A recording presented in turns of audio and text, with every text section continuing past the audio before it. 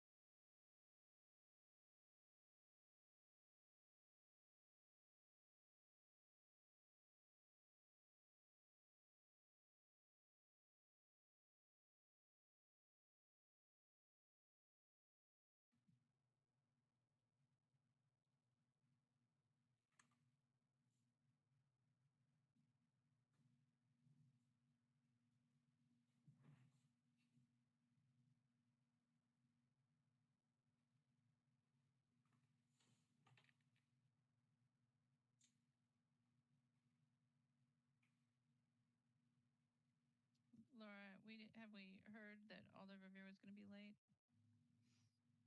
No, I have, looks like here he just got signed in. Okay. And Mayor, just as a reminder, Alders Bedar and Harrington McKinney will have to leave at 5:30 to participate in the joint hearing. And then we'll be back following the conclusion of that hearing. Right. Thank you, Alders, for taking that on. All right, so I believe we have everyone now. So I will call to order the Finance Committee meeting of Monday, October 26th, 2020. I will remind staff to mute themselves on their end as I unmute the committee and ask Laura to call the roll. Alder Bedar. Present. Alder Bedar is here. Alder Carter. Present. Alder Carter is here. Alder Furman. Present. Alder Furman is here. Alder Kimball. Here. Alder Kimball's here. Alder Harrington McKinney. Present. Alder Harrington McKinney is here. Alder Revere. Here. Alder Revere is here. Mayor Rhodes Conway. Present. Mayor, you have quorum. Thank you.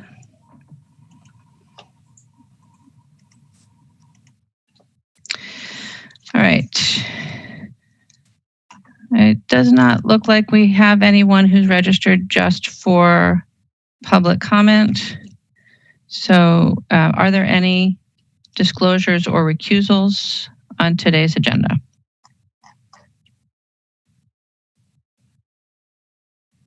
Seeing none, we'll move to the consent agenda. So we have public comment on item 1, Tegan Fleiner Etheridge of East Gorham in support, not wishing to speak.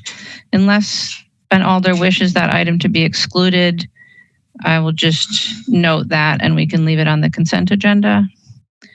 Then we have items 6, 7, on item 7, we have 2 registrants available to answer questions.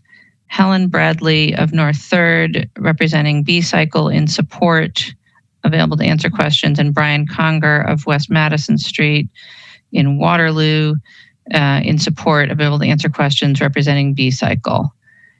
Again, unless an alder wishes to have that item excluded, I'll just note those 2. So items 6, 9, 13, 15, and 16 will be excluded from the consent agenda. Are there any other items that alders wish to have excluded from the consent agenda today?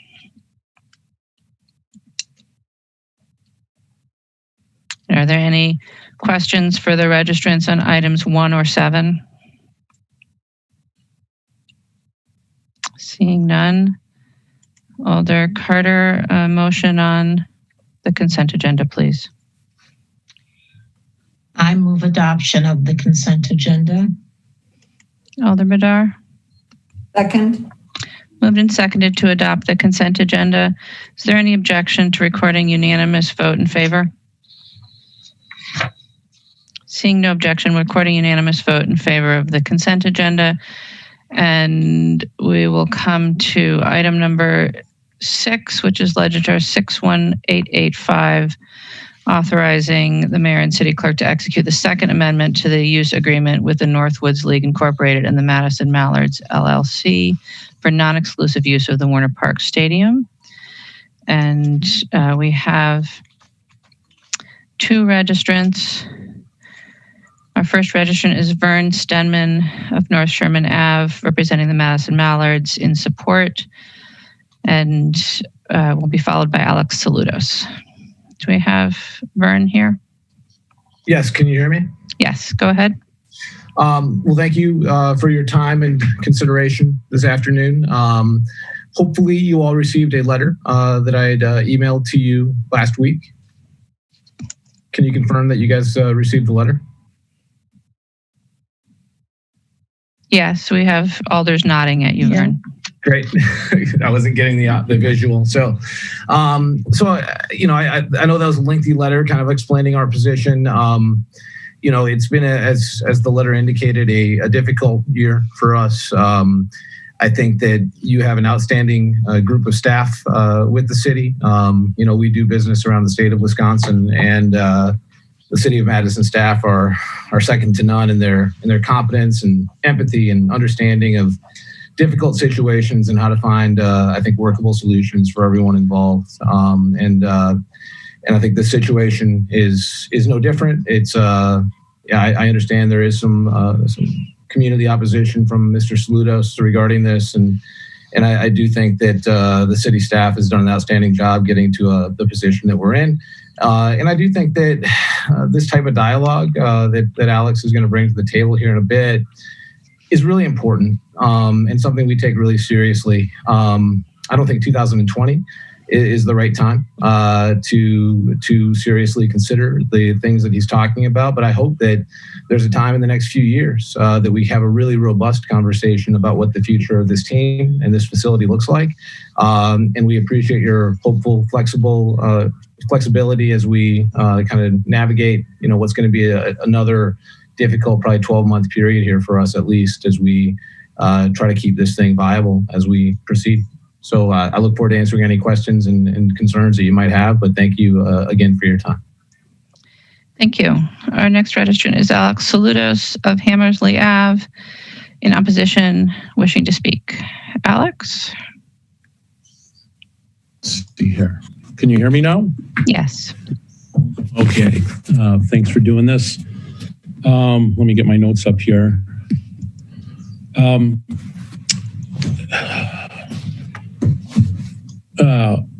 This needs to be a win-win for the city and taxpayers and the Mallards. I want the Mallards to make money, but I also want it to be fair for the city. I think the Mallards have done a good job, but I don't think that's a reason to give them a sweetheart deal.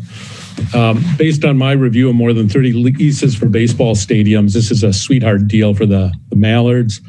I have some questions for you here as I go through this. What steps were taken by the city to make sure this is a fair deal for the city and taxpayers and a win-win for the city and the Mallards?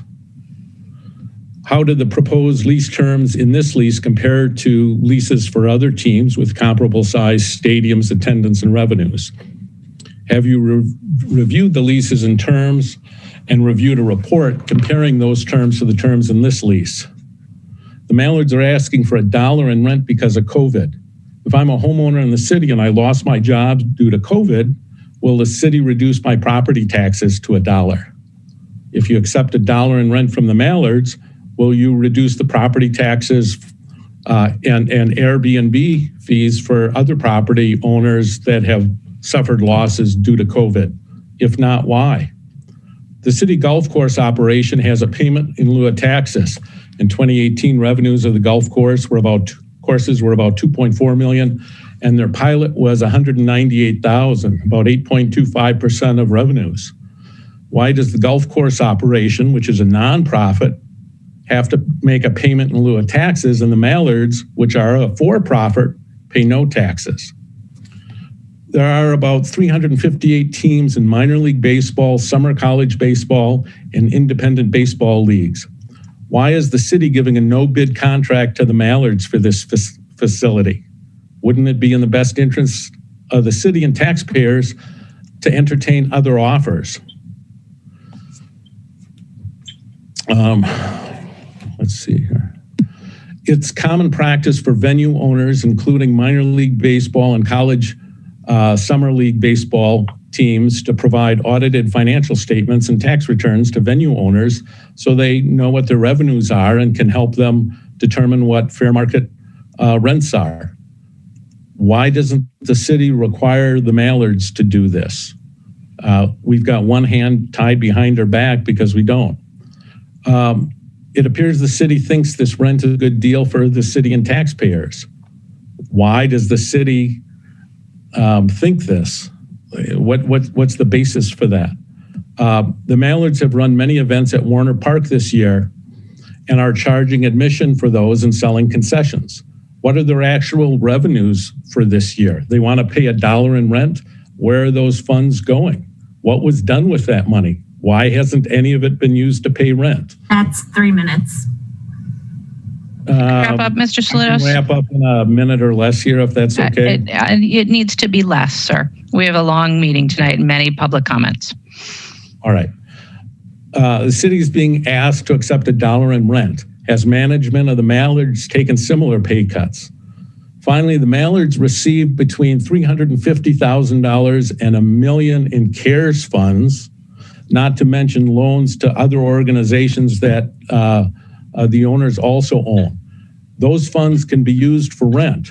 Where did that money go? Why weren't any of these funds used to pay rent? So thank you. This isn't soup yet. I think you need to go back and look at other leases and thank you, Mr. Saloutos. Those are our registrants for this item. Are there questions for either of the registrants?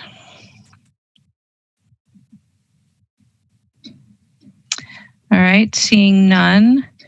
Alder Carter, a motion on item number 6. Move adoption of item number 6. Alder Bedar. Second. It's moved and seconded. Are there questions for staff? Seeing none, is there any discussion? Alder Kemble.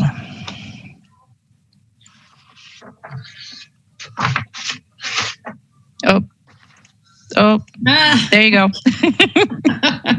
Not touching anything. Actually, question for staff. Can you give us some background on why you're willing to put forward this amendment foregoing $67,000 in revenue for next year, and get a little bit into some of the questions Mr. Saloutos just raised about the Mallards books. Were you able to see their books, how they use their money? Was any of that money able to be used for rent for this year? Was it used for this year? And for the $1 per ticket sold in calendar year, is there a projection of how many tickets in excess of 125,000 might be sold? Certainly. Thank you for the questions. The first thing I want to do is clarify the extent. This is an amendment to an existing agreement. The current agreement extends or ends the end of this year. The Mallards have 3 optional 1-year renewal periods for 21, 22, and 23. So this second amendment has been talked about for a long time, pre-COVID, even from the perspective of replacing the outdated and no longer relevant improvements agreement. The Mallards have met and exceeded those required $500,000 in private investment to the facility that we own. That's been the case for quite some time. The most recent duct line project certainly elevated that well past that previous requirement in the agreement. It does align roles and rights for the parties to the agreement with some additional clarity that the original agreement left at least somewhat open-ended or questioning. The extension from in terms to eight years of renewal was really the genesis of providing more time to come out of the before even the pandemic, to provide more time to negotiate and plan for an appropriate successor agreement. When there's more time and I'll say this not lightly, potentially more money to figure it out. The stadium has been invested in to a great extent by the Mallards. The city did make an investment back in 2009-10 allocation, but since then we haven't. The field itself is certainly maintained, but the field, dugout, those type of amenities as well as the locker rooms are all struggling. A number of you may have heard complaints about restroom facilities, which historically would have been our cost. We have not budgeted for, nor have we invested in the facility for quite some time. And that's been rooted in more demands on resources than resources available.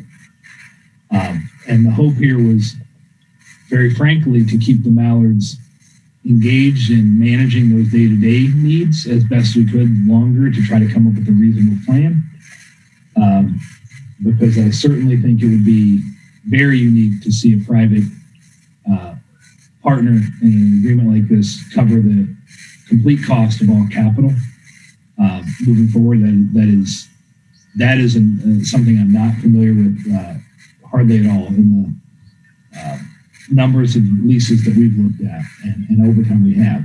That a successor agreement reduces that city investment request even for a period of time. Obviously, there's no requirement in the contract that the city to invest in us would do that specifically.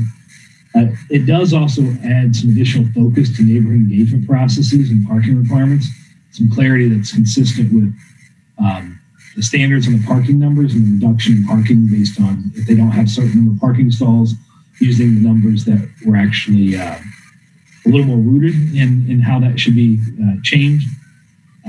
But the engagement process, I think, clarifies some misunderstandings that have happened over time. The Mallards do a really good job with the engagement process, but I think that's an important note here is we're both agreeing to clarify and how that's done a little more. And then it brings the agreement up to standard on all the agreement legal terms for City of Madison, which if you look through the latter 5 pages, it's a lot of what the amendment is. But as far as why would I support, or why do I support bringing this forward? I think it really is a stipulation, not from optimization, but from a pragmatic solution to a real problem we have. And the problem I see is we have a partner who has expressed concerns about the lack of a collective shared vision of the facility long-term, the lack of commitment from the city to fix the bathrooms as an example, or the locker rooms, or even really consider them. And the next 3 years, I don't see any way I did not see any way we were going to be in a position to even have the conversation about funding, because one of the key parts to note here is there are a variety of ways that agreements like this work. We are in a unique one where the city is not putting forth much capital and hasn't for a decade and doesn't plan to. As one that I know fairly well, and I know Mr. Stenman knows it very well too, but the agreement in Ashwaubenon, Green Bay, with that club and the same league, a little smaller attendance profile. The city invested well north of $15 million into that facility. And it collected a higher rental payment. That is true. But that $15 million up front is pretty significant to get there. And so I think looking at these agreements, you have to look at rental payment. You have to look at capital investment. And I think the last part I really want to make sure I'm clear about is doing it in a way that engages the city process that we have. And that's really important to me personally. Like, we ran into some bumps about communication this year, and those get rectified. Mr. Stenman was very clear about his desire to meet the expectations of meeting with neighborhoods, walking through the event plans and those type of things. We do not have access to the Mallard's financial statements. That is not something we've ever secured in the contract. I'm not at all sure that I don't want to speak for Mr. Stenman or the ownership group, that they would entertain that seriously on that in a negotiation point. In the past, they've declined the discussion around that item. As it relates to next year's dollars and attendance, if the Mallards were operating in relatively normal times, their paid attendance is less than, the attendance is more than 200,000. The paid attendance is less than that. They do a number of giveaways. The largest one is the reading program with the kids across a huge number of elementary schools. I think that's close to 20,000 tickets. I would put a normal year in the 180 range, probably, of paid tickets is what we projected in discussions, which would put it at, in a normal year, the rent would come back. Now, is it going to be a normal year? I certainly don't think so, but the season starts in June. That's a long way away. And is there something that will get us north of $1? I certainly hope so. But the concern that I have, as frankly as I can say it, is that the Mallards would choose not to renew. And I don't know that this is the environment to try to find a successor occupant or a lessee. And I do want to be clear for the Finance Committee here as well. One of the big points of the way this works is that field is available for high schools, home talent, and other people to reserve through the city, and we collect those revenues. The fields are maintained fully by the Mallards under the contract. I'm sure I missed some of yours, but I'm going to let somebody re-ask that part of the question. I apologize, I didn't write it down. No, that's fine. Thank you. Thank you, Alder. Are there other questions for staff? All right, seeing none, the motion is to approve. Is there any discussion? Seeing no discussion, is there any objection to recording unanimous vote in favor? Seeing no objection, we'll record a unanimous vote in favor of item number 6 and go on to item number 9, which is Legistar 62612, authorizing an agreement with Tom's Bobcat and Concrete Removal for snow removal services at parking utility facilities. And we have public comment on this item, starting with Rachel Chisman of Jefferson Street in Oregon, in opposition, wishing to speak. Mayor, so Rachel has an older version of Zoom, which requires me to promote her to a panelist in order to speak. Just getting your permission to do that. Yep. Okay.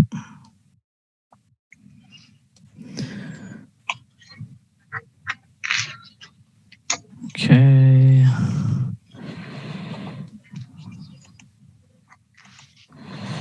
Now I just have to find her. Rachel, you should be unmuted. I'm unmuted. Can you hear me?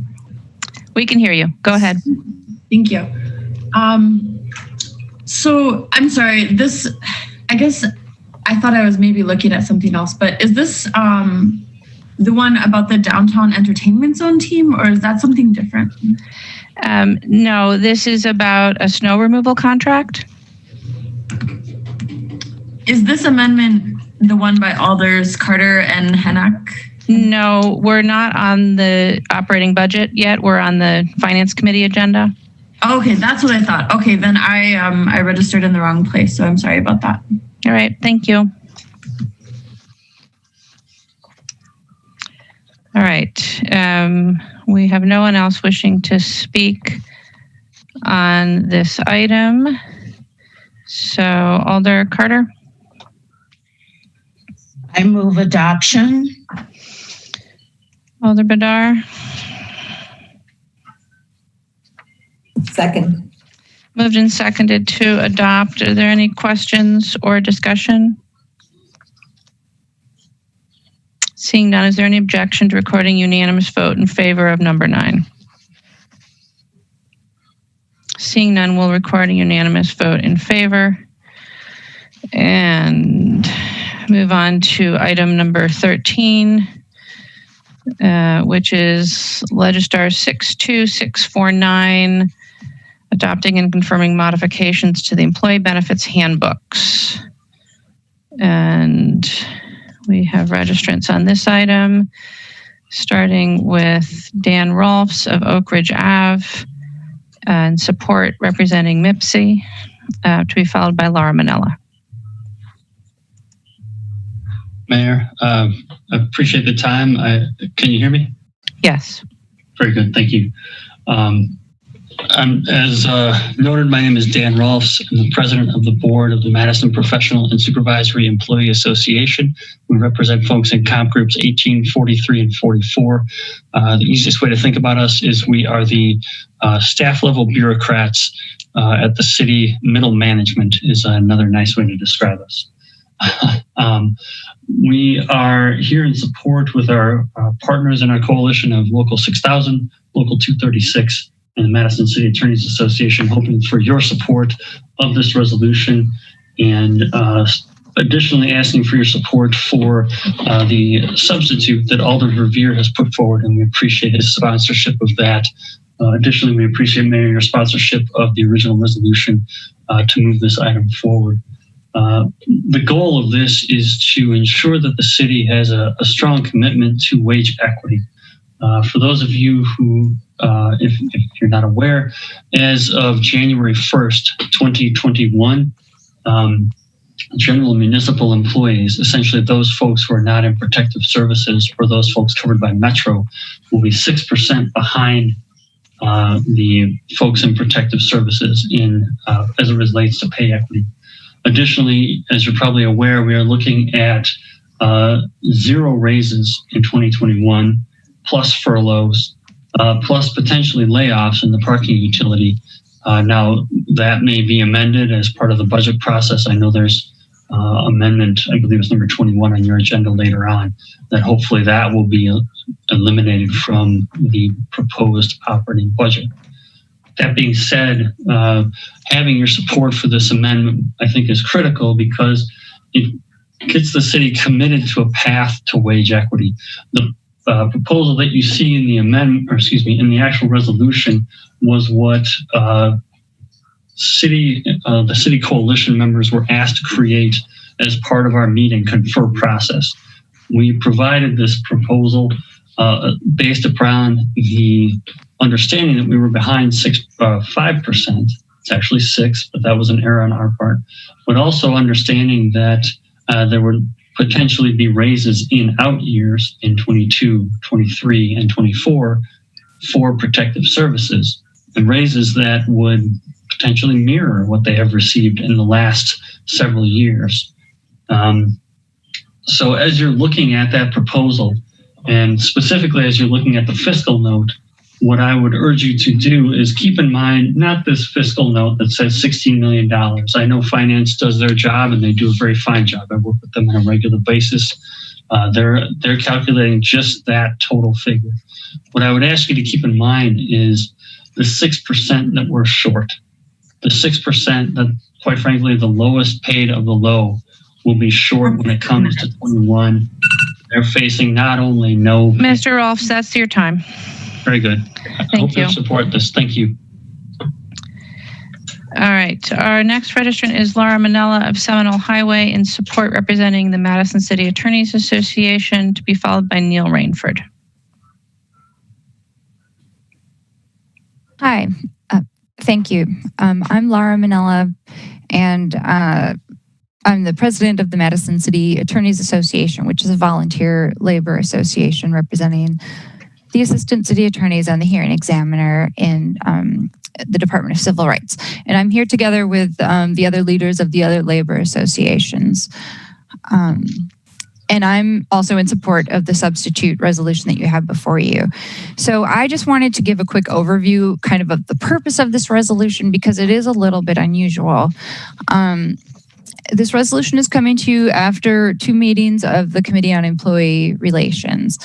And the resolution does 2 things. The first thing is it forwards some agreed handbook changes for a couple of the associations. So each year we have a meet and confer process where we meet with management and we discuss the rules in our handbooks and make changes if needed. And you've probably seen those types of resolutions before. So this resolution serves that purpose and it includes a handful of agreed changes, although that process is actually not done yet, so you might see another resolution with other changes later. More importantly, though, as Dan started to talk to you about, this resolution forwards to you the recommendation of the CER to approve the association's multi-year plan towards achieving wage equity or wage parity with the other labor groups, specifically police and fire, who in January of next year, we will be at least 6% behind. So the associations went to the CER to ask for a path forward to bring us into wage parity with these other employee groups. This was after being unable to get the city to talk to us about this during the regular meet and confer process. The CER heard our concerns and they are recommending and have endorsed the fact that the city values wage parity between employee groups. You'll see this resolution cites to 2 other resolutions where wage parity, where the city made good on its commitment to wage equity or wage parity. If you have questions about that, I can answer those. Finally, just on a personal note, earlier this year, I signed on to a letter as in my role as a member of the Racial Equity and Social Justice Initiative, a letter to the mayor and to council leadership urging you to apply budget equity when setting up the 2021 budget. And what this means is to very purposely put funds towards programs and policies that will directly advance racial equity and social justice. And I recognize that some might perceive that there's a tension between funding those initiatives and giving raises to employees. And what I'm asking you to consider is that those 2 things are not mutually exclusive. We all want what's best for everyone, and we want to pursue specifically racial equity in the city of Madison. Thank you. So thank you. That's your time. Thank you. All right. Our next registrant is Neil Rainford of Nob Hill Road in support, representing Local 6000 of AFSCME, to be followed by Walt Jackson. Good evening. Thanks for the opportunity to address you tonight and for your service. My name is Neil Rainford. I'm a staff person with AFSCME Council 32, and I'm speaking on behalf of Local 6000, the General Municipal Employees Association of the City of Madison. So the way to think about us is we're the backbone of the city's employment group. So Parks Department employees, City Hall employees, employees throughout the organization, not in the 2 aforementioned groups. That's the group that of employees that we are. And we're here tonight to ask for your support for the resolution that you have before you. As Dan and Lara mentioned, it does set a path forward for wage equity for the organization. A little bit about the history of wage equity. The city has made a long-standing commitment to keep its employee groups in relative equity to each other. And we have worked hard on participating in that. And as you have also heard, we've, by the January of 2021, will have fallen about 6% behind. We will also be facing furloughs in this coming year. As other groups are, kind of moving further ahead based on recent contract settlements.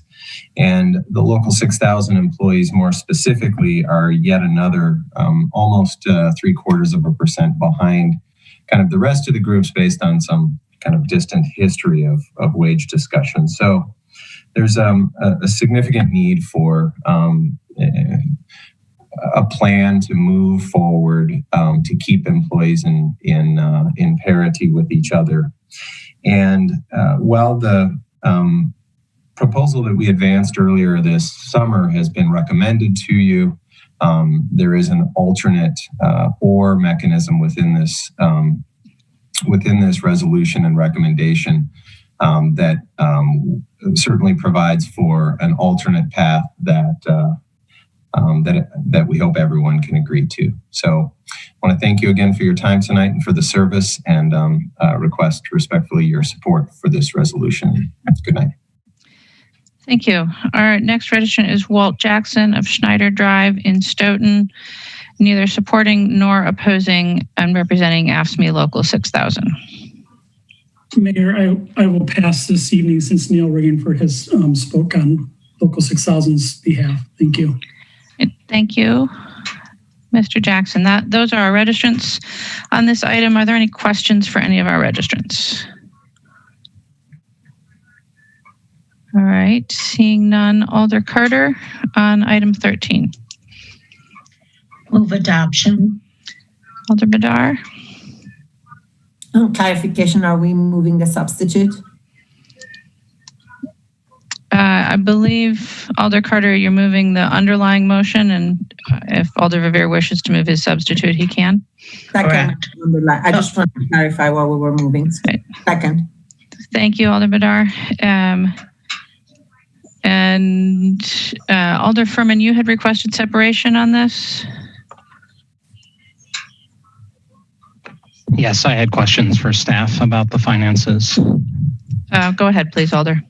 Either if Dave Schmiedicke or Laura can present some information on the financial ramifications of the proposal that's in front of us, I'd appreciate it. Dave, Laura, either one of you? Laura, you did the. Great. So the full fiscal analysis of the proposal is included as an attachment to the legislative file.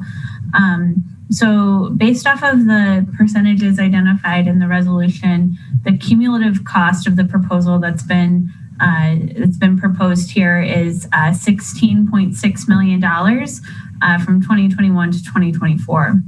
The general fund share of that is $10.7 million over that period, with the impact on the 2022 budget being $4.5 million.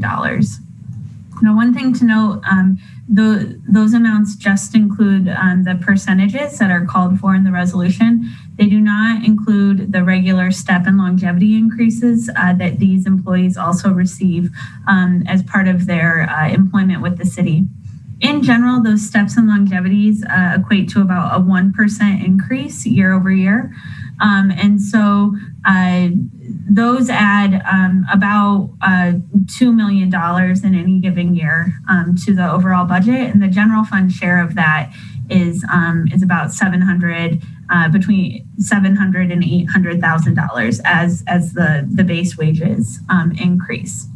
So if this plan were to adopt, the increased funding just for the agreement for general municipal employees next year will be approximately $5.3 million, including the step and longevity increases. And so that would be the equivalent of adding 72 positions to the city's general fund operating budget in a single year. What is not included in this analysis is any sort of escalator assumption around benefit costs. Specifically, pension costs would be what we're monitoring closely for potential rate increases in the coming years. Yeah, so to be clear, so in 20, I am a little bit confused. So if we could just talk, so obviously there's no impact in 2021. In 2022, what would be the annual impact of this? And if you could give me a little bit more clarity on what the difference between all funds and general funds means. Yeah, so all funds means the city's enterprise funds, so things like the water utility, sewer and storm, parking, etc. So their share of the increase would need to be funded by commensurate rate increases within those various funding sources. So in regards to your specific question, the increase from 2021 to 2022 for all funds would be $7 million, just over $7 million. And the share that is just for the staff costs that are funded by the general and library funds would be $4.5 million. And then the step and longevity adds another $2 million overall to that, but only about 760 to the city's budget. To the general fund share. The general fund budget. That's correct. And then the following year, we're looking at, I'll just make sure I'm clear on the numbers on 2022 and 2024, 2023 and 2024. Yes. So then in 2023, the increase, the all funds increase is $4.7 million. And the general fund share of that is about $3.1 million. And in 2024, the all funds amount is just about $5 million, and the general fund share is $3.2 million. Thank you. I have some questions for Attorney Haas. All right. Attorney Haas. I'm Attorney Haas. I have some questions about what are our obligations. Obviously, we have we're talking about the underlying motion, so I can I guess stick to that for now. But I wanted to get a better understanding on what are the city's obligations in this kind of discussion. Start with that question. Sure. Well, as you know, the associations are no longer collective bargaining units, and so a resolution to this effect does not have the same legal impact as a collective bargaining agreement would, where the parties would have certain definite legal rights if the collective bargaining agreement is not lived up to. This is a resolution. It would either adopt a wage package as stated, which is still subject to being budgeted in future years, or an alternate path to achieve wage equity. That language is obviously more general, more vague. I'm not entirely clear myself what the intent of that is. That would have to be determined and interpreted. But I guess to answer your question briefly, this does not have the same legal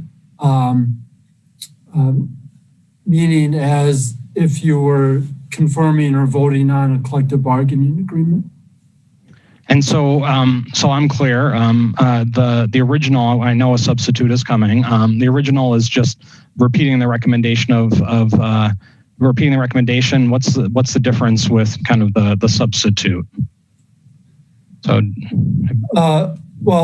the substitute, I guess I was focusing on the last clause, which states that the council adopts the package or an alternate plan to achieve wage equity. I think that there was, I'm not sure if there's other language added about the specifics of the proposal. It states that the council is adopting the wage package described above or an alternate plan. And I guess the difficulty I have in understanding that second clause is stating that the council is hereby adopting an alternate plan, which is not clear what that alternate plan is at this moment that is being adopted. Or it could mean that that there will be a plan adopted by 2024. But as to what wage equity means, I don't know that there's any agreement amongst the parties about how that would be defined and how we would know that that is being implemented according to what people intended, what the council intends at the time. Okay, thank you. Thank you, Alder. Alder Verveer, did you have questions? Alder Verveer, questions for staff? Sure. I do have a question of Laura Larson, please. Go ahead. Thank you. Laura, thank you for your summary of what the potential impact is, the fiscal impact is on the Labor Association's initial proposal relating to wage equity. Can you just please confirm that your written fiscal impact, fiscal note, as well as what you just articulated, only covers that portion of the resolution as if that last phrase was not included? In other words, your fiscal note and what you just described to us is if the Labor Association's proposal was being adopted in this resolution. Is that correct? Yes, that is, yes, I believe that is correct. Mm-hmm. So the substitute that I plan to move when the appropriate time arises would only confirm the modifications to the employee handbook and encourage further conversation to reach wage equity. Do you by chance know, or perhaps the HR staff that's in this meeting know what the actual fiscal impact is of the employee handbook changes as recommended by the Committee on Employee Relations? Because frankly, that is the only fiscal impact of either the original resolution or the substitute resolution. Yes, my team did analyze the impacts of those. Steph, can I put you on the spot? I also see that Greg Leifer turned his camera on, so perhaps he would like to weigh in. Thank you.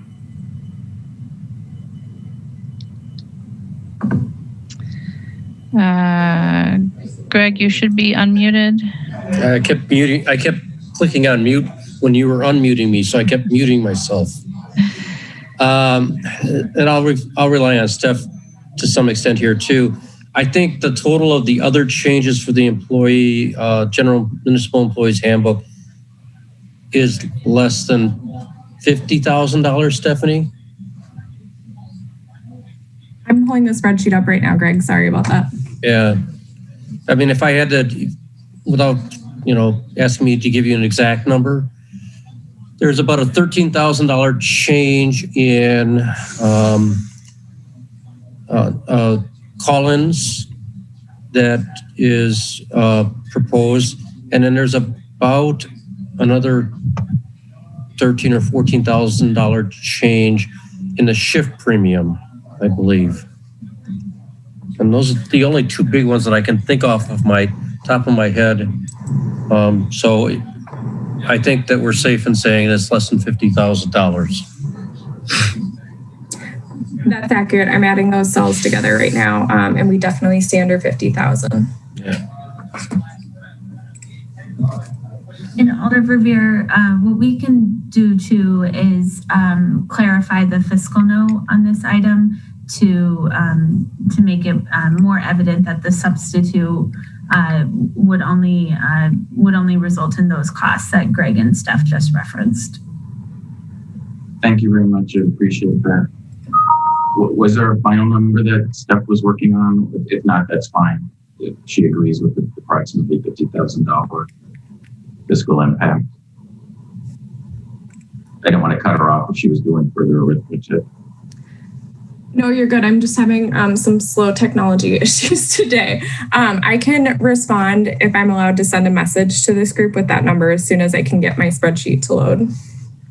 Okay, no worries, Steph. I appreciate your efforts here. I don't want to hold up the conversation. So thank you all very much. Thank you, Mayor. And of course, I'd like to be recognized again at the appropriate time to offer the substitute resolution, please. Thank you. Thank you, Alder. Alder Carter, you're next. Questions? Yeah, I have a quick question for Laura. Laura, you gave us 2022, 2023. On the 23, is there longevity every year? And what is that percentage? Do we know? Versus, I think before for 2022, you gave us 2 million. Yeah, so the step in longevity increases in general equate to about 1% of base wages in any given year. Those kind of play out over different positions differently depending upon where people are, but it's about 1%. So as I mentioned, yes, in 2022, that's projected with the wage increases called for here. That's projected to be $2 million. In 23, it's about 2.10 million, and in 24, that'd be 2.17 million.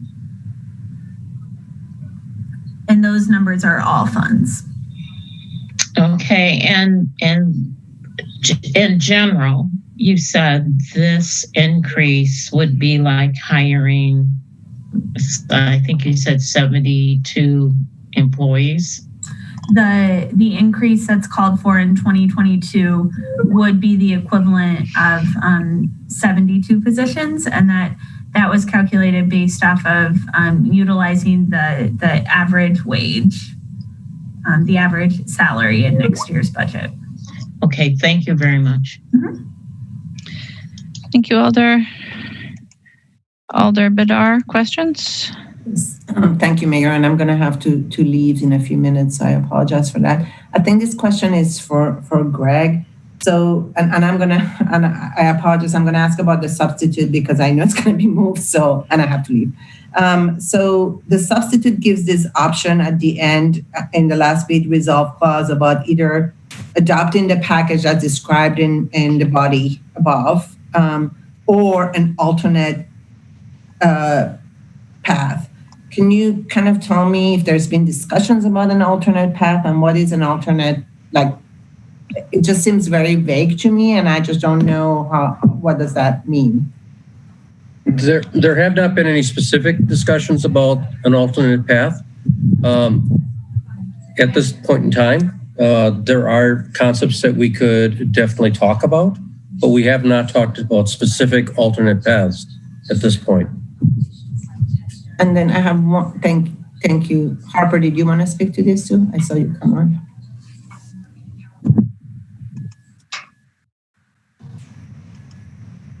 I guess it's an HR thing to have this fight over being muted and unmuted. Thank you. Good evening, everyone. So in regards to the alternate path towards wage parity, what I've been hearing from labor is that they want some type of path so that by 2024, there's a plan. So the 6% that they discussed being down or behind as of January 2021, that there's some type of plan to get them there. So in regards to specific details, nothing has been discussed in regards to how we could actually accomplish that. I think what they're trying to get from us is a commitment that we will work with them to create some type of plan to get there.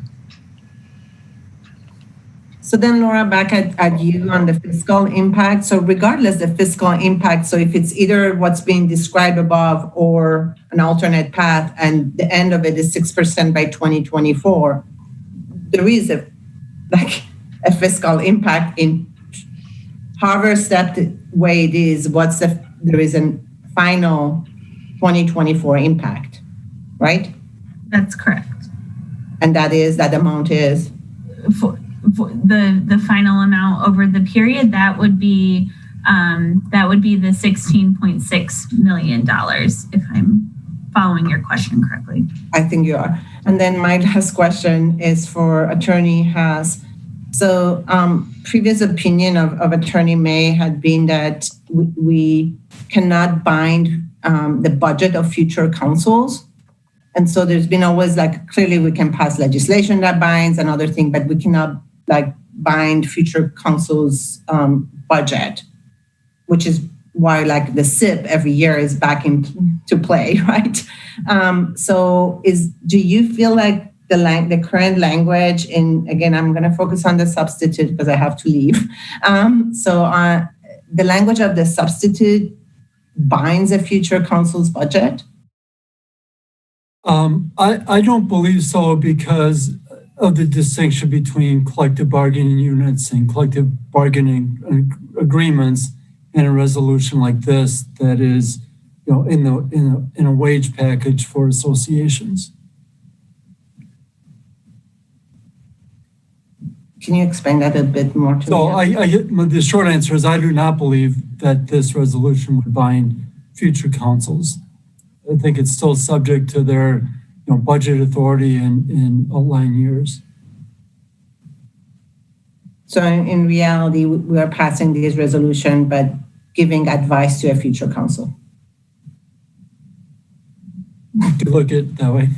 I mean, if it's not binding, then it's advisory. I'm just trying to figure out which one it is. Mm-hmm. So it is advisory to the next council. Yeah, it is correct. I would say it is not binding. Okay. However, a future council interprets it, they could interpret it as, advisory. It does not have legal effect as binding a future council. I hope they will watch this because I don't know that they'll have clarity after watching this, but okay. They can say I asked the question. Thank you. Thank you, Alder. All right. Are there other questions for staff? If not, I have just a few clarifying questions, Laura. So in the proposal is forwarded by the associations. There's a number of places where there would be a retroactive raise. I assume that ups the final fiscal implications. That's correct. So the retroactive pay that's called for in 2022, it's calling for a 1.25% retroactive to July 2019, and then 3.75 retroactive to January 1st. And so when you factor those into what those salaries would be in 2022, just over a 5% lift is how that plays out when it's annualized. And then just to be clear, when you give us the numbers for 22, 23, 24, those are each year the additional numbers, right? Because then the number for 22 then gets annualized into 23 and it would be an additional, 4,000 in 23. So in each year, the actual fiscal implication is the previous year's impact plus the current year's impact. That's right. Those increases are getting factored on top of the prior year increases, and so the base cost is growing each year. All right. Thank you. Alder Carter, another question for staff? Yeah, I have another question. Laura, is the 16 million? Is that the total for the 6%? Can you clarify that? So the 16 million, that is the increase for what's proposed for 2022, 2023, and 2024. So that would be the cumulative increase over that full period. Okay, and then the other thing is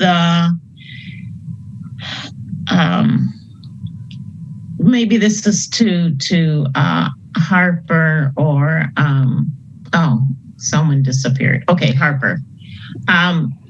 Is and the substitute, they talk about an alternative path. Is that something that HR is looking into, or is this, you tell me. So as of right now, it seems like a large part of this conversation is being driven on this proposal that Labor put forward.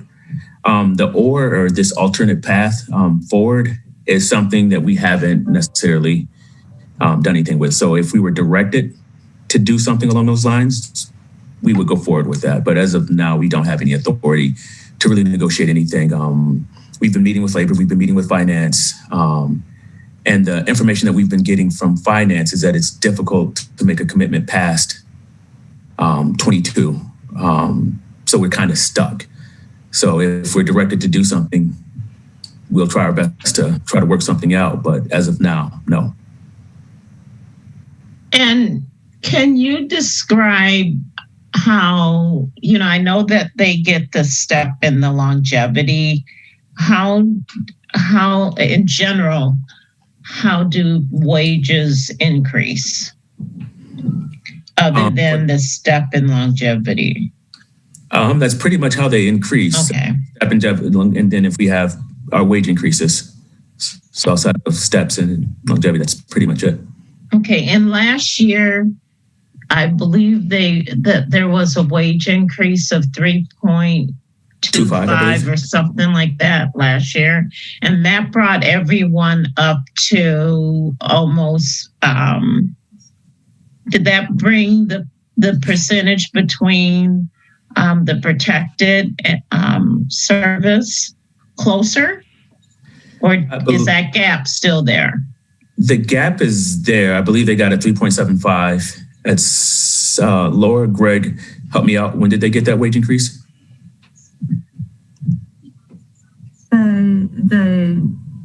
There was the muting myself. Go ahead, Greg. I keep muting myself.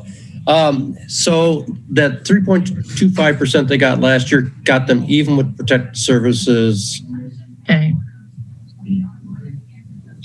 And so the lack of getting that type of increase this year for 2021 and not knowing what 2022 would be is providing that 6% gap that they're talking about. I believe so. Okay. Okay, thank you. Thank you, Alder.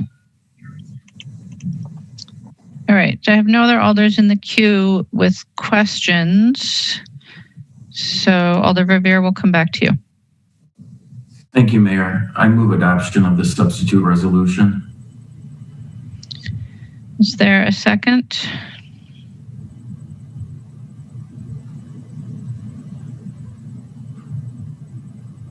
I'm not seeing a second.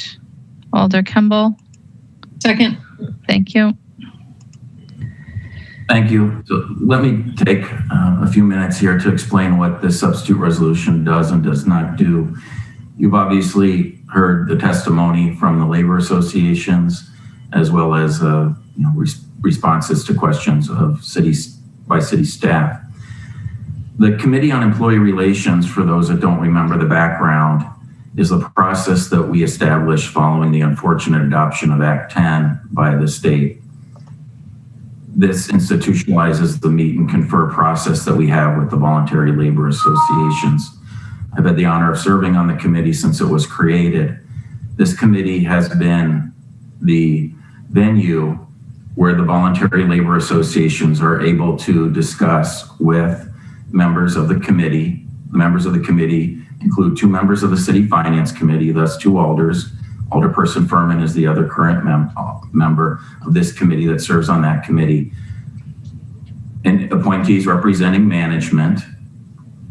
Those are division and department heads. There are 3 of those. And then the remaining members are residents of the city that have been appointed by the mayor, confirmed by the council.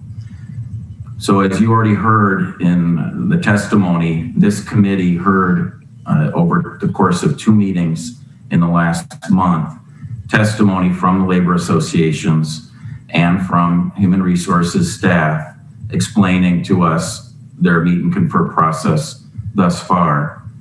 The mayor, as your honor well knows, is very much a part of the meet and confer process in that HR staff brings the proposal to the mayor. And so the mayor certainly is a part of the meet and confer process as well, as the mayor can confirm. The reality is that the meat of what this resolution does is codify the meet and confer process agreements thus far between labor and management relating to various items and incorporating them in the employee handbook. Again, the replacement for collective bargaining agreements post-Act 10. Those are all non-controversial, but it is imperative that the council adopt this resolution or a similar one so that those employee handbook modifications can be made. Among those that are most important as it relates to our budget conversation that we're having this evening and that we've had in terms of our budget hearings is the agreement between Local 236 and the Streets Division relating to a third shift at the Streets Division. That's just one example. So that's what this committee process is about. The labor associations, as they have in the past post-Act 10, have petitioned the mayor, petitioned management, petitioned alders to support a general employee wage package. The precedent for this was 5 years ago in 2015, where the Common Council overwhelmingly adopted a 4-year pay package for general employees. Again, folks that do not have the ability to collectively bargain. That is the precedence here. And last year as well, 2019, there was also a similar resolution that the council approved in the interest of wage equity that was a much smaller proposal, retro pay. So that is further background of where we are. When the labor associations presented their initial discussion at the first CER meeting, there was quite obvious concern about what the fiscal impact would be for this multi-year proposal. You heard Lara Larson articulate her written fiscal estimate as it relates to the labor association wage package, their proposal for wage equity. I should also mention that there is no denying that there is considerable wage inequality that will be occurring at the start of the new year because of the very successful negotiations that Local 311 and MPPOA had with the prior mayoral administration, which was ratified unanimously by the prior council, myself included. So all of those that are in protective status, including the fire supervisors and police supervisors, as we all know, have been the beneficiaries of considerable pay increases during the life of this collective bargaining agreement, which has had obviously a significant impact on our budget deliberations for the new year, which is the last year of those agreements. At the first meeting of the CER of this meet and confer process year, it was Planning Division Director Heather Stouter who came up with what I thought was a brilliant compromise, which is that phrase that we've been discussing thus far, and that is, or an alternate path to achieve wage equity by 2024. So in no way, shape, or form did the Committee on Employee Relations move to recommend to this committee or the Common Council, the labor association's wage equity package. That is not correct. We said we support that or something that again, borrowing Ms. Stouter's language, would achieve wage equity. Again, there is no denying that there is considerable wage inequality. There is a lack of fairness that is inherent because of the collective bargaining agreements with those with protective status in our city. So this, in my estimation, this resolution does two things, both the original and the substitute. Don't get hung up in the difference between the original and the substitute, perhaps, because if you compare the two, and I'm sorry that staff wasn't able to get the substitute resolution prepared in time for inclusion in our packet on Friday. The CER had only met the day before that meeting. Thus, the reason why the substitute was not included in our Finance Committee packet and was only sent to us in the 3 o'clock hour by Lara Larson. But in any event, HR was able to develop the substitute. That substitute resolution, which is now before us, would simply adopt every single recommendation of the Committee on Employee Relations. Their recommendations are overwhelming and nearly unanimous. Alderperson Furman has a different point of view, and he was the sole dissenting vote on the committee last week in favor of the substitute resolution that's before us now. Otherwise, the management representatives of the committee voted for it. I voted for it. The resident members of the committee voted for it. The labor associations, as you heard in their testimony tonight, are in favor of it. It is a compromise. It in no way, shape, or form binds us to anything relating to a specific wage equity package in the succeeding years. It just does not do that. It does the important work that we have to do first and foremost, and that is codifying the meet and confer process changes, modifications to the employee handbook, and two, encourages labor and management to continue the meet and confer process as it relates to achieving wage equity over the next few years. The labor associations have conceded from the beginning that our fiscal condition next year, given the horrific pandemic that we're living with, does not allow for a general employee increase next year. They have conceded that.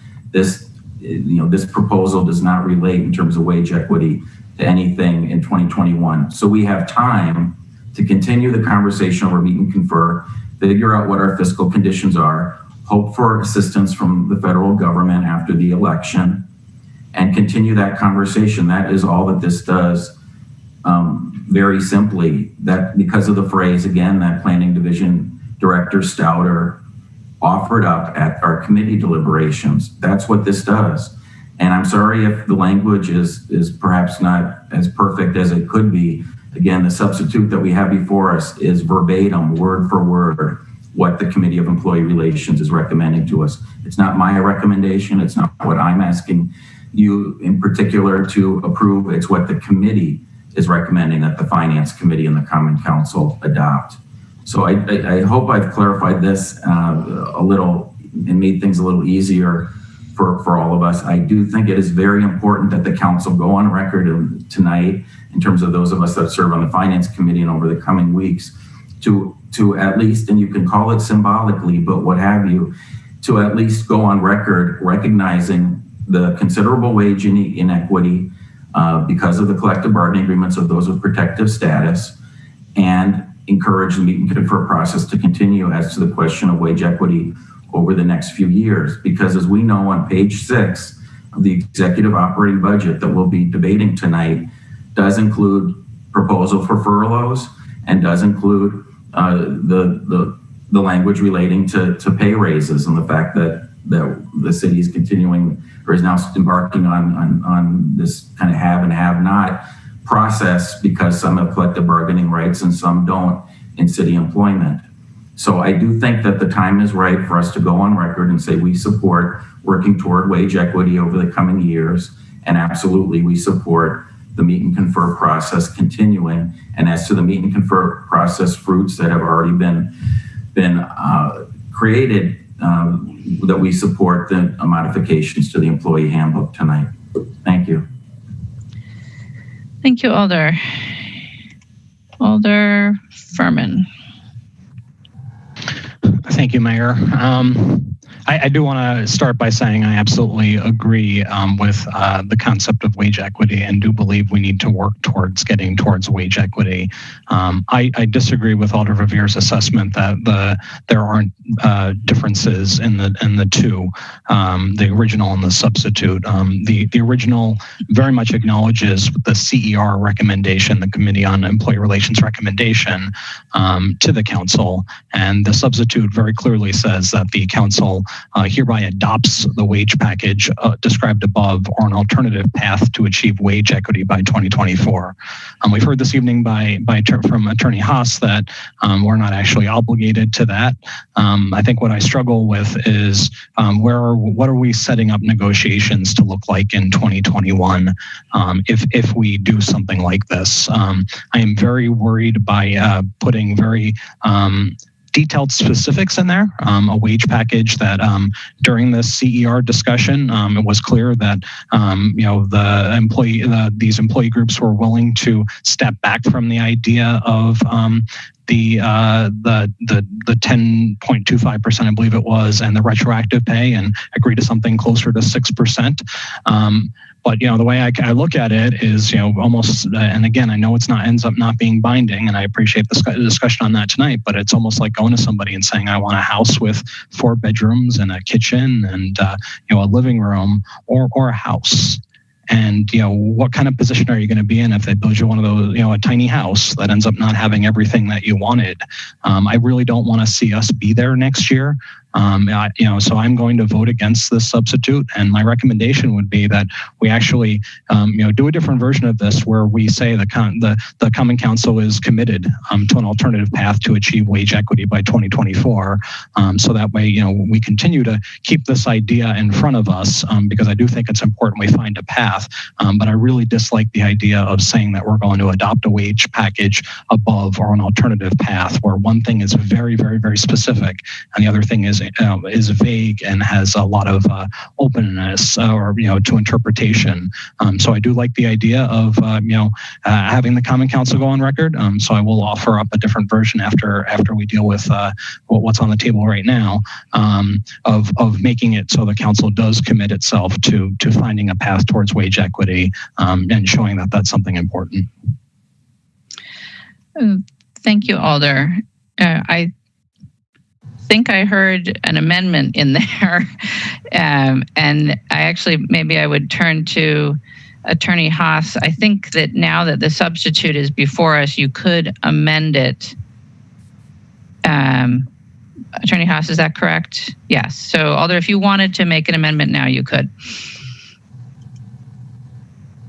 So I would like to propose an amendment that for the final line to say, be it finally resolved that the Common Council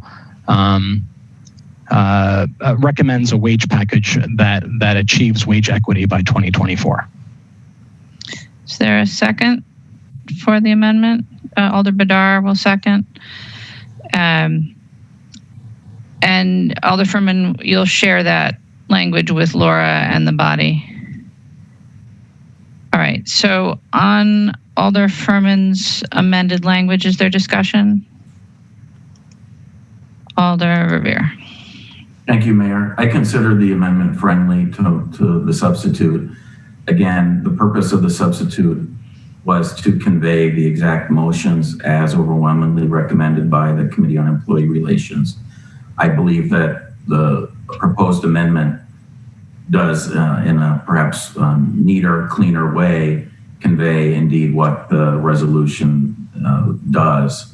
It still memorializes the Labor Association's initial wage equity proposal in the whereas clauses, which I think is important to do so. But if it avoids confusion, which I think it does, and clarifies the intent of what this resolution does, I again have no objection to the amendment. Thank you, Alder. So let's try this then. Is there any objection to Alder Furman's amendment, considering Alder Furman's amendment friendly and part of the main motion? Seeing no objection, we'll consider that amendment friendly and it's now part of the main motion. So what's before us is the substitute as amended by Alder Furman's language. Are there further questions or further discussion? Seeing none, is there any objection to recording unanimous vote in favor of the substitute as amended by Alder Furman? Seeing no objection, that is adopted. And we will go on to item 15, which is Legistar 62725, substitute authorizing the Community Development Division to plan and implement a homeless shelter project. And let's see, on item 15, I don't believe we have any registrants. So Alder Carter, a motion. Move adoption, item 15. Alder Badar. Second. And Alder Verveer, you had requested separation. Thank you, Mayor. I simply wanted to take this opportunity to ask CDD staff, and I see that Jim and Lynette are with us, and I thank them for being with us, of course, to give us an update on where things are at. Obviously, we all know the unfortunate need for the substitute resolution, but I'd appreciate, admittedly, I know we have a long meeting ahead of us, but a very quick status update, both on short-term and long-term ways to house individuals experiencing homelessness in our community. Thank you, Alder. Jim and or Lynette? I see Mr. Wachter is here as well. Who wants to go first? I'm happy to begin, Mayor. The resolution that was introduced last week and is before you today was prompted by what we believed was the identification of a property that we hope to acquire that would serve as a permanent a site for a permanent men's shelter. As you know, Alder Verveer and Finance Committee members, that purchase and sale agreement fell through, and so required the resolution that would have authorized us to proceed to be amended. We are proceeding. We've moved on from that property. We are proceeding with at least two other alternatives that we will be actually visiting this week and early next that we think hold promise as alternatives. So the substitute resolution is intended to lay the foundation for that work continuing and for resources to be available when we do secure a site. In the meantime, we are bracing for what we anticipate to be greater demand for shelter services this winter. And we're pursuing parallel paths in that regard. We are doing everything necessary to expand the capacity at the current shelter site, that being the Warner Park Community Recreational Center. We believe that we have the capacity at it to provide safe shelter to as many as 200 to 215 men. We're simultaneously entertaining other options, including other city properties.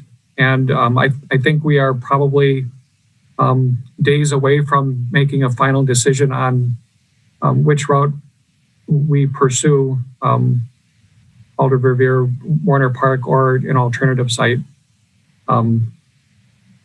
So we're in the latter stages of evaluation and planning for an alternative to Warner Park. Thank you, Jim. And I presume that you will be communicating with the Common Council as soon as practicable on developments in that regard. We absolutely will, yes. Thank you. Thanks for the good work that you and the rest of your team are doing to try to help folks out both this winter and beyond. Thank you, Mayor. Thank you, Alder. Are there any other questions for staff on this item? Seeing none, thank you, staff. And it has been moved and seconded. Is there any discussion? Alder Abbas. Thank you very much, Mayor. I actually had a question for the staff. Go ahead. That's for the Matt Wachter. Matt, there is, and I had a brief discussion with Jim O'Keefe too about that location, the city on what's the parking lot, Bryant parking lot. And I would like to know what is, because you represent economic development and that location also really central and can be looking at the long-term plan, can be used or can have a key role in homeless shelter or other services like in Twin Cities, they have similar model. So if you don't mind, if you let us know about what vision city had from your point of view for that particular location. Are you speaking of the Braden lot off Yes. Avenue? Yes, exactly. Okay, and sorry, I missed the end of the question. Were you asking what the plan was for that lot? Yes, what is the future plan for this particular lot? Sure. So currently the city has a lease for part of it with the state of Wisconsin to park their van pool there, which goes for the next few years. But in general, the plan the comprehensive plan as well as the neighborhood plan calls for a fairly substantial mixed-use development to happen on that site with office and commercial use in the front, with multifamily housing along the back of it. So we have had initial conversations with the parking utility, who's technically the owner and controller of that site, about moving forward, and it was in their queue for projects to move forward after the Lake Street parking ramp moves forward. But I would say that given COVID and their reduction in reserves, as well as just the general market, that project has sort of gone to a back burner of things that would move forward.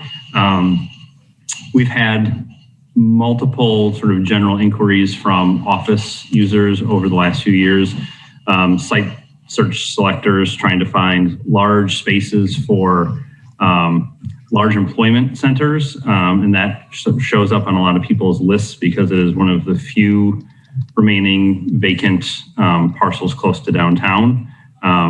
But in general, we would run a RFP process for a developer whenever we're directed and the parking utility feels they're ready to move forward.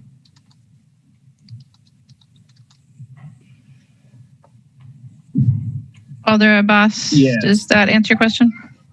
Just one follow-up question. Thank you, Matt, for a detailed description and letting us know. I know your office is working very closely with community development and trying to locate a location for shelter. Have you looked into that particular property for kind of like a model which Minneapolis, Twin Cities, St. Paul had regarding having homeless shelter, a facility for rehab and affordable housing, kind of like mixed use? Have you ever looked into that particular arena, like thought about it? So I'd say prior to COVID, we were very much looking at the kind of higher ground model where you combine a lot of services together, everything from day shelter to night shelter to pay to stay to permanent housing. We sent a contingent of people to Minneapolis to tour that particular development I believe you're talking about. We had general conversations about locations it could go.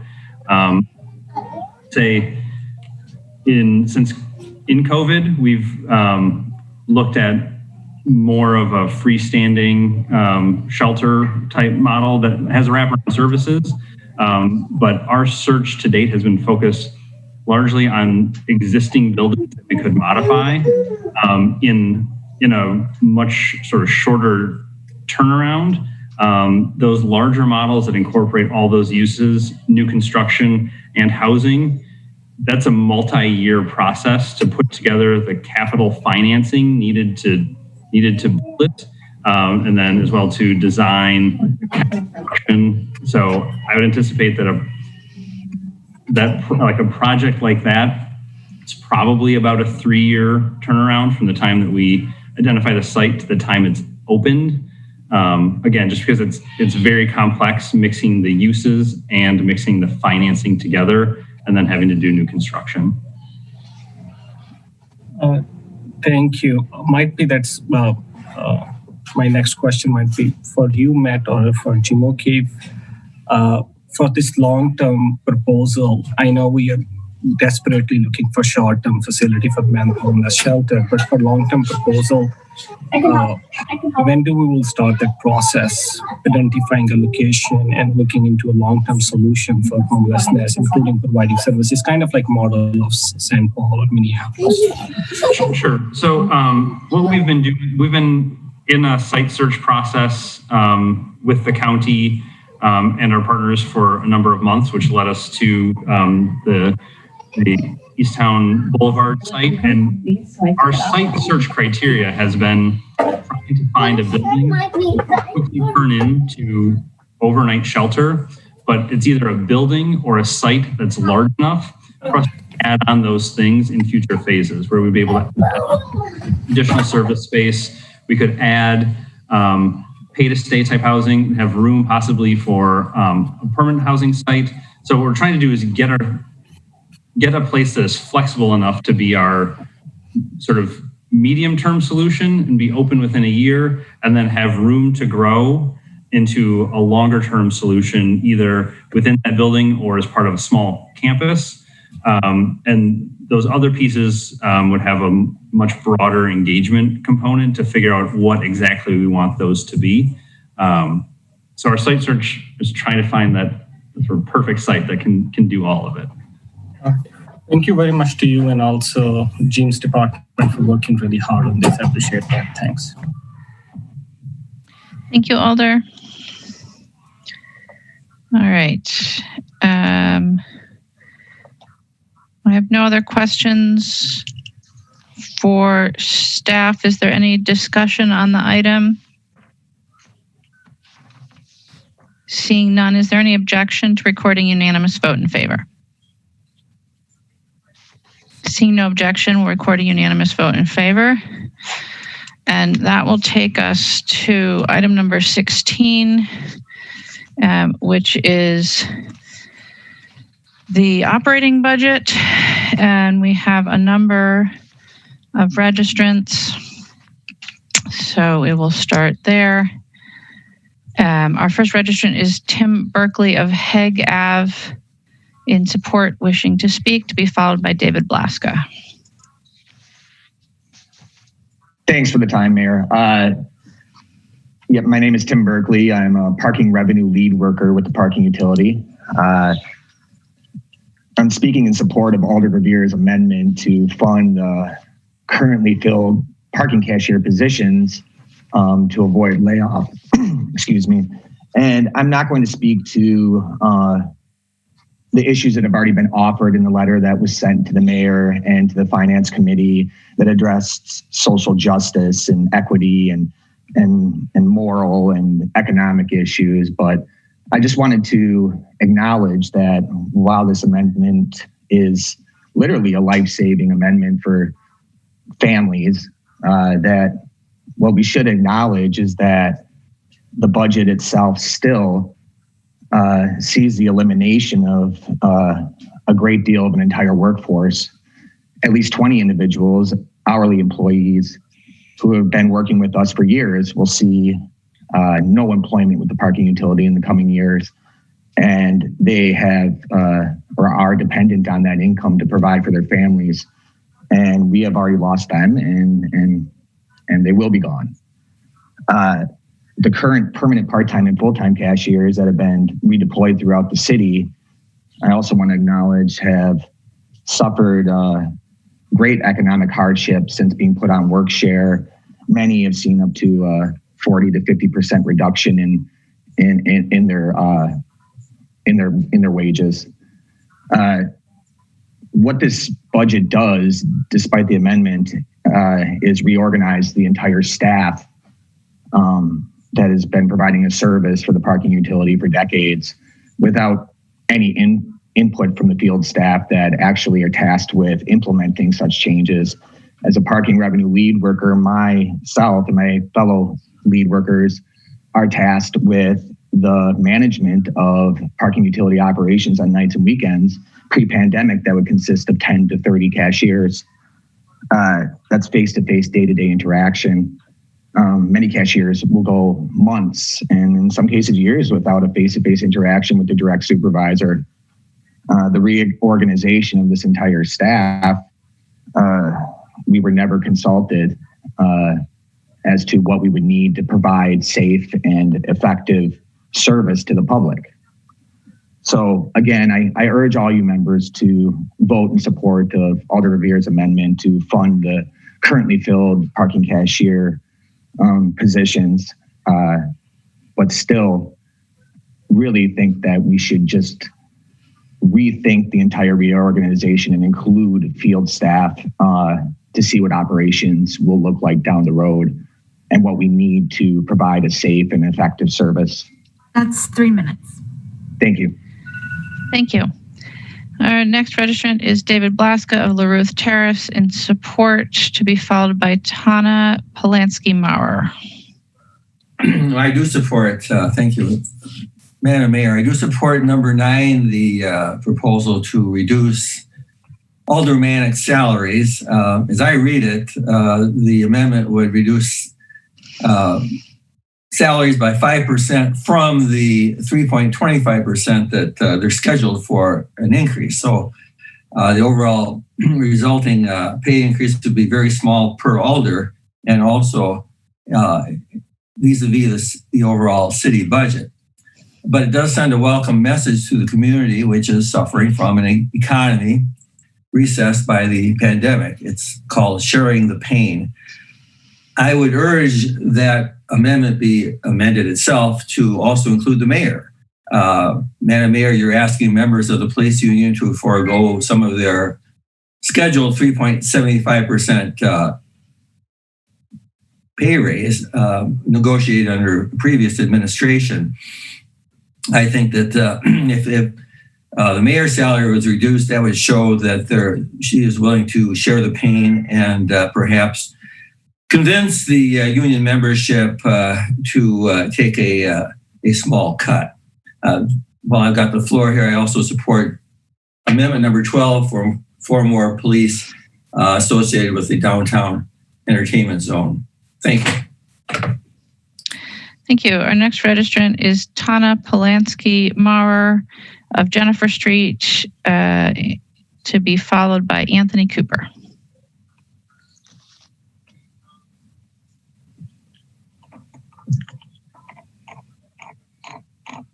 Do we have Tana with us? Tana, you should have a prompt to unmute yourself on your phone.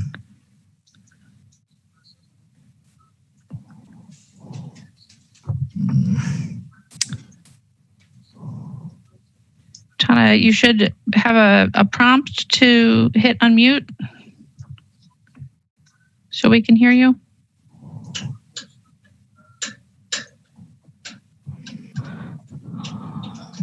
Looks like she's on a few different devices, and I've unmuted all of them, and I'm not getting anything.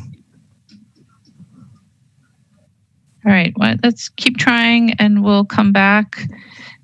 So next is Anthony Cooper of Badger Road, representing the Focused Interruption, to be followed by Jessica Dufault. Anthony, you should be unmuted. Awesome. All right, great. Excuse me. Hello, everyone. My name is Anthony Cooper. I'm the CEO of the Focused Interruption Coalition here in Dane County. So I sent out a memo to be able to, hopefully everyone was able to receive that memo, just in case if there was any questions or anything of that nature about where we are going, and then also the different path that as well as we're trying to hire CSW workers, and also, excuse me, I'm sorry, with our community safety workers, and also with our outreach workers as well in the community. So it's just really, I really want to kind of just offer myself for questions if there were any. Thank you, Mr. Cooper. We'll get through the registrants first and then go to questions. Our next registrant is Jessica Dufault of 4th Street, to be followed by Bonnie Rowe. Appears that Jessica is not with us on this meeting. All right, then Bonnie Rowe of Somerset, to be followed by Jeremy Ryan. Good evening. Judging from public opinion and recent news articles, there's a lot of confusion about MPD's 2021 budget. I don't have time to get into all my concerns with this cost to continue budget, which is the amount needed to simply maintain existing services and staffing. But then it takes away $1 million in cuts, which Chief Wall will have to find if concessions cannot be made. And now we have proposed amendments, some of which, if passed, will cut it further. We're a progressive city, and our residents demand of the MPD top-notch community outreach, ongoing reform and improvement, and specialized training and policing. Cutting the budget will not advance these things. Regarding amendments, I am in support of Amendment 6A, transferring the remaining parking enforcement non-personnel costs from the general fund to the parking utility, where the personnel costs were transferred last year. It's common sense to have all associated costs under one fund for accurate analysis and tracking. This allows for a simple and complete view of the parking utility operations and eliminates confusion. Approving 6A would eliminate the need to consider 6B, which only allocates a portion of those non-personnel costs for no apparent reason. This would not be sound financial management. Please adopt Amendment 6A. I am in support of Amendment 9 to enable MPD to receive the already approved and waiting COPS grant. This federal grant will allow for 4 officers in order to create an entertainment zone team focused on the growing needs in our State Street area. This would offset the 4 officers cut from the canceled SRO contract and allows MPD to maintain their authorized strength of 483 for next year. This COPS grant is a great incentive and should not be passed up. I am in opposition to Budget Amendment number 19, which cuts an additional $250,000 from MPD's 2021 budget by reducing the new recruit academy size. It reallocates this money to a brand new pilot program, a crisis response team outside of MPD to respond to nonviolent mental health incidents. While I support the idea of having a new crisis response team in partnership with the fire department, I am opposed to capping the academy to provide that funding. This cut would reduce the number of officers available in 2022 at about the time they are taking over the town of Madison. This is in addition to the $1 million already being cut from MPD's budget. Why rush to cut funding from MPD, a proven, trained, professional, progressive, diverse, and award-winning department, to have what the mayor calls an experiment? To me, it makes absolutely no sense to fund an experiment with money from the only backup, which is the MPD. It remains to be seen how successful this new crisis response team will be. Please find the funding for this experiment through another agency's budget in case it actually does not relieve MPD of much work on their end. Please vote no on Amendment 19. Thank you for your time. Thank you. Our next registrant is Jeremy Ryan of Odana Road, to be followed by Allison Belburn. Yeah, I would like to start off by reading an email that I sent to the board. I'm requesting accommodations for hard of hearing by allowing video, particularly a gentleman who I knew by name and does not have access to email or goes through the steps. So I'm requesting video be allowed for people who are hard of hearing to read my lips. Mr. Ryan, as you know, anyone who wishes accommodation can either email or call the council office and request it. And I did that. Do you wish to testify on this item? You're still going to be rude and not a single alder is going to ask Attorney Haas about it or be concerned about this accommodation issue? Well, that's fine. Salty Satya. Anyways, as far as the budget goes, we need to do whatever we can to eliminate or take money away from the police department. They're clearly not good at spending the money. I don't support giving them a new grant to mismanage and misspend their money. That doesn't make any sense whatsoever. And so, and also, I support anything that takes mental health and puts it back in the mental health sphere. We need mental health services and we need mental health professionals responding to these calls so that we don't have more incidents like manhandling that have been caught on camera. And we need appropriate people responding to these mental health incidents. And police are not appropriate people to respond to mental health issues. It's not part of their very short training. I mean, the police profession attracts the least intelligent of people because it's the only job they can get and still make that kind of money with such little training and, no actual education needed. But part of that, a very small part, maybe small mental health training, but that's not in their job description. They're not supposed to be doing that. So we need more money going to these programs that have mental health professionals taking mental health calls. And we need disability accommodations. People who are hard of hearing need to be able to read people's lips. And I get that the mayor's salty that, I'm an activist and I'm making this request, but I hope that the board isn't so complicit in basically screwing all their all the people with disabilities that they have. And I hope they don't continue the next meeting supporting the mayor in her vendetta against a particular activist because she doesn't like the content of his speech. But either way, Jeremy Ryan, your friendly neighborhood terrorist, and I will continue pressing you on this, and hopefully soon the mayor, I recommend all the alders actually talk to Jason Glozier, head of disability rights, about this whole accommodation issue, because he's been trying for 3 weeks. That's your time. Next is Allison Bell Byrne, and then we'll go back and see if we can get Tana Polanski-Maurer. Okay, I'm not seeing Allison or Jesse, but it looks like we do have Lauren. So can we see if we can get Tana Polanski-Maurer back? Sure. And see that she's raised her hand or they've raised their hand. Yeah. Tana, can you hear us? Okay, I'm here this time. There you are. I am here. I have been a parking cashier for 13 years. I applied to the city for several years. I could not find a position that fit my disability. Parking cashier is the perfect job for me, as I'm physically disabled, though mentally unaffected by my 2 traumatic brain injuries.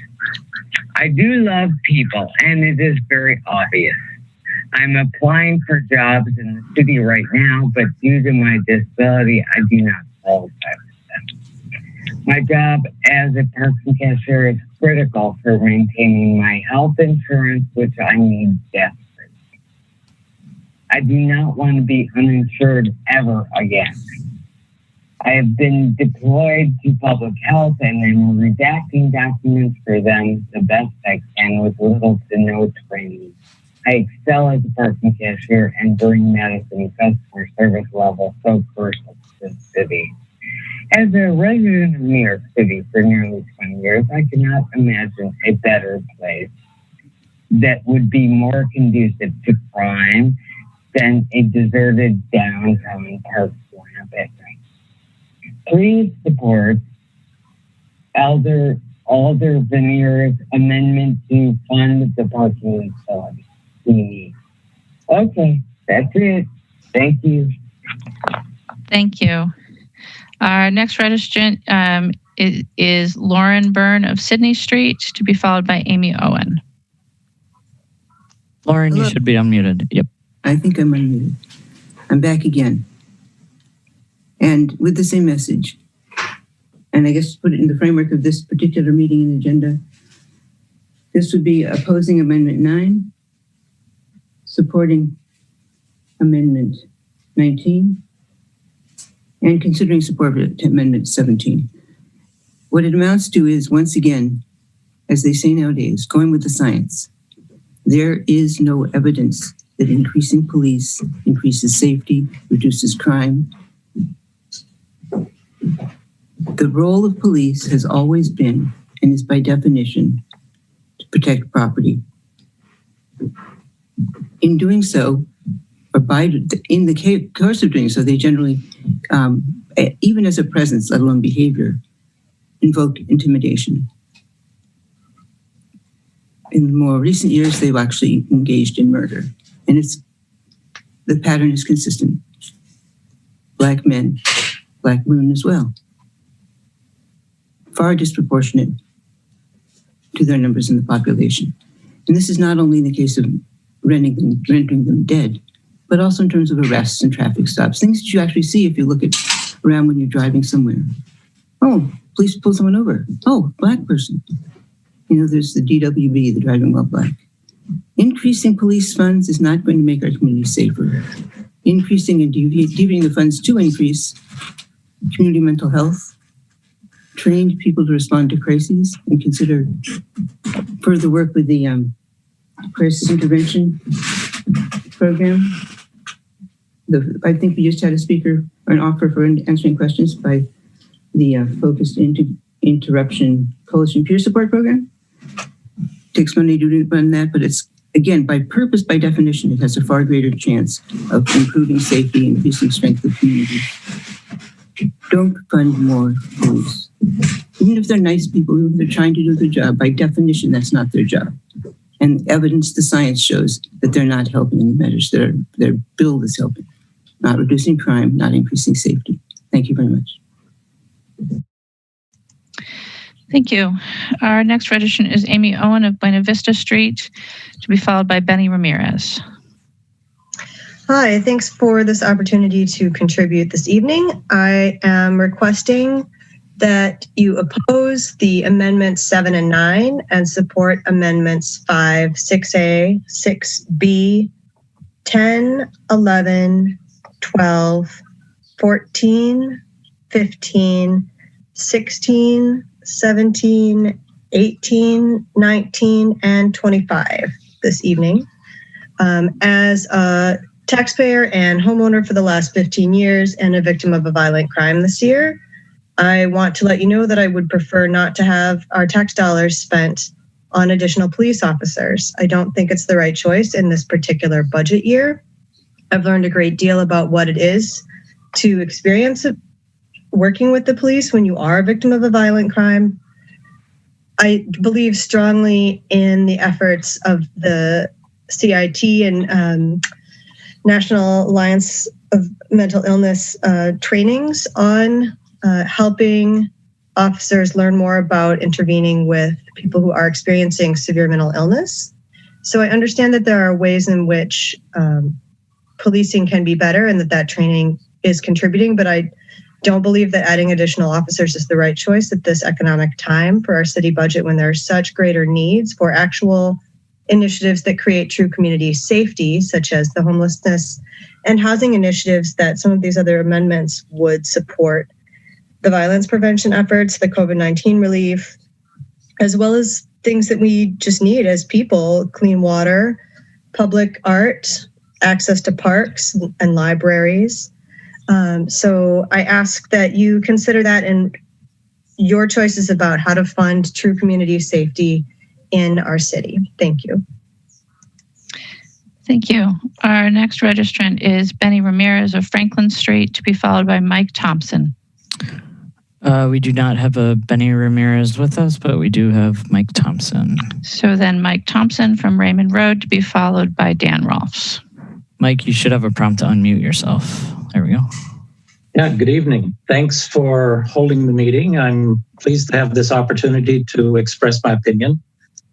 I want to urge you, alders, to fully fund the police department's budget request. I live on Raymond Road, and many of us in this area no longer feel safe on the streets or in our homes. We live with assaults, burglaries, robberies, shootings, murders, and the constant threat posed by reckless drivers. Our home is near the school crossing with its vehicle speed indicator. I see that thing flashing every time a car goes by. Motorcycles, cars, and trucks of all sorts, day in and day out, recklessly fly by at 50 plus miles per hour, weaving through traffic and passing in the bicycle lanes. A few months ago, a reckless, unlicensed driver, for some reason, swerved at high speed into my neighbor's parked cars, totaling out 2 perfectly good older cars. Reckless, antisocial behaviors and crime disproportionately affect low and middle income residents. Consider a 5% cut in mowing in a park in Spring Harbor versus a 5% cut in police patrols on Raymond Road. The effects on the residents of these 2 neighborhoods are not the same. Cutting the number of police officers on the street would be a regressive, short-sighted policy. Without safety in our homes and on our streets for all residents, how can we expect justice and equity ever to grow? Thus, to support our common goal of a just and equitable society, you must make public safety the city's highest priority. I urge you to fully fund the needs of our police department. Madison's police department is one of the finest in the country. I've had the privilege of meeting a substantial number of MPD officers. Every single one of them has a bachelor's degree, and many have master's degree or even higher.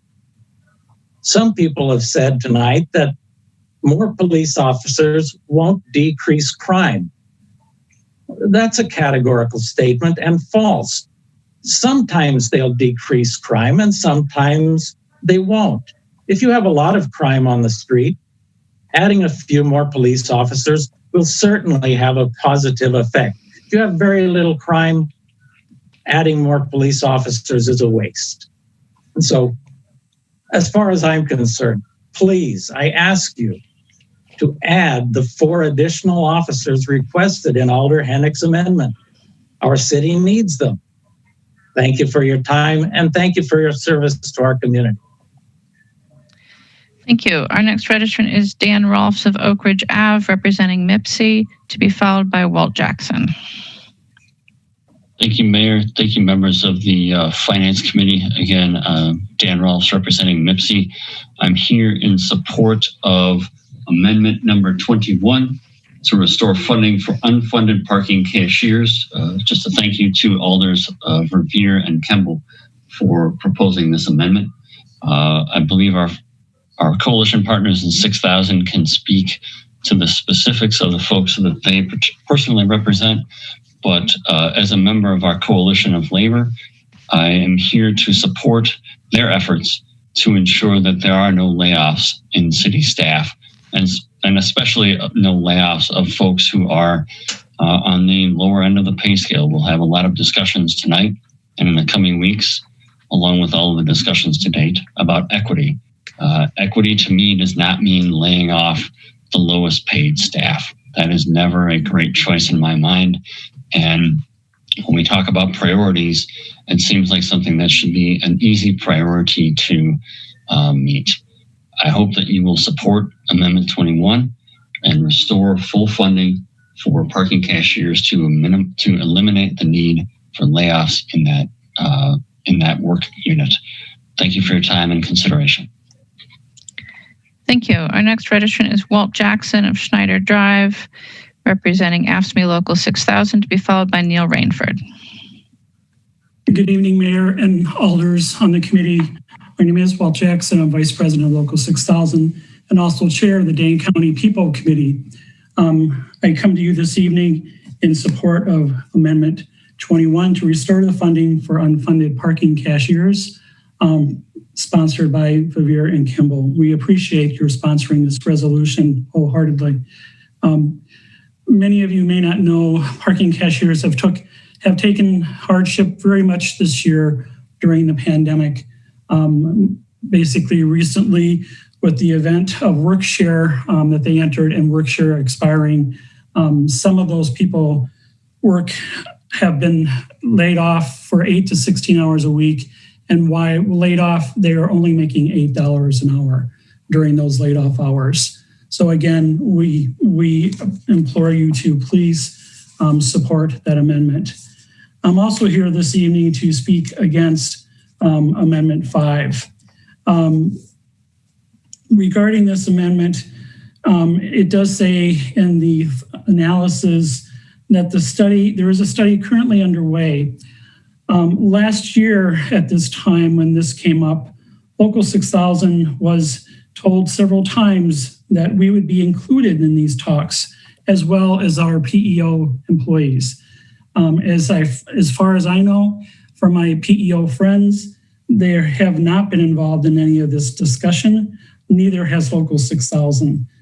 This is not the City of Madison way.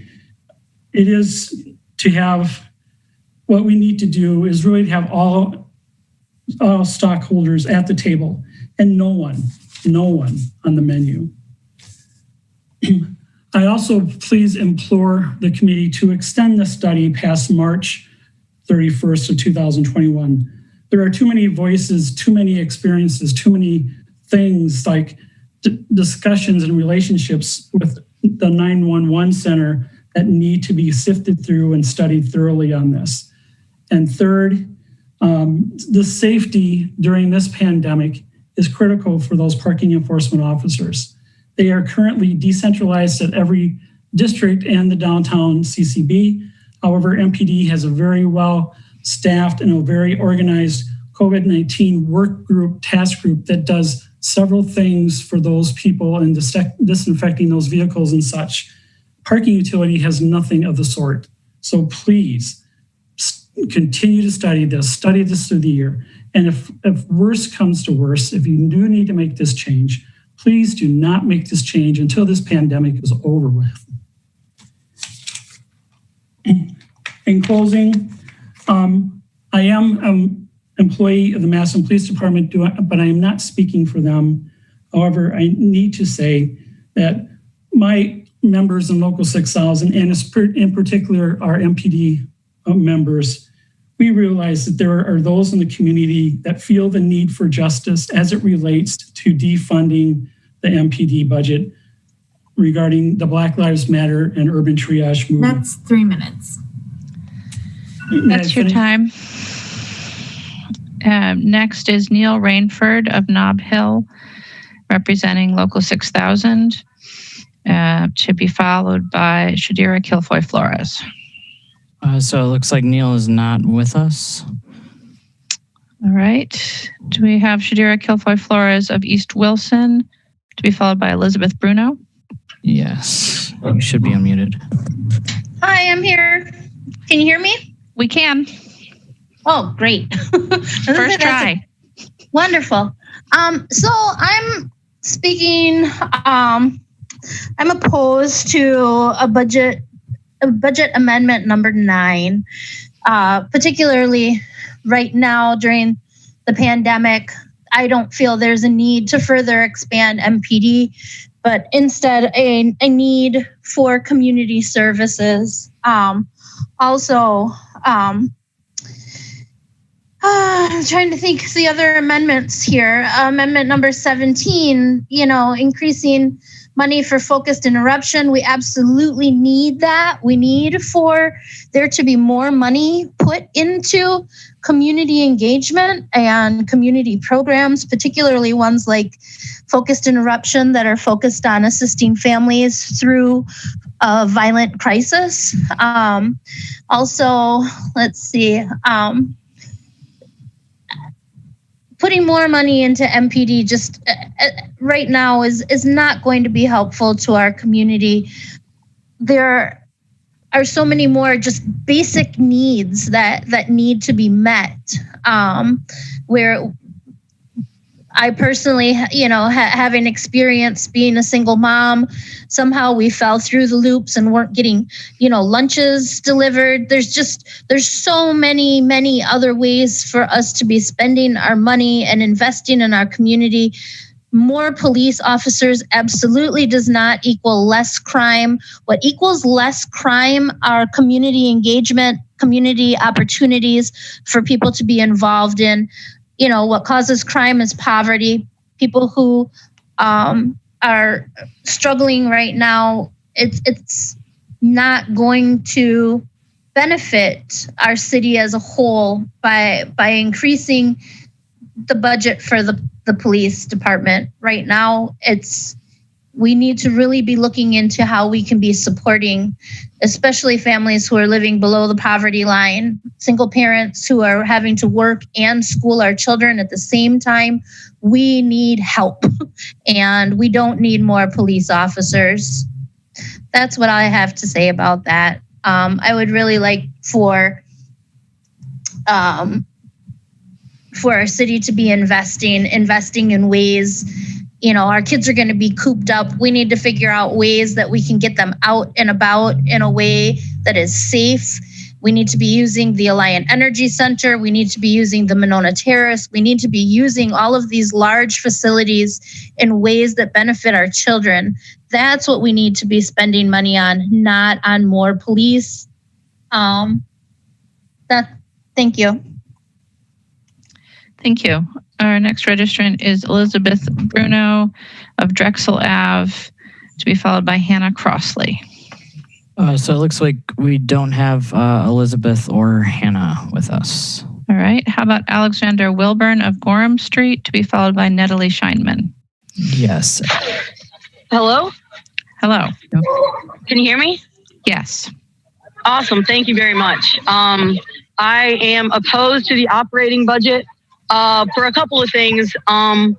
Whatever the budget is, whatever income, I don't know what part of the budget, the horse cops, not only is it unsanitary, that they go to the bathroom all over the street everywhere. It has a root forces and oppression. That those are intermingled. I invite everyone to read the Willie Lynch letter if you don't think that they are. And also, I mean, it looks just like a straight plantation. Also, I'm in digital marketing, and I saw that the line item for advertising was $12,000. I don't know if public records were correct. I'm really interested in what individual line items those are as someone in advertising, just because, I mean, whoever, like, I don't know what the police advertises, but whoever they use, I'm sure they're spending way too much money on that. Also, the police unions, those aren't unions in good faith. They're not in good faith. And the police, while some members of the community, wealthy white people mostly, middle class white people mostly, think that the police have been doing a good job, but they haven't. They haven't, because they treat Black and brown and poor people really terribly. So if they don't honor their basic commitments, why do you have to honor giving them a raise? People deserve raises when they do a good job, and they have not been doing a good job. Yes. Also, any money that goes to Matt Kenny is going to a murderer. So I invite everyone with power to use their voice, to email the DA to indict Matt Kenny for a felony homicide. Thank you very much.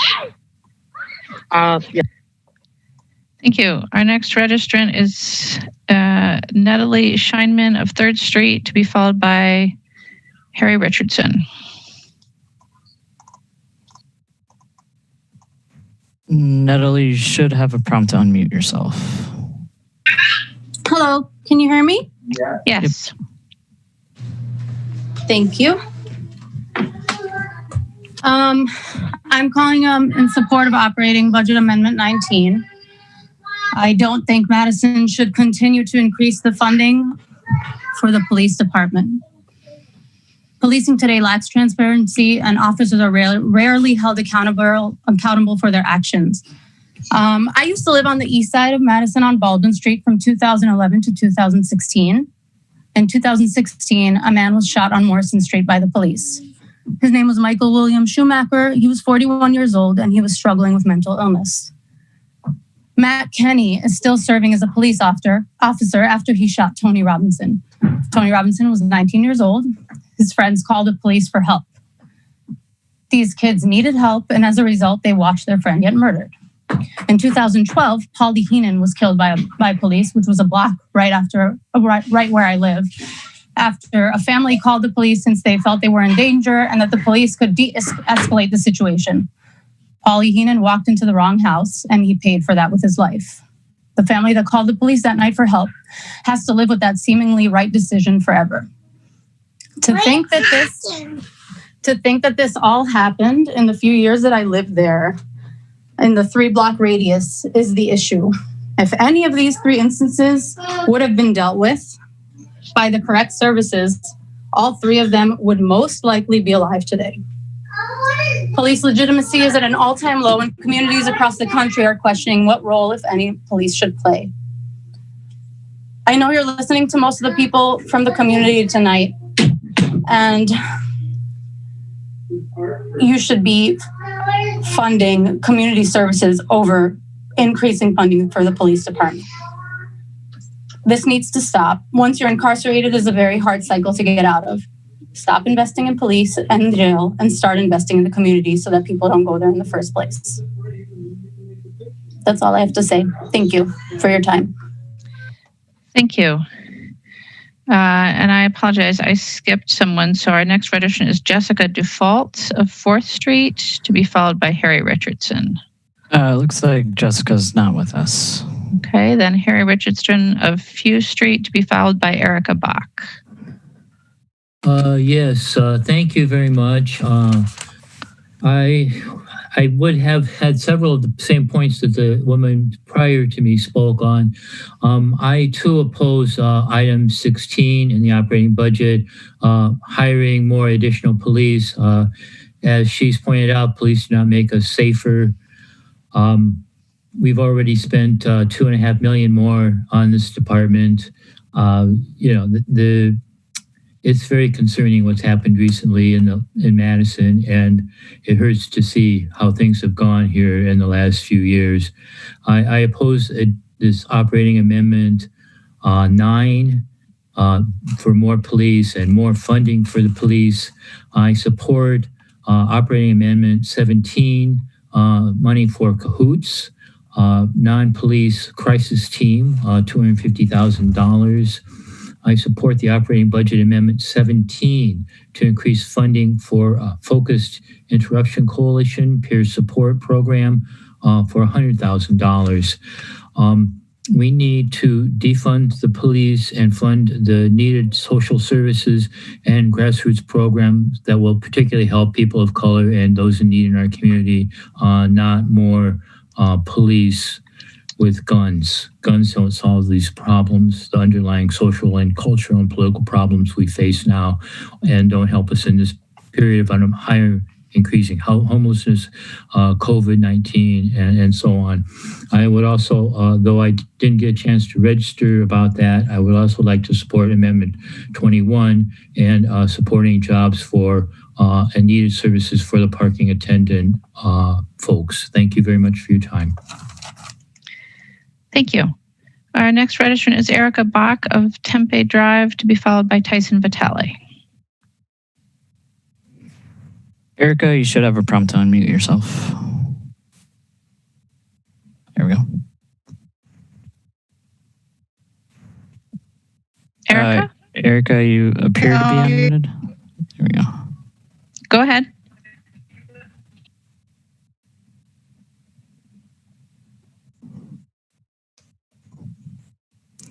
Sounds like she might have a connection issue.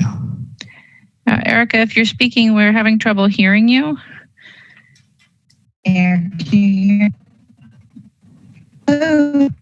You're cutting in and out. It seems like you have a poor connection. Is it possible for you to call in using phone audio? Hello?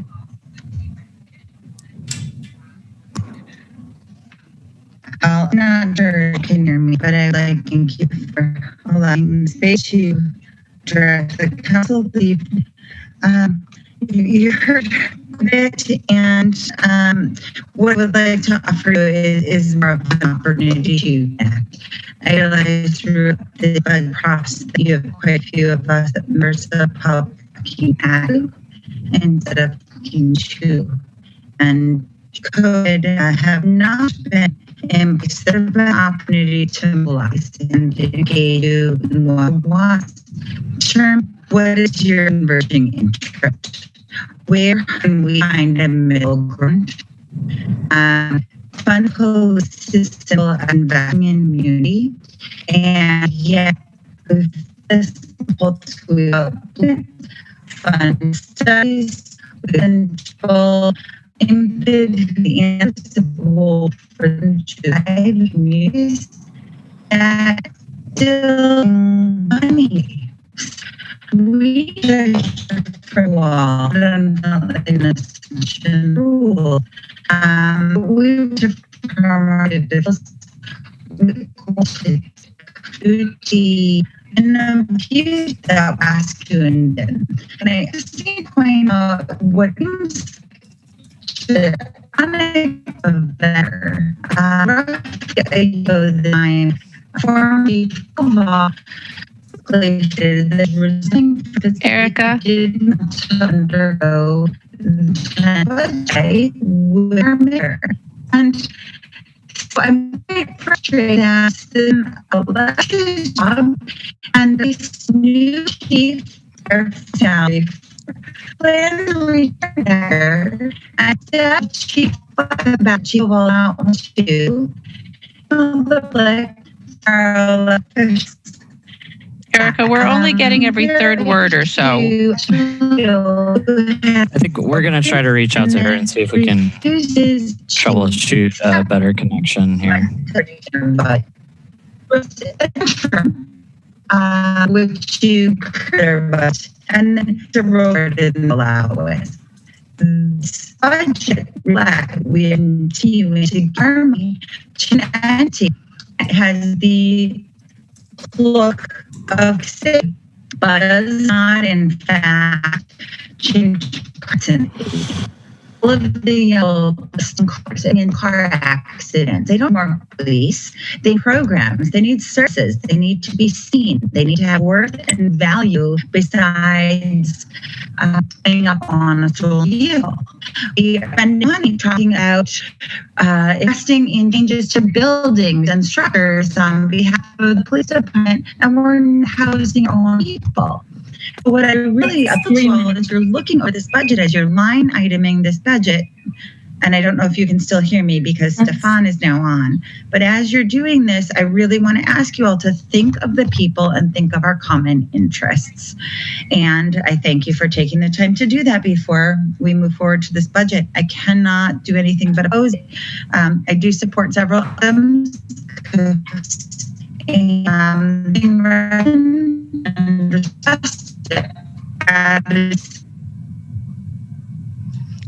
Erica, we had a very, very hard time hearing you, except for just at the end there.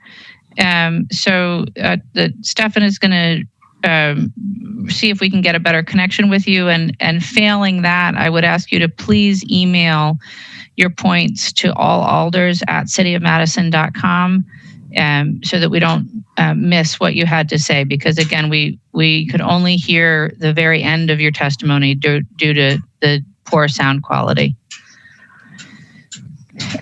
Okay, so we'll move on to Tyson Vitale of Dell Drive, to be followed by Savang Chorm.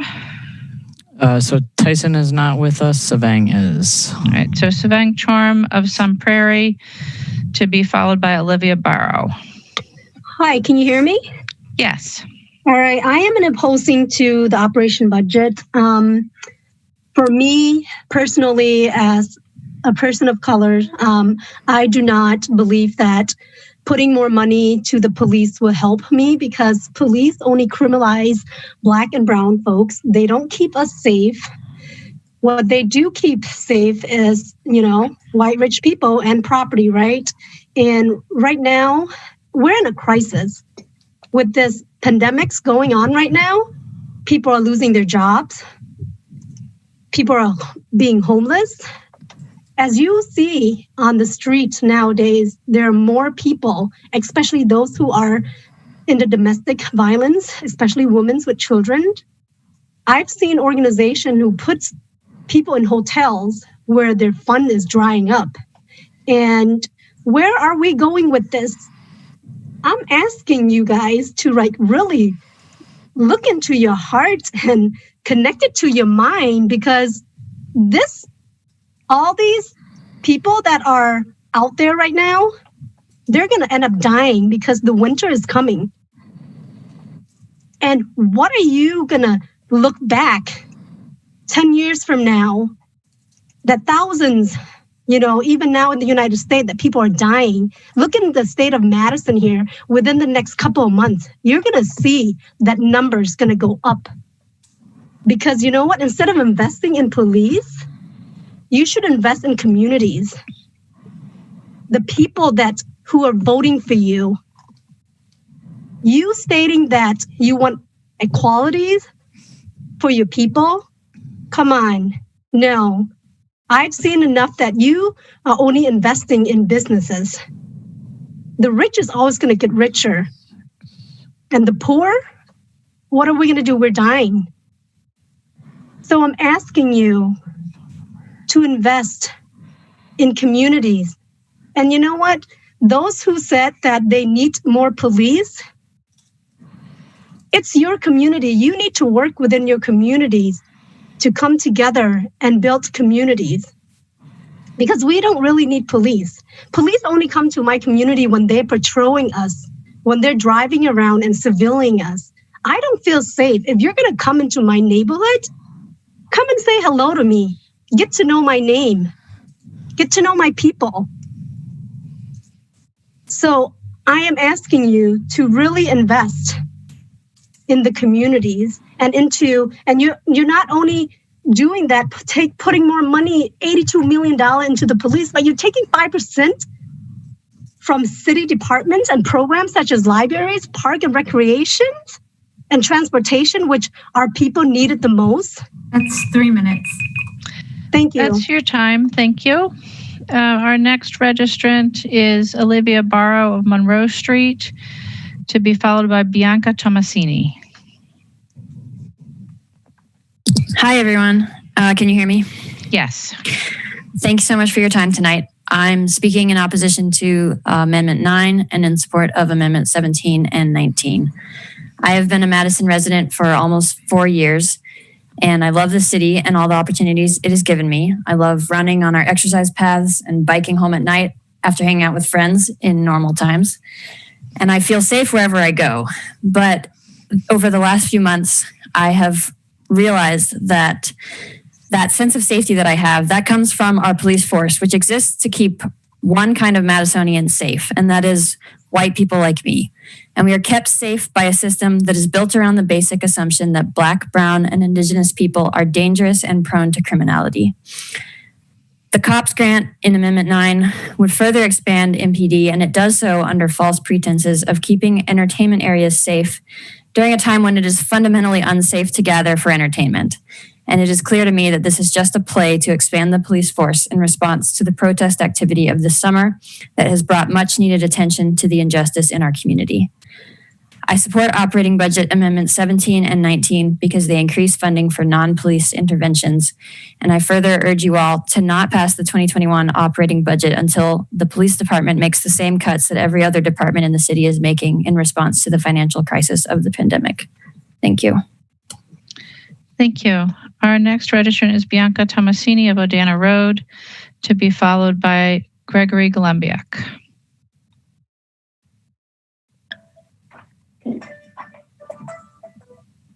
Hi, can you hear me? Yes. I am speaking in opposition to Amendment 9 and in support of Amendment 17 and 19. I also believe in safety through strong communities. And as we have been discussing, and many studies have shown, increases in police do not result in safer communities. I think we need to try something different. I don't know where increasing police is going to end. Like, are they going to be using tanks? And, eventually, I guess in some cases they do. Does that really decrease crime? I think crime will decrease when we have investment in children and making those, helping children grow up thinking that there's hope, that they are part of a community, that they are cherished. I think, somebody said it is easier to build strong children than to repair a broken man. And I think that's very true. We need to make that change in perspective. We need to, I don't know who likes to live in a punitive society versus a restorative society. To those elders who would like to increase the police, and people, please consider leading, finding out other ways and leading your community, leading us in figuring out other ways to have a safe community. I understand there are concerns and there are issues to be addressed, but for a change and see if we get a different result, try something different and support the community, support the Focused Intervention Coalition, and support CAHOOTS adequately, not just with little bits of money and then say, oh, it didn't work. And de-stress the Black community, the Brown community, by decreasing the policing around them. That is bad. Stress is just wrong, and it doesn't allow for thriving. It just brings down people, and they lose hope. I think, and especially now with these times, please show that you believe in community, you believe in everybody's potential to thrive, and And let's stop being so punitive and try something different, something that has the hope of working differently, and to stop being such a city with high levels of disparate and racist situations for the community. So please, try a different approach and move funding from the police department into community supports, and let's see if that may result in a better outcomes. That's 3 minutes. Thank you. Our next registrant is Gregory Glembiak of Jennifer Street, to be followed by Rachel Chisman. Hello, I would like to speak in opposition to Operating Budget Amendment 9. Madison cannot afford to continue adding police officers. I'll note that the executive operating budget for 2021 is already budgeting over $2.5 million more for police field and support services than the adopted budget for last year. Accepting the COPS grant would leave Madison on the hook for half the funding and for covering the full cost after 3 years. There's a pattern of accepting such COPS grants without adequately considering the future financial ramifications and the opportunity cost to other programs that are needed. Moreover, there's no real return on investment to adding officers. There's a large volume of research showing that adding officers to a police department has minimal to no impact on crime, and the return on investment may actually be negative when you look at long-term effects, potentially creating more crime than it prevents.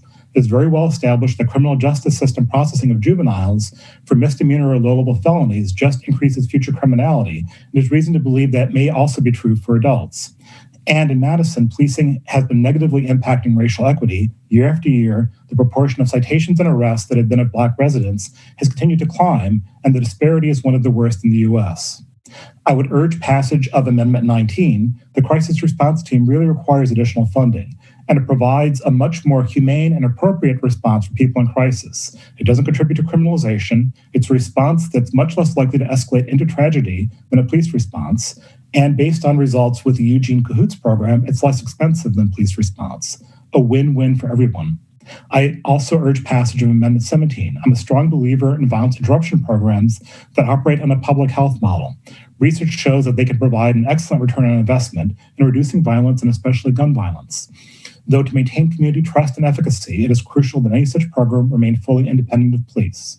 The FIC Peer Support Program is underfunded and really could make good use of this additional funding. I'll add, as sociologist and policing scholar Alex Vitale writes, quote, "We have to articulate a different vision of justice. We have this degraded notion of justice in the U.S. that's been reduced to punishment and revenge.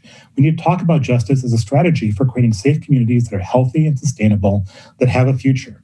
We can achieve that not by driving more people into the criminal justice system, not by chasing people around with guns, but by giving them resources to solve their own problems," end quote. I would also like to urge passage of Amendments 5, 6B, 13, and 15. And I think the logic behind Amendment 16, such that the entire RFP will also include gaps identified in violence prevention, makes some sense. But I won't speak to any of those amendments in detail at this time. Thank you very much for your time. Thank you. Our next registrant is Rachel Chisman of Jefferson Street, to be followed by Una Mackenzie Green.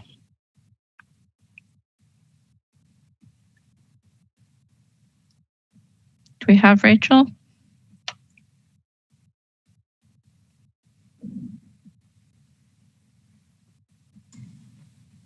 Yeah, just a moment.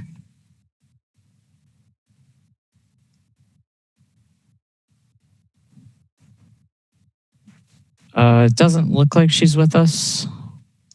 Okay. Do we have Una Mackenzie Green of Rockwell Drive to be Rachel, followed? is if you just give me a second so I can get her in. Okay. Thank you. Okay.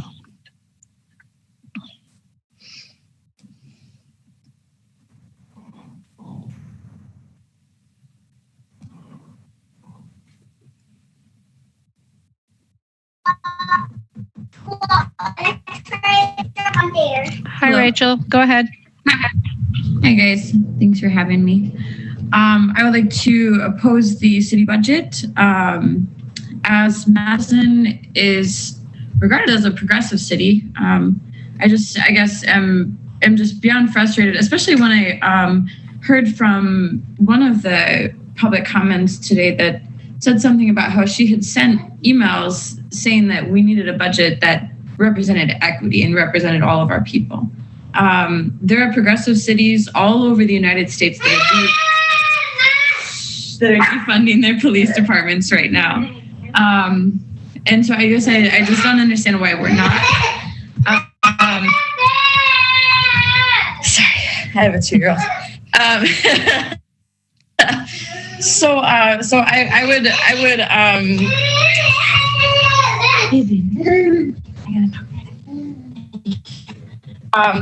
would urge everybody to oppose this, because giving more money to this police force, I'd like to tell everybody a story. Just yesterday, I was out with Black Umbrella Global when they were out on State Street feeding the homeless. They're actually doing the same thing tonight. They're actually out in the cold feeding people in their communities and helping people in their communities. So they know how to do this stuff. They just need the money to be able to do it, and defunding the police has to be part of that. Yesterday, when I was standing there at the top of State Street with that group, one of the police officers drove past very slowly with about 6 shotguns in his back seat.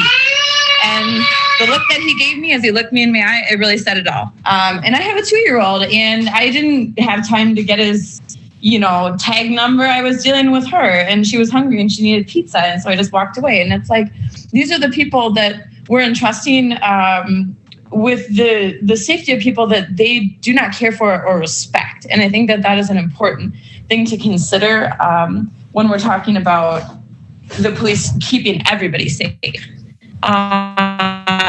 When we open up the agenda, it says right at the top, who benefits, who is burdened, who does not have a voice at the table, how can policymakers mitigate unintended consequences. And so if the answer to who is burdened is corporations, I think that needs to be acceptable right now. And we really need to defund the police and put our money essentially where our mouths are when we talk about Black, Indigenous, people of color in our communities. We have to just stop beautifying white spaces entirely in my mind. Okay, so and give that money to our neighbors that need it. That's all, and thank you all, and defund the police. Have a good day. Thank you. Our next registrant is Una McKessie Green of Rockwell Drive, to be followed by Yannette Figueroa Cole.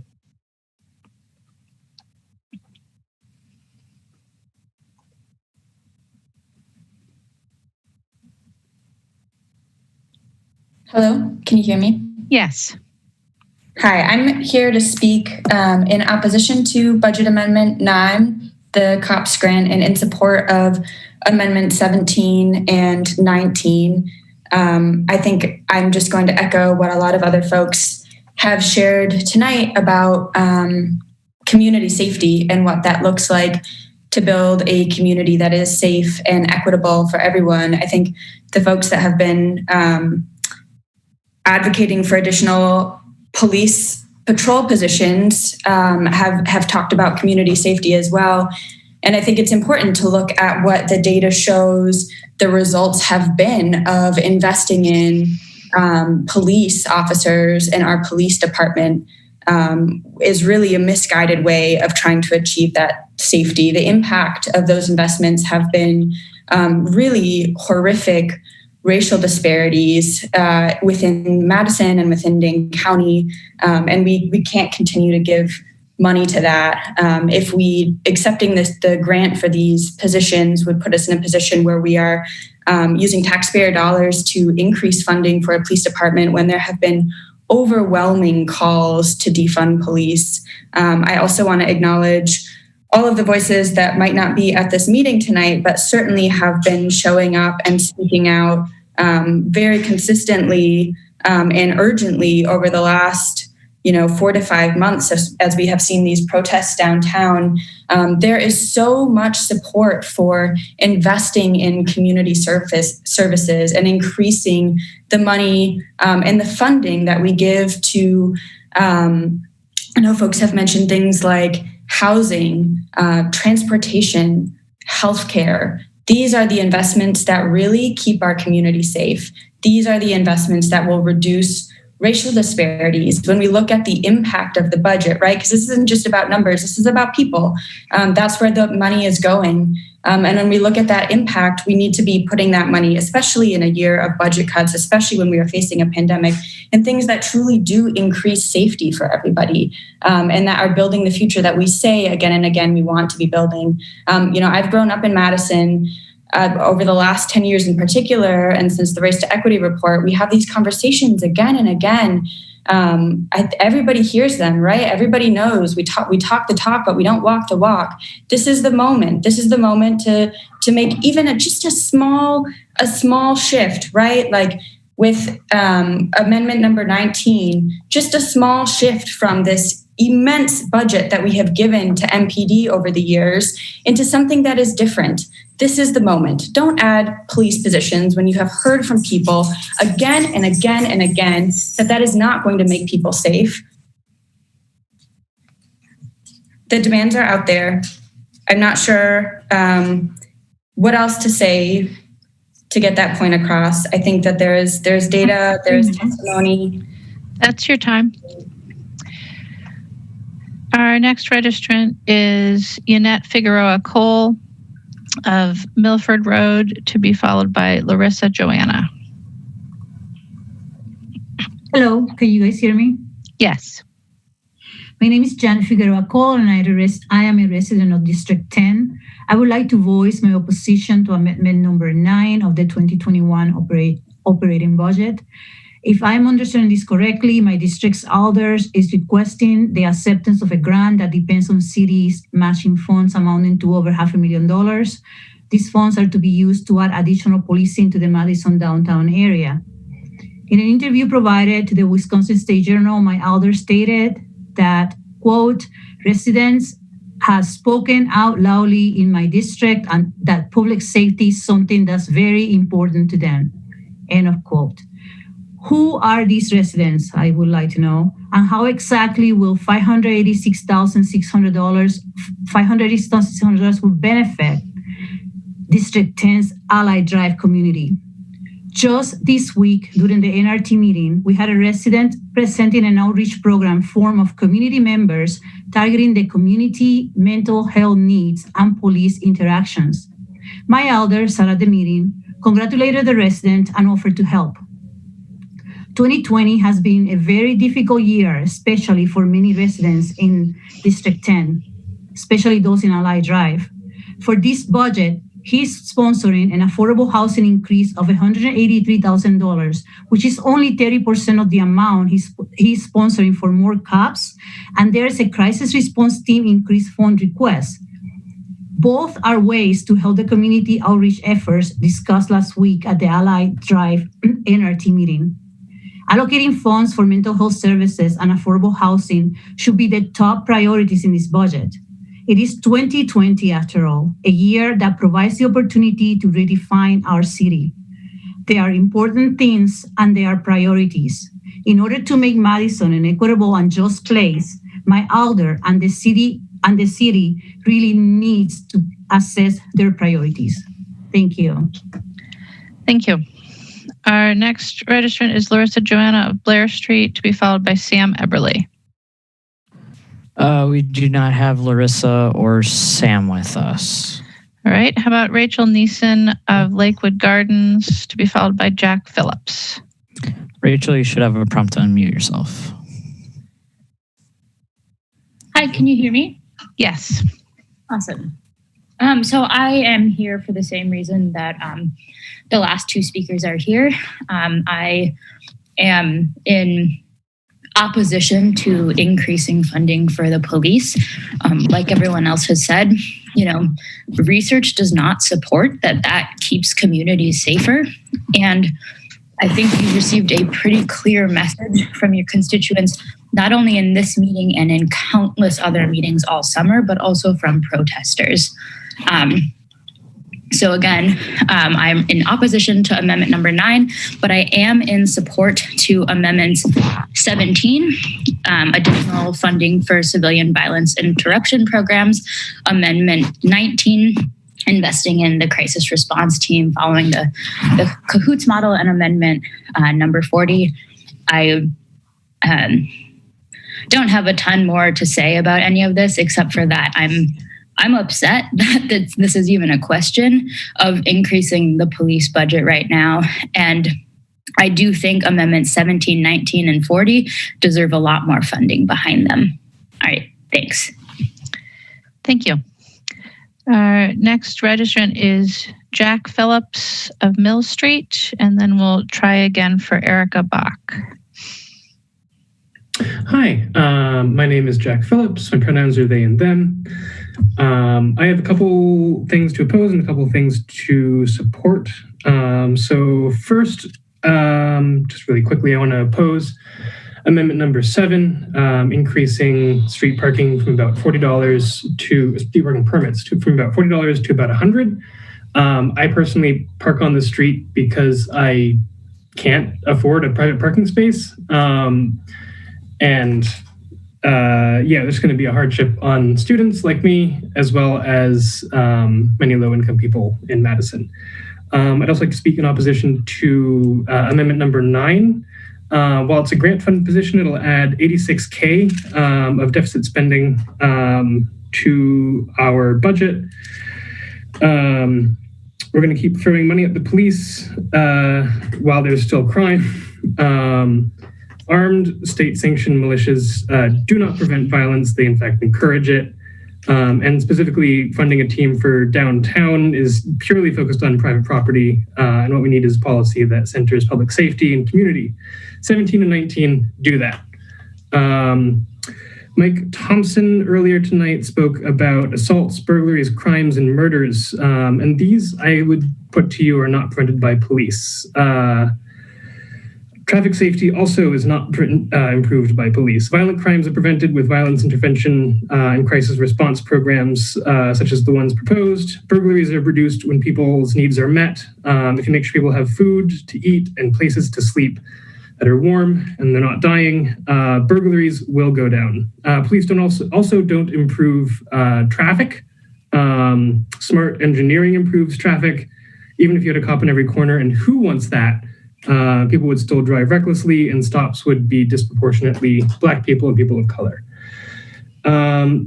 Police not only have want to comment on the budget as a whole, that police not only have the single highest budget of any agency or item, but the police budget eclipses every single other category, nearly 30 million more than even debt servicing, which is the second highest category on the budget.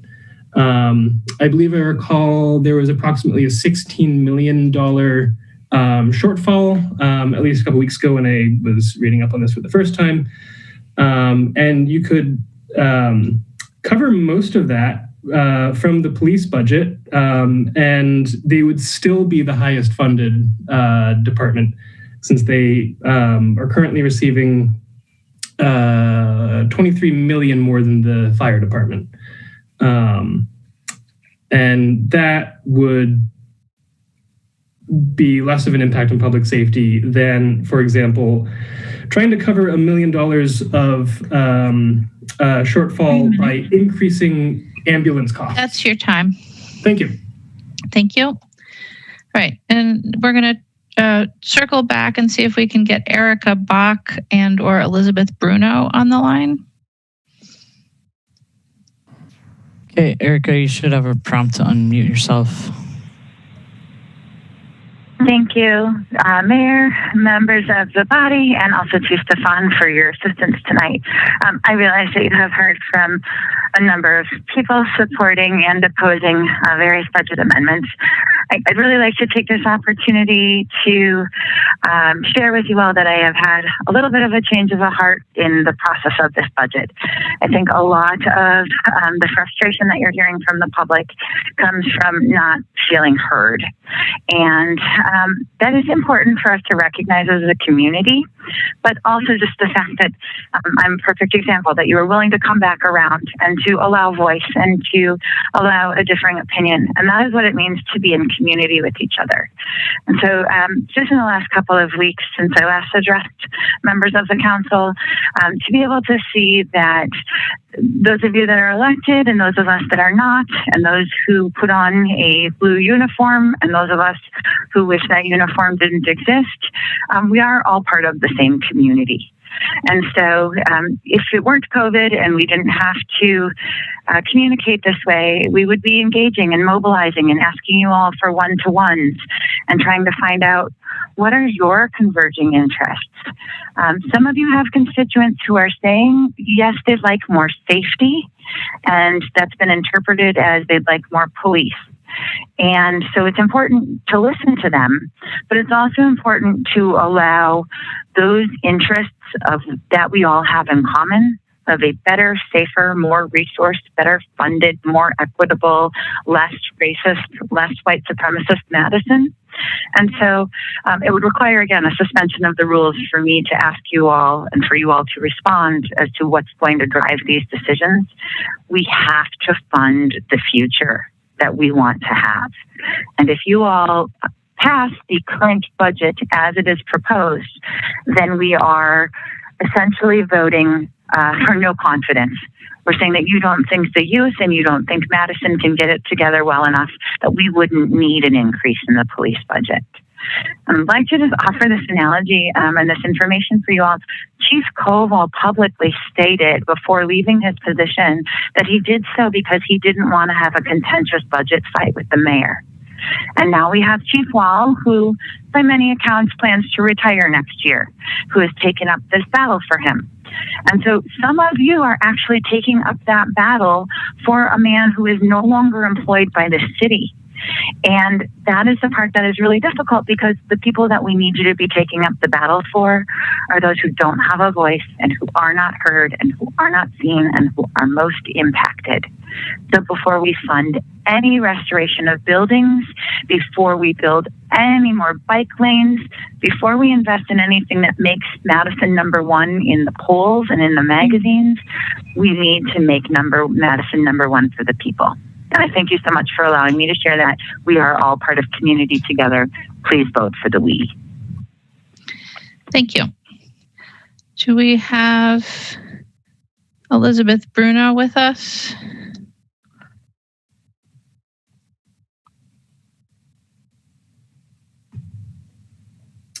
Stefan, you're muted if you're talking to us. Thank you. Elizabeth, you should be unmuted. Okay. I am unmuted. Yeah, I was here the first time you went around, but my name is listed as Lizzie. Oh. Around. Which I'm just wondering if that happened with other people too. It makes me think of all the people that you called through. Yeah, so I'm here to oppose this budget and actually the process of the budget, including all the backroom dealings that have been happening. And today specifically in opposition to Amendment 9, the COPS 2020 grant, to create new police positions. And I'm also here to support Amendments 17 and 19 and really like all you can do to fund really building community that knows how to take care of our problems without like exporting safety. Right? I'm in strict opposition to increasing the police budget. And in fact, like when I heard Chief Wall claim that they would cut funding to equity programs if they didn't get their police increase, I feel rage. And I hear it's time for change. And how long are we going to actually allow the police department to act like big bullies, threatening to take away what is actually most needed?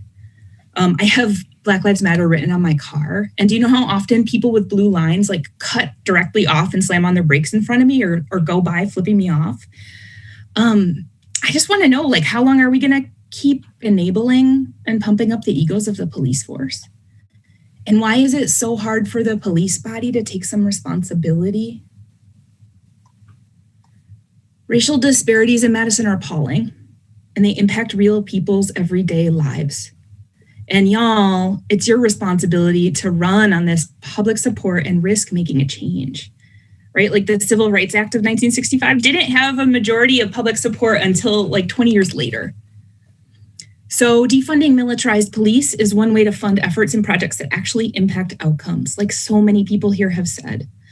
I think of a few things, like one, Newton's law, right? For every action, there's an equal and opposite reaction. So investing in police teaches our children that the way to have power is not to be secure in yourself and be able to face conflicts generatively, but actually to have a gun and get to use it.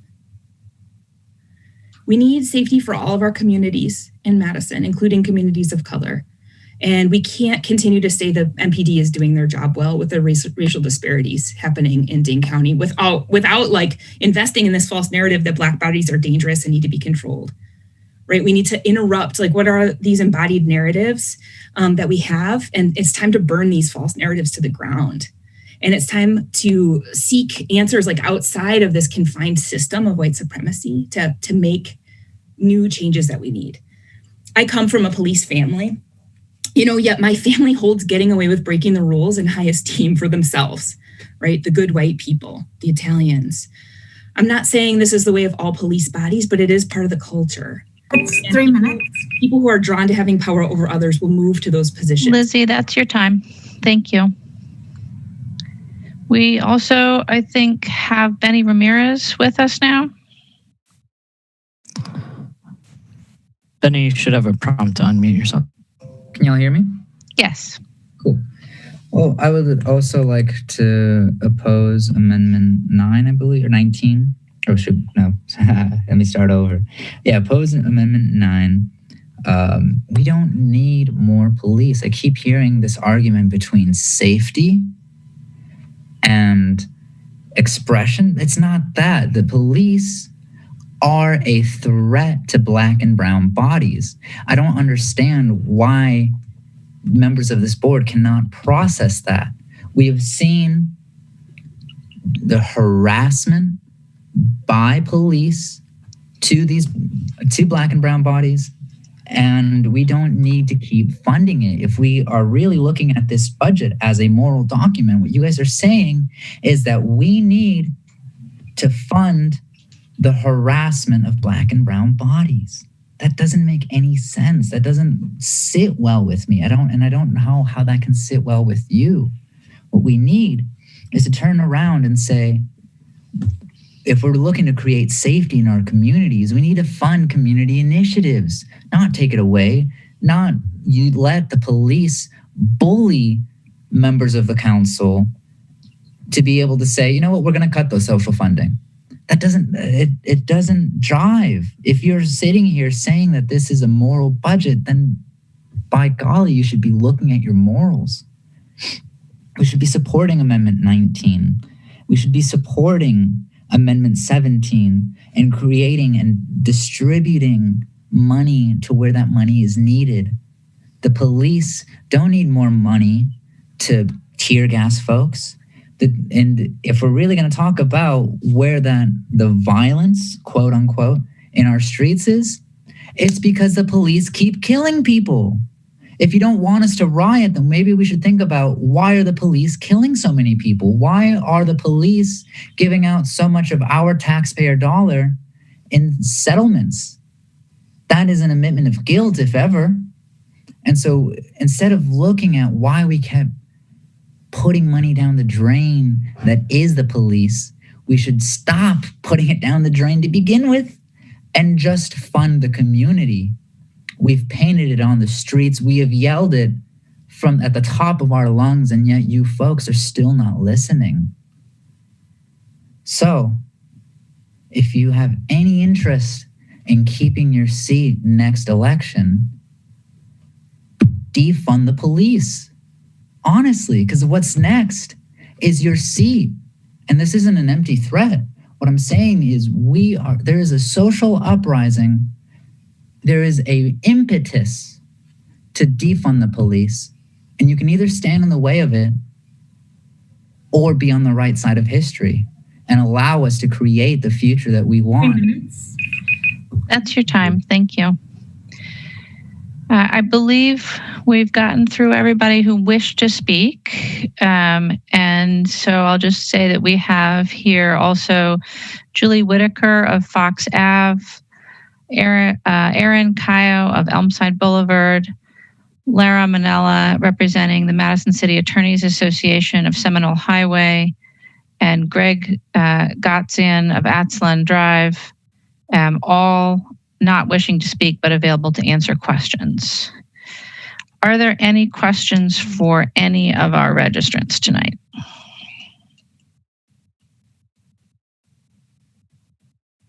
Seeing none. All right, so we need to start, Alder Carter, with a motion on the budget overall. I'll move to adopt. Alder Bedar? Second. All right, so it's been moved and seconded to adopt, and then we're going to move through the amendments in order, taking up each one, and I'll ask that we try and dispense with any questions we might have for staff first before we do discussion. So the first amendment is in landfill, sewer, and stormwater. It's a technical correction. Alder Carter, a motion. Move to adopt. Alder Bedar.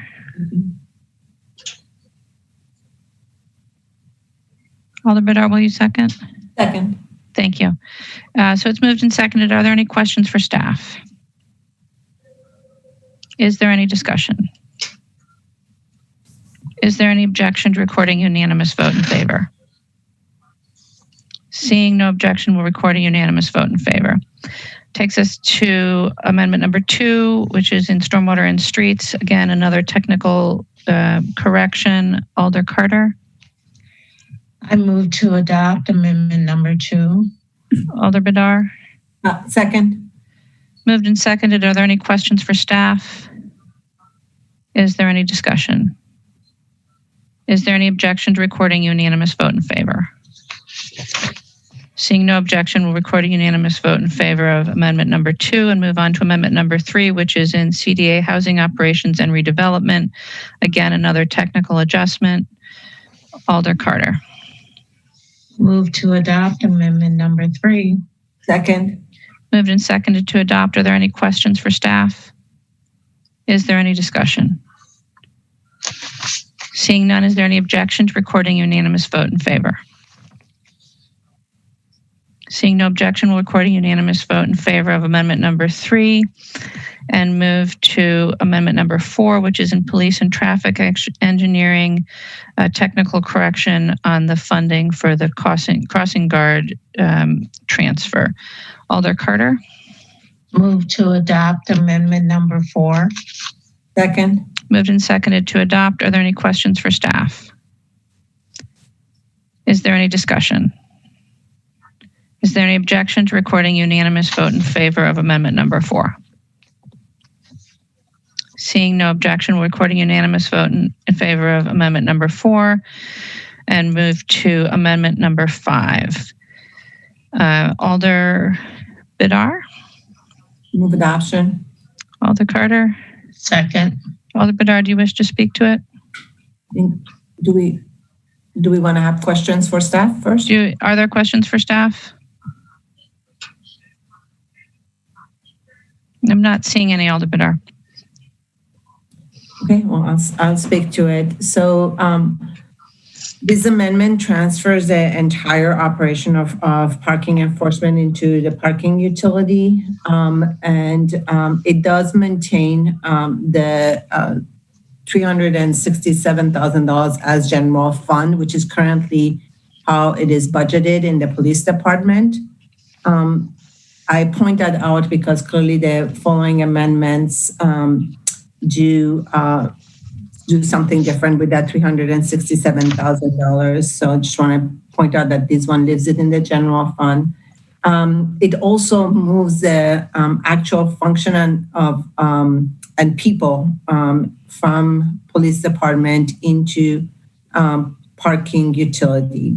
This is a discussion that we had last year at this budget time, and we postponed making that decision for a year so that we could have some additional conversations and operational discussions about how that transfer of the actual people would happen. I do realize that we have had a challenging year with COVID. However, I feel like this was something that we really discussed as a very important priority last year. I'm disappointed to hear that I think Walt mentioned that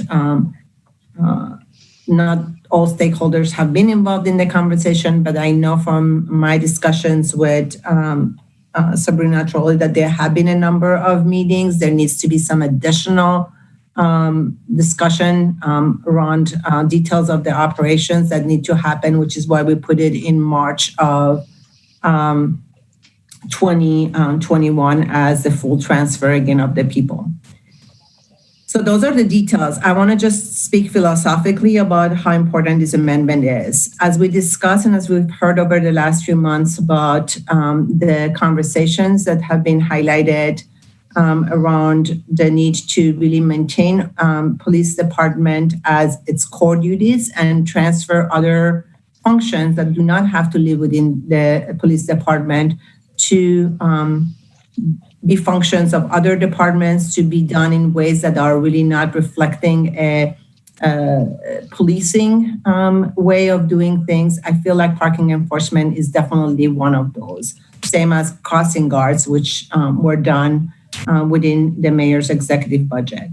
It's really important for us to really start thinking about why certain functions have traditionally been in the police department and how do we dismantle the need to have all of these different functions within the police department.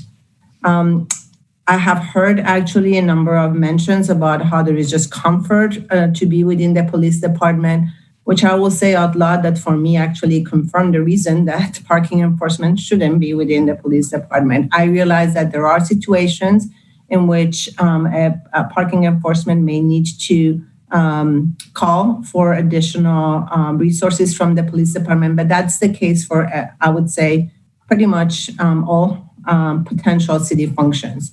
Park ranger, parking cashier, and they don't have any special access different than anybody else. So again, I feel that this is really a way for us to start really carefully looking at the functions that need to stay within the police department and those that really need to be within other departments.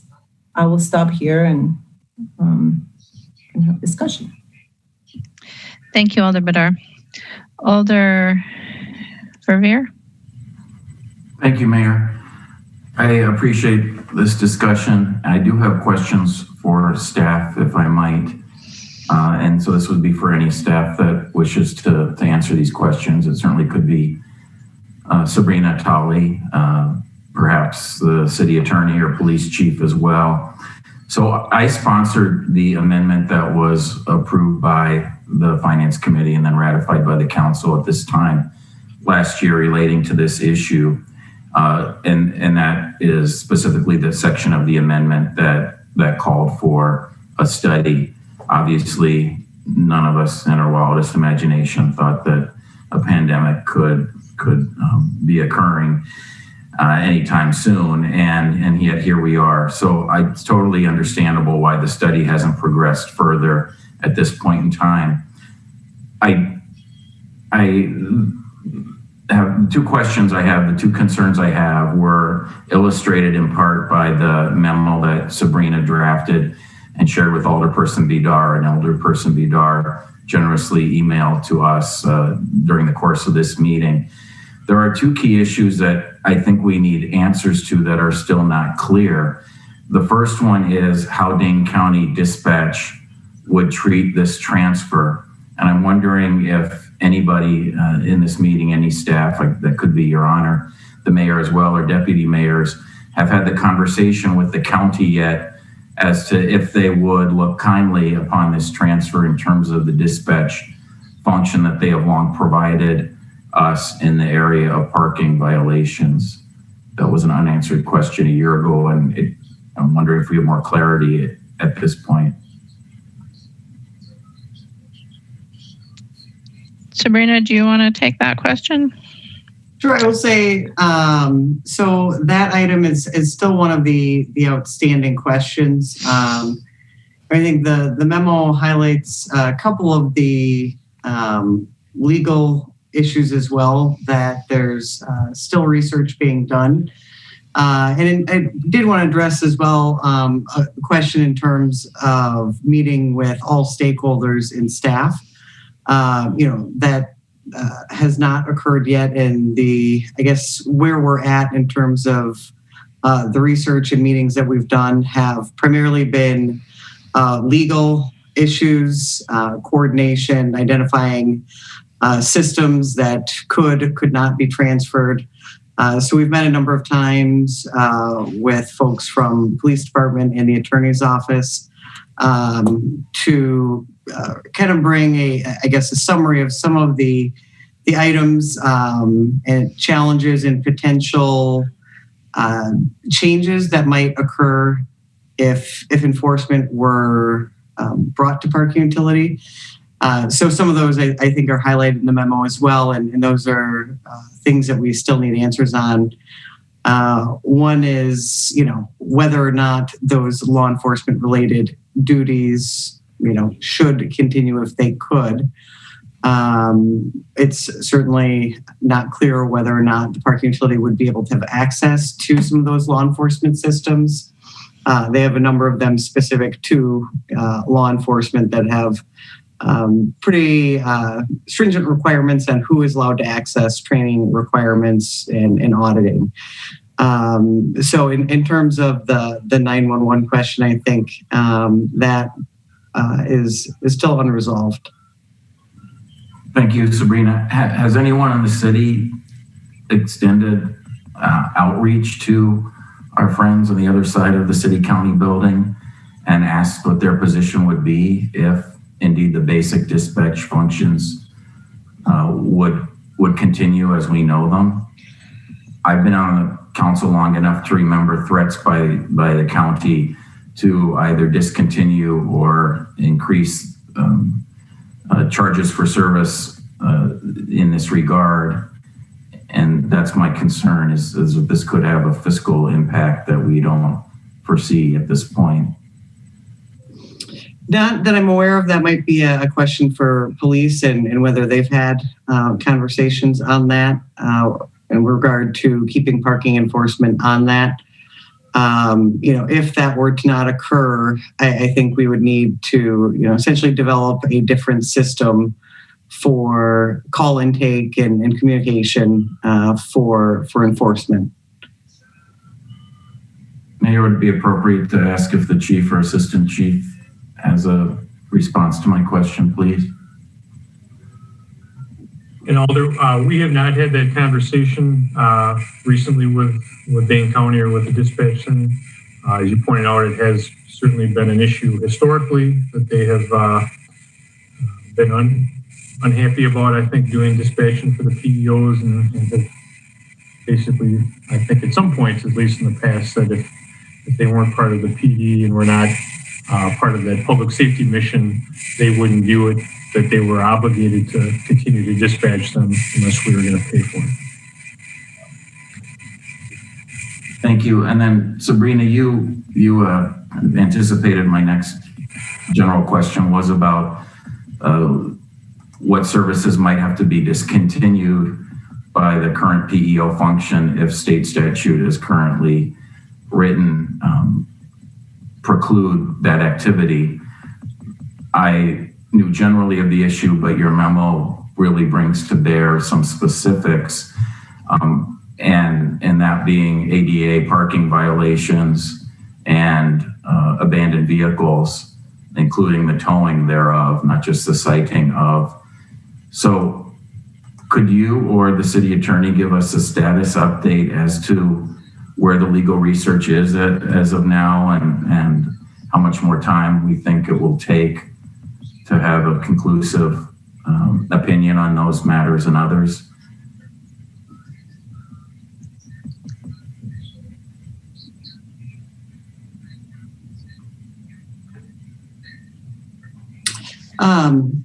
So I'll provide a quick update. I did follow up this weekend with the attorneys to see the status and whether there was a final decision on that.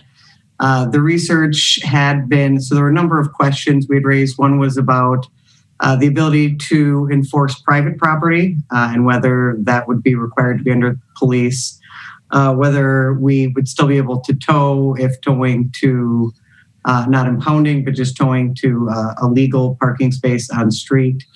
And then the ADA question and impoundments. The other questions were resolved in terms of private property that would be still allowed if under the parking utility, and we would have the authority to tow if not impounding. So if it was just towing, like a peak hour traffic lane and moving a vehicle to another legal location, that would be something that parking utility would have the authority to do.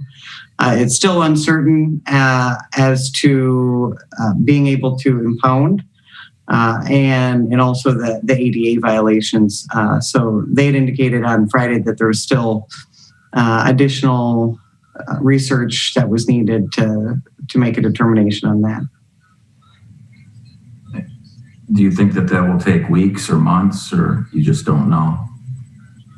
I don't want to speak for their timeline and work priorities, so I don't think I can provide an answer on that for them. Okay, well, thank you, Sabrina. Thank you, Mayor. I have discussion as well, but I'll yield to see if there are any other questions of staff at this point. I see several hands raised, but I do wish to discuss the matter. Thank you, Alder. Or are we checking for other questions? I'll check for other questions. Alder Carter, questions for staff?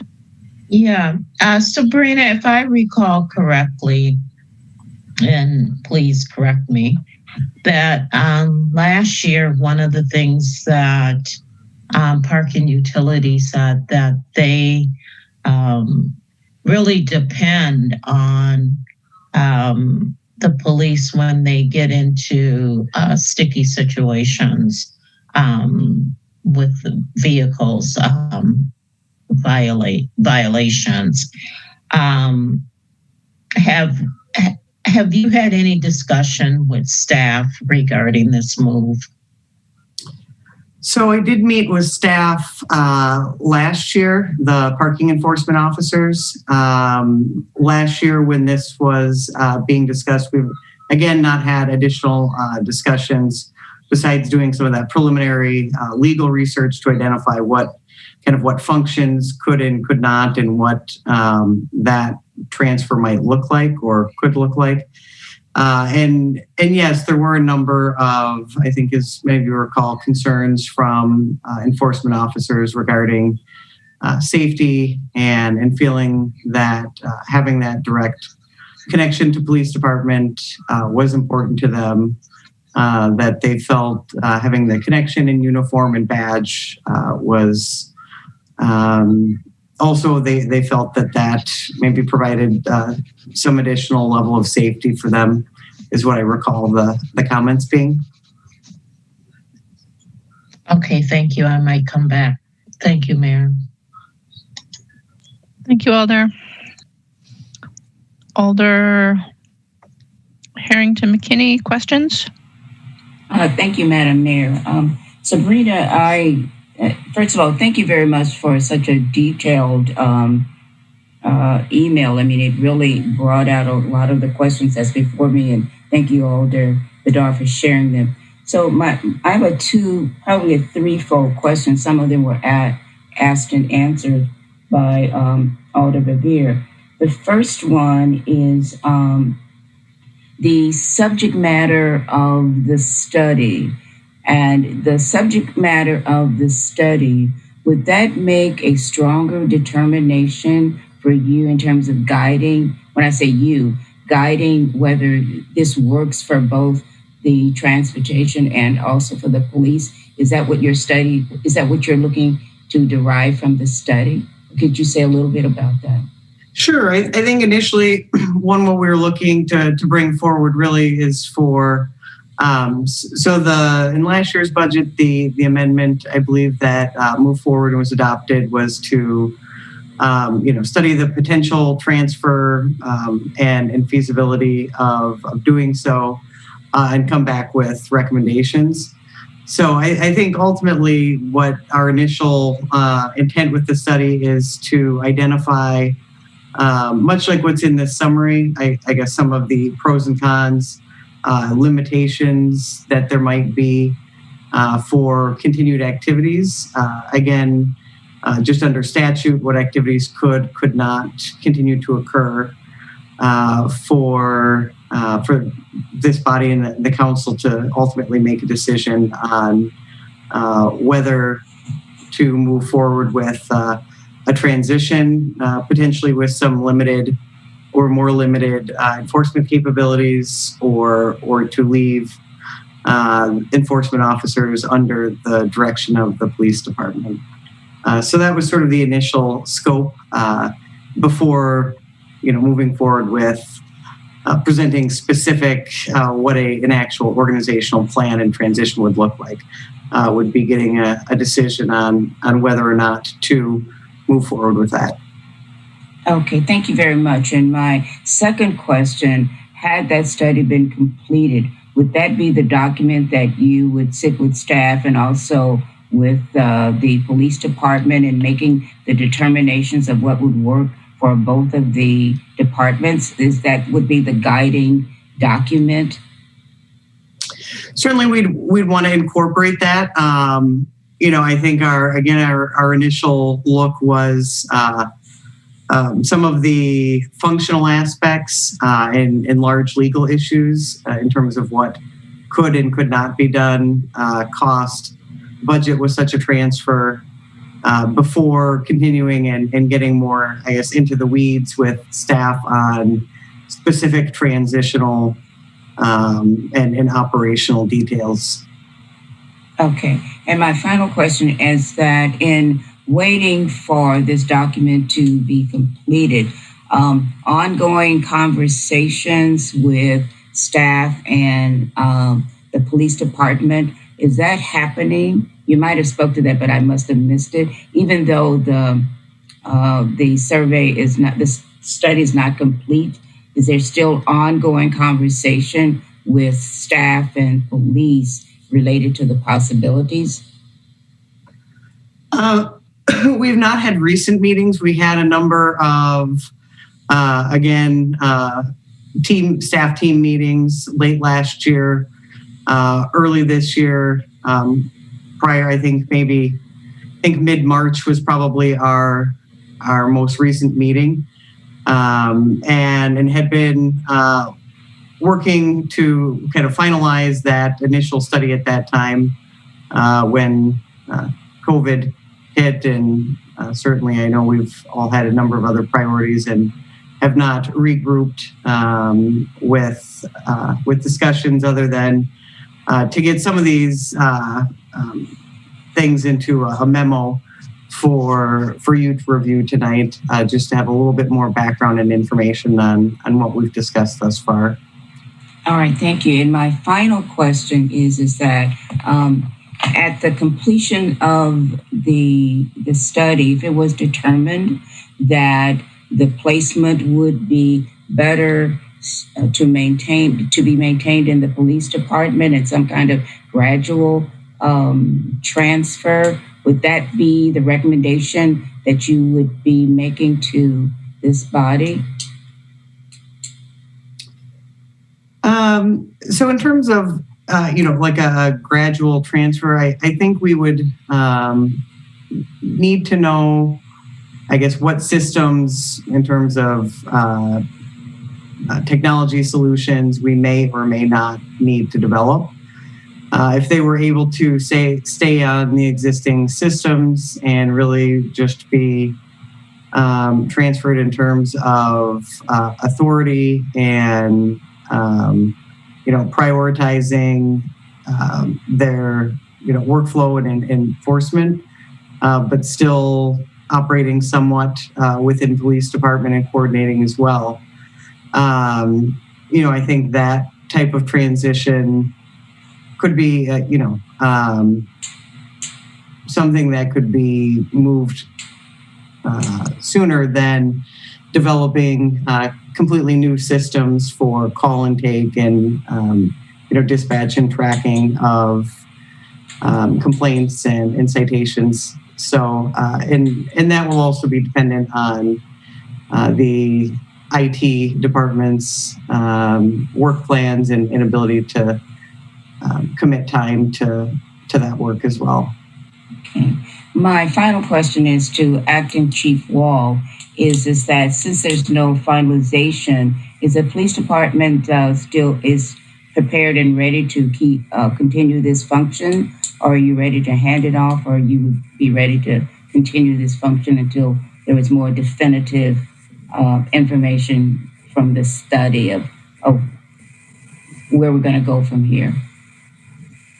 Yeah, I think operationally, we can certainly maintain in 2021 what we've done in 2020, and it's worked well, and there haven't been any hiccups. And I think so. We're certainly in a position where we can maintain what we're doing now moving forward without any concerns on that part. Okay.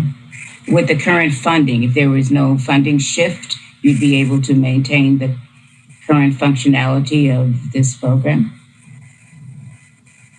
Well, yeah, I know there's some amendments later that talk some about that funding that we can get into the weeds a little bit more. I think for the most part, those are probably feasible and are just sort of an extension of what happened in this year's budget. From an operational perspective, in terms of operationally where the parking enforcement officers physically work out of and who they report to, we can certainly maintain the way that we're doing it currently. It's working fine. Okay, thank you. That's all my questions, Madam Mayor. Thank you, Alder. I believe now we are into discussion. Alder Furman does not have questions. So Alder Verveer, I'll go back to you, and then to Alder Furman. Thank you, Mayor. I appreciate that.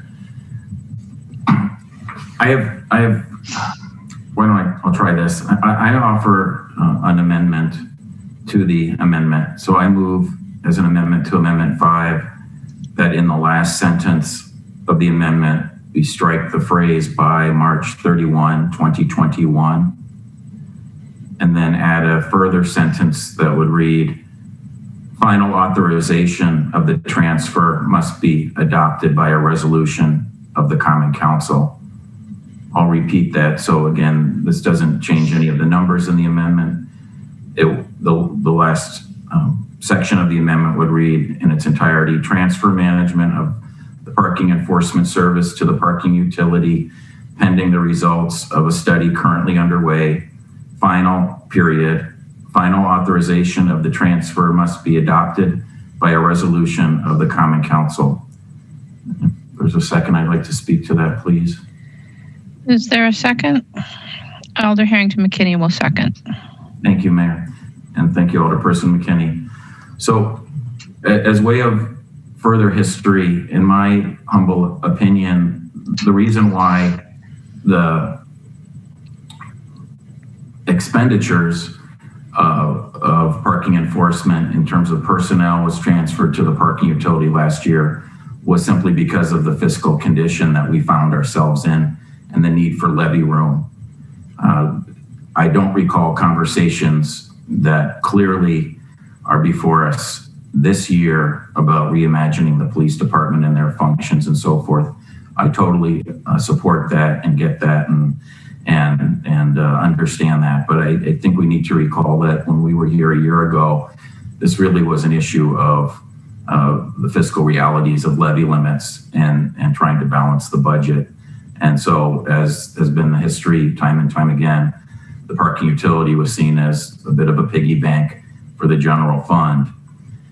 We recall at that time further that we heard from several parking enforcement officers that were uncomfortable with this kind of unilateral transfer, as Alderperson Vidar referenced earlier.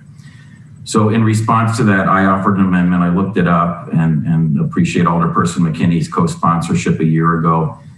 It reads a verbatim, quote, during 2020, a study will be conducted to analyze the organizational impacts and feasibility of potentially transferring parking enforcement from a police department to the parking utility. It did not say that it shall be done, just that it shall be studied for a potential transfer. Again, that's the language that's in the adopted 2020 operating budget. I absolutely appreciate the sense of urgency to move functions away from the police department, reduce the budget of the police department. I'm generally supportive of those concepts, and obviously there are several amendments yet tonight that we will be talking about in detail to that in that vein. I am very concerned about unintended consequences, unintended fiscal impacts, as I spoke to in some of the questions of staff. I don't want to guess what our friends in county government would say to this, but they have threatened in the past to either discontinue or charge at a very high rate the cost of parking dispatch. That is when our constituents call because their driveway's been blocked and they can't leave their own residence, for example. So that, or for another example being someone parked illegally in a ADA parking stall, and a person with disabilities rightfully is upset by that, not seeing a hang tag or disabled plate on a vehicle, and they want to file a complaint. So I believe that there are unintended consequences. We don't have the information we need from the county. We don't have the information we need from our attorneys in this regard. This could have a fiscal impact that we are not aware of on our information technology department, on the capital budget, on the operating budget. Again, I'm not against this transfer. Even casting aside the wishes of some or most or all of the existing parking enforcement officers, I believe that we need to slow down a little and be realistic about the timing of this and the fact that we are living in a pandemic and why the study hasn't progressed further over the course of this year.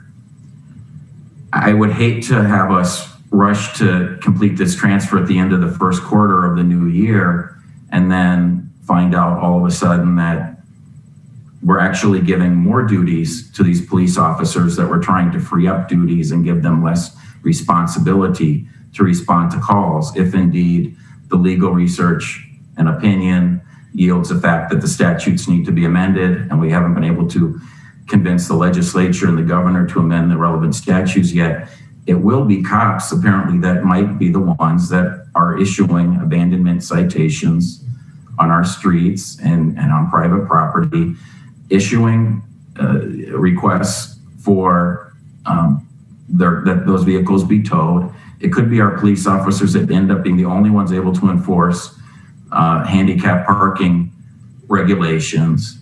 We just don't know tonight. So I support the rest of the amendment very much. I appreciate what Alderperson Vidar is trying to do very much, and all the other co-sponsors. I just hope that my amendment could be accepted to provide for a more realistic timeline as requested by Ask Me Local 6000. And I just think it's the right and prudent thing to do. Thank you. Thank you, Alder. Alder Furman. Thank you, Mayor. I was going to speak to the original amendment, but I'll speak to Alder Revere's attempt to amend it. We're talking about 5 months, 5 months from the 31st, where we're asking for this change. So the study has already begun, and this original amendment is saying that we want the change to be made in 5 months, which should be plenty of time to figure out the remaining issues. And if it's not, the good news is it did say pending, the amendment makes it clear, pending the results of a study currently underway, and it was scheduled very particularly to be right next to a council meeting on March 30th, 2021. So the day before, there's nothing, nothing that stops us from changing this. Finding out in January or February that there's a lot more work that needs to be done to be figured out, because 5 months from today was not enough. enough and to change it. But I think it's very important to put a deadline on it. I think this is, I don't want to go repeat everything Alder Badar said earlier, but I do agree with her. I think this is an incredibly important move for us to make. I agree that we should not rush it, but I do think the fact that this was talked about a year ago and work has already been put into figuring out what the ramifications are. I recognize there needs to be more work, but there's 5 months to do more work. It's not entirely clear to me how much more time is necessary, but I do think a date is incredibly important. We need to be moving forward. Thank you. Thank you, Alder. I did just want to say for the record, Alder Revere, that my executive budget last year, in fact, was designed to move the entire function to the parking utility. And it was, in fact, my intent to do that. It was not just a fiscal move. What we adopted ended up being a fiscal move.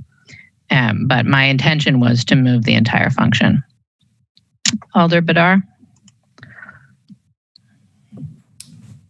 Thank you for clarifying that, Mayor. I was going to mention that too.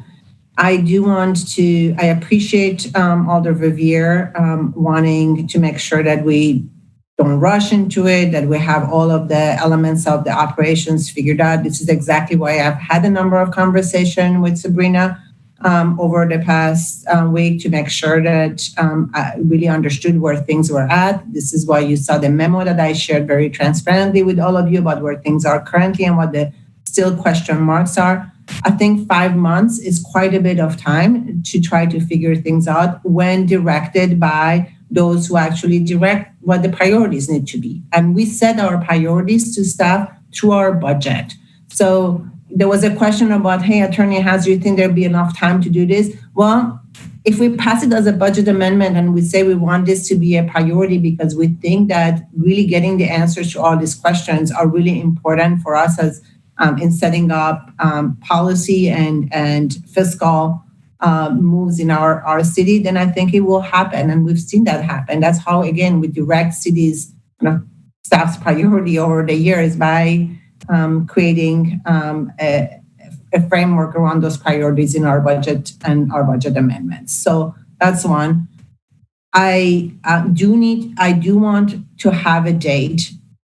Maybe that date, as Alder Furman mentioned, is a date that comes where we are told there's still some things that we're working on. We don't have exactly all the answers, but leaving it open for an entire calendar year or for whenever we get it is a recipe for what has happened to me over the past 12 years. Sitting as an alder, waiting year after year for something to come back and then kicking it to the next year. And we need to have a sense of urgency in responding to what we have heard over and over at every council meeting for the past 4 months about how do we make sure that we really step out of our comfort zone, all of us, city staff, alders, citizens, residents of our city, all of us, and do things differently and commit ourselves to do things differently. And I think this is actually a pretty low-hanging fruit of doing things differently. It is going to be, it's going to take work. It needs to have all its operational pieces figured out. But where there is a will, there is a way, and we can do it, and we can do it successfully. And again, if there are issues, it'll come back to us. Nothing prevents staff from not raising any issues that come up that are maybe major stumbling blocks, bring them to us. But let's have a date and let's not just kick this to next year. We did that. Here we are. A year later, we have nothing. And yes, I know COVID is the world for everything, but there was from November to March, 5 months. And then there is still time to do other things. So I just feel like it's a priority. Let's put a date on it. I don't have an issue with saying that a resolution will be brought to the council, which is the second part of the review of your amendment. That's fine to me, but I do want a date by which we will receive a final study and report on how we can get this done or what the issues are. Thank you, Alder. Alder Kimball. Yes, I just raised my hand to say not only was it, Mayor, your intent in your last budget, but before you were even elected, before there was even a transportation department, back in the good old days of the Transit and Parking Commission, we were talking about this issue. This has been an issue we have discussed for years, and it's time to actually take action on it. It's not something that just came up over this summer. It's something that we have been in the transportation side of the city talking about, as we talk about transportation safety and parking functions and, how to get more safety and enforcement aspects into either traffic engineering or parking. So this is a long time conversation that had, its first official action in the budget amendment that altered the mayor's budget last year. And I agree, it's time to just finish this study. And, if there are obstacles that can't be overcome, oh well. But we just need to finish this study and finally do it. Thank you, Alder. Alder Evers. Thank you, Mayor. I want to underscore what Alder Bedard said, that this is low-hanging fruit. I appreciate hearing about the history of efforts to make this move in the past, that it's not just something in response to the events of this summer. Nonetheless, the events of this summer, I think, are advancing us in this reimagining of the role of the police and reimagining public safety in our city. And I think it starts with a simple question. What are the police doing, or what currently falls under the auspices or the aegis of the police department in a flow chart that we believe someone else can do more efficiently? And by low-hanging fruit, it's quite clear that this particular function can be effectively transferred with few negative consequences. It's good that we had this study so that we can check ourselves to make sure that consequences, unintended or otherwise, unintended consequences don't take place. But that study's there. And the date, I also agree, does kind of focus our attention and say we have a deadline. Let's move forward with this, particularly if it's been discussed now for several years. Let's take this low-hanging fruit and show that we're serious about what we're talking about when it comes to reimagining public safety. So I encourage you all to vote in favor of this amendment. Thank you. Thank you, Alder. Alder Verveer. Thank you, Mayor. Without objection, I would request that the amendment that I'm offering be altered. I would concede the date issue. So unless there's any objection, I would like the amendment to read simply adding a second sentence to the end of the amendment language that would read, final authorization of the transfer must be adopted by a resolution of the Common Council, thus leaving the March 31st, 2021 deadline in the language. Let's start. Alder Harrington McKinney, you had seconded that. Is that agreeable to you? Yes. Great. Thank you, Alder. Is there objection from the body to changing Alder Verveer's amendment? I'm not seeing any objection. Alder Verveer, do you wish to speak to it any further? I do, please. Thank you very much. And I guess I'm staying corrected that this has been discussed for years. I honestly have not heard this conversation until this was included in the mayor's executive operating budget a year ago. And it frankly took by surprise the civilian parking enforcement officers who did not know about it until the budget was published. I do not recall this being discussed at former Transportation and Parking Commission meetings. But with that said, I stand corrected. I don't serve on TPC. Let me say that a year ago, just to finish my version of the history, a year ago, the amendment that I read earlier and the first time I spoke to this was approved overwhelmingly by the Finance Committee. So I do not recall any discussion at that time about reimagining the police department. Absolutely, that is the case today, and I support that, which is why I support the amendment overall. I am comfortable with this simple amendment and appreciate Alderpersons Vidar and Furman stating that that was their intent all along, was that if we just don't have all the answers to the questions we need and the actions that need to be completed by March 31st, there would be an extension. And so this language would simply codify the fact that the council indeed will be receiving an update in the new year as to what the status of the study is, and will decide to move forward to affect the transfer at a date certain, again, hopefully earlier in the new year than later in the next year. The other point I just want to make is that even if we work in the next 5 months overtime to get the answers to these unanswered questions and figure out our relationship with Dane County Dispatch and so forth, there still is the potential that we need to appeal to the state legislature and the governor to amend statutes to allow this to be fully functional. And you know, many of you know as well as I do that the legislature in its current membership is not exactly friendly to the interests of the city of Madison. And so I am concerned that if this will require statutory change in the new year, that we just likely will not see that happen in 3 months. But I can remain ever optimistic and hope that can be accomplished, and even more optimistic that our city attorney's office gives the green light to allow this to happen and that no statutes stand in the way of this transfer. Thank you. Thank you, Alder.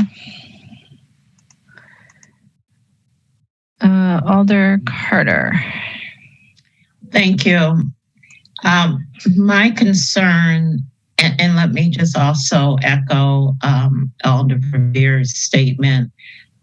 First time I heard about this was last year. My two concerns are any upcharge from 911 for this change and the fiscal impact on our budget that derives from that. And my second concern is the having the state statute amended. So those are my two concerns. And I would like to see if I would like to ensure that these are also included in the report of fiscal impact, and Attorney Haas, I guess, will be the one that tries to get the budget of the statute amended. I'm assuming. Thank you, Alder Carter. I'll ask staff to take note of those requests. Thank you. Alder Harrington McKinney. Thank you, Madam Mayor. I do recall a very, very robust discussion at last year's budget cycle, a very, very rigorous conversation. And so thank you, Alder Revere, for reminding me of that. Where my concern is around the technology, and specifically as I sat on the Public Safety Review Committee, the last chair spent so much time and attention of talking about the relationship with the 911. And so that's, we are, I know we're reimagining and looking at what should be police oriented and what should be not. I get that. But I still have concern of fast tracking this. Nothing is low hanging fruit. I want to mention that because no one even anticipated that in March we will be still having the after effects of the pandemic. And so I just want to make sure that we have the time to really do due diligence and understanding that we are moving forward operationally, all the pieces are together, and we are not fast tracking this and leaving things undone. So my major concern is that we do not control what happens in terms of the 911. And so there are still some issues that must be resolved. And Alder Bevere's amendment does bring it back to us so that we can say this works, this is absent, and this is not ready to go. As long as that's in there, I'm still not comfortable with it, but it still gives us some opportunity to slow down the process and say that this does not work for us at this time. Thank you. Thank you, Alder. I have no other alders in the queue at this time. So the question is Alder Verveer's amendment, which would add a sentence at the end of the amendment narrative specifying that a resolution would have to pass the council to implement the change. Is there any objection to recording unanimous vote in favor of that amendment? Seeing no objection, then the amendment is amended, and we're back to the main motion. Is there any further discussion? Seeing none, is there any objection to recording unanimous vote in favor? Seeing no objection, we'll record a unanimous vote in favor of amendment number 5 as amended. And move on to amendments 6. And Alder, let's see, Alder Carter. Move adoption of 6A. Is there a second for 6A? Alder Furman will second. Thank you, Alder Furman. Alder, let's see if there are questions for staff. Alder Kemble? No. Alder Furman, questions for staff? Yes, I'd like Sabrina to talk a little about what the reserve fund and what possible effect this would have on the reserve fund. Sabrina? Sure. So, currently, our reserve fund this year started out at $22 million. We did get an additional payment from the sale of the podium for the Judge Doyle project of about $5 million. We are anticipating use of about $5.5 million this year. Currently, as in the budget, another 4.8 next year, and I do expect we'll be likely still using reserve funds in future years to cover operating costs. So, it's hard to predict at what point folks will, in fact, start coming downtown and going to special events.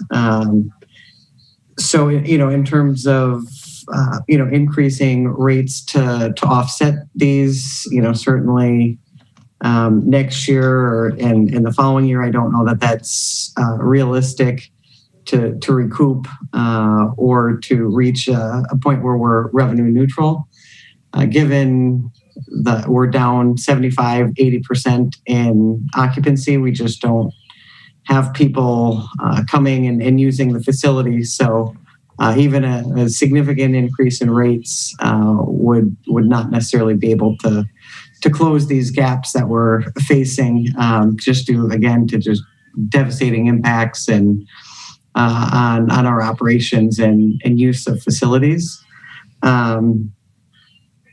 So, essentially any use of reserves, potentially impacts the timing of future capital projects, the Lake Street Garage and Intercity Bus Terminal, if other funding sources aren't available for those projects. Sabrina, you talked about some of the future funding. Could you go into a little bit more detail on what parking reserve funds are used for and possibly projected to be used for in the future? I know, for example, BRT has been mentioned, but it seems to be a place where we're going and getting lots of money for things from. So if you can give some more detail on that, I'd appreciate it. Sure. So Park Utility funds all of its operating and capital costs, as well as about a $5 million contribution or payments through allocations, pilot, and funding of the parking enforcement officers that were previously funded by the general fund. So it's about $5 million of our budget, or I think about 35% are payments to the general fund as well. And essentially our reserve funds, we had previously, sort of pre-COVID and prior to some of the budget impacts over these past several years, with additional support from the parking utility, we were generating about $5 million in net annual revenue. And that's used to fund both the replacement of future parking facilities. So like the Lake Street garage, and then just ongoing smaller capital and operating costs, our on-street meters, facility maintenance and structural maintenance, which is in our operating budget, but that can vary pretty significantly from year to year, since maintenance and scheduled maintenance is on a 10-year cycle of planned structural maintenance. So depending on what those needs are in any given year for that annual maintenance program, that it can be anywhere from a few $100,000 to over $1 million in structural maintenance each year. Great, thank you. Thank you, Alder. Alder Verveer, questions? Yes, thank you, Mayor. This question could be asked of Sabrina or perhaps the police department or the finance department, whoever has the detail. So I'm curious about the figure $367,085. Obviously, that figure was used in amendment number 5 that we just recommended for adoption. Could you break down what that exactly is? I see in the amendment analysis for recently adopted amendment 5 that it does break down that between annual software subscriptions and towing services. My immediate question though is if that towing services amount includes the costs that we currently have today from Schmidt's Towing for police investigations and other clear MPD uses. In other words, not parking enforcement use of that money. So is that figure include police investigations and other needs that MPD has for towing services? Or is that strictly towing from rush hour lanes, et cetera?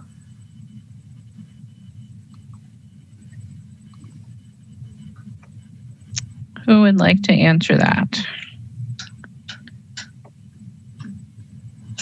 So I would say, I don't know if that's something finance or police could answer, but I'm not able to answer that. Chief or Dave? I can take a crack at it. I think the towing contract actually is broad and covers all towing for the city. So most of it is done by parking enforcement officers for abandonment and things like that. It covers evidentiary towing that police officers would do or that we would do for evidence. But it also covers other towings, like just city vehicles that are out of service and need to get towed from one point to another. So my understanding of it is it's pretty broad and covers all of our agencies, and it's just something that we have been the lead on historically to negotiate and work with the vendors on. Teague, did you want to add anything? Yes, thank you, Mayor. I would just add a little bit more insight into the specific breakdown, Alder. So the of the 367,000, a little bit over that is an exact amount representing the existing, I guess, the remaining non-personnel supply and service costs that still remain within the police department. So I'm going to round here, but 281,000 of that makes up that comprehensive towing contract. And then the remaining amount is split.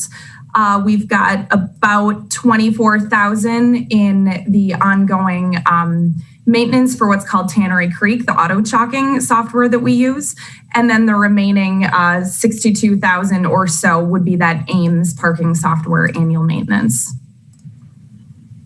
Thank you, T. Do you or anybody else in the meeting know if that 281,310, according to the chief's response, obviously that does include evidentiary towing and towing for all, I guess, all city agency needs.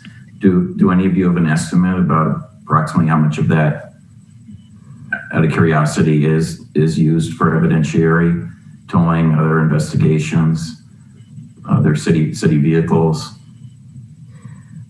Alder, I can provide a very ballpark estimate. We did look into this over the past few years, and at that time, a very, very rough estimate was around $40,000. Now, that's certainly not what it would be every year, nor is that concrete, but that was just kind of a ballpark estimate at that time. Okay, great. Thank you very much, Teague, and the others. Thank you, Mayor. Thank you, Alder. All right, so are there any other questions for staff? Alder Carter. Oh, go ahead, Alder. Yeah, and this might be for either Teak or Acting Chief Wall. With this money, you said 281,000 is the towing contract. 24,000 was for maintenance. And then what was the remaining? Alder, I can answer that. So 281,310 is the total that is budgeted within the police department for the towing contract. And then there are two other software or service expenses that also contribute to that 367,000 that you're seeing in the amendment. So 23,815 is the annual maintenance contract for what's called Tannery Creek. That's the auto chalking. And then the remaining amount should be exactly $61,960. And that's for the parking software maintenance. And would you have access if this if parking enforcement is moved? Will the police department still have access to the contract maintenance and parking? I guess that's what I want to know. Is it going to be in a general pot where both the police and parking enforcement can use it? I think probably is probably the best answer I can give. I think we just, in terms of the contract, we just renegotiated it recently, so it's not due to come up until late next year with a built-in extension. And you know, as long as if that were going to move the parking utility the responsibility for the contract, I think as long as we were part of that process to do the bidding and sort of made sure that we had language in the contract that addressed our needs, I think it's probably workable. Okay. Certainly the software aspect of it is something that I think IT needs to probably weigh in on, because I think those software pieces then would be falling under the responsibility of IT for maintenance and upkeep and all that. And so I think they'd have to weigh in on that. Certainly, I wouldn't think that it would be problematic for us to continue to have joint access as needed, because we do that with other software platforms, of course, across the city, across different agencies. But I don't know in terms of capacity for troubleshooting and maintenance. That's something IT would have to do. Okay, thank you. Thank you, Alder. Are there other questions for staff? Alder Carter, another question? No, I'm done. Thank you. Okay. All right, I'm not seeing any other questions for staff. So is there discussion on this item? Alder Furman. Thank you, Mayor. This obviously doesn't have much of effect for 2021 to the parking utility reserve, but certainly will have an effect in 2022. I looked at this when we were talking about the previous amendment and tried to see whether or not it made sense. And I think my biggest fear is there's so much we don't know about that parking utility reserve fund, and we do rely on it for a lot of other things. If this really isn't going to take effect until 2022, money coming from the actual reserve and not the general fund transfer that we're doing to kind of supplement the reserve just for 2021, I think this is something we should be looking at next year when we have a much better idea of what the parking utility reserve fund looks like and what our recovery from COVID looks like. So I won't be supporting this. Thank you. Thank you, Alder. Alder Hennick. Yes, thank you. I was just going to say that, so I worked on this one quite a bit, and in discussions with staff, the only reason that I looked at splitting out the amounts for different agencies of how much each agency uses the tow contract, and was told by a number of agencies that when you start to split things out like that, it gets really complicated, and to have a contract rest in one location oftentimes is much more effective for simplicity. To me, it just makes a lot of sense. I see everything we're doing is basically it's parking utility, and why would we subsidize parking utility, which is an enterprise fund, with general fund funds? I mean, if it's parking utility that's expending them, the expenditures should be under closest to their use.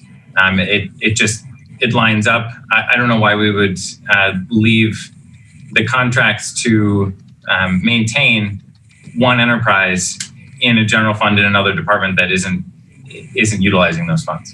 So it's an alignment issue for me. Thank you. Thank you, Alder.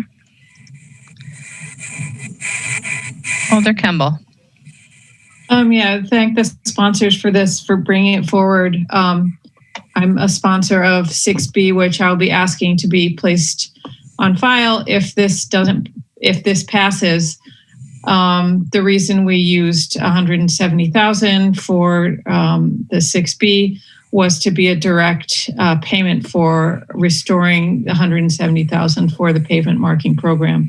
But this does make sense. I agree with Alder Hennick that it should be in the parking utility. And furthermore, I also agree with Alder Furman that Transportation Policy and Planning Board really needs to think through with the Transportation Department and the parking utility the use of the reserves and how we have used them in the past, if it makes sense to use them in that same way in the future, and really do a sort of a systemic analysis of those reserves. So I will be supporting this and hope that when if this passes, that the motion for 6B will be to place on file. Thank you. Thank you, Alder. Alder Bedar. Thank you, Mayor. I appreciate Alder Campbell bringing up the issue that there needs to be really a broader conversation about the use of the parking utility reserve. I share some of the concerns that Alder Furman mentioned, which I feel like we, in small increments, sometimes see this parking utility, and I think Alder Revere mentioned it previously as like a place to go. So I just share those concerns. And I do want to say that the only thing that we're taking action on this particular amendment is whether it comes, we already have taken action on amendment number 5, that the entire amount 367, which is the entire towing cost, is going to not be moved under parking utility as in their budget, is whether it comes from general fund or the reserve. So that's the only thing that we're really talking about. And again, I understand, given the other amendments that are coming before us, why this can be helpful, but I just share the concerns about using parking utility reserves. Thank you, Alder. I have no other alders in the queue wishing to speak. So the motion on 6A is to adopt. Is there objection to recording unanimous vote? Alder Furman objects, so we'll have a roll call. I'll ask staff to mute themselves while I unmute the committee and ask all those in favor, aye. Those opposed, no, as your name is called, and ask Laura to call the roll. Alder Bidar? No. Alder Bidar votes no. Alder Carter? Yes. Alder Carter votes aye. Alder Furman? No. Alder Furman votes no. Alder Kimball? Aye. Alder Kimball votes aye. Alder Harrington McKinney? Aye. Alder Harrington McKinney votes aye. Alder Verveer? Aye. Alder Verveer votes aye. Mayor, the item passes on a 4-2 vote. Thank you. All right, so that takes us to 6B. Alder Kimball. Move to place on file. Is there a second? Alder Carter will second. Is there any questions or discussion? Seeing none, is there any objection to recording unanimous vote to place on file? Seeing no objection, that item is placed on file. And we will move on to amendment number 7. Alder Kimball. Move amendment number 7. Is there a second? Alder Furman will second. Is there any questions for staff?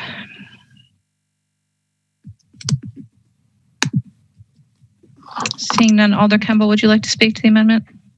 I'm sure, and I'm sure Alder Foster would as well.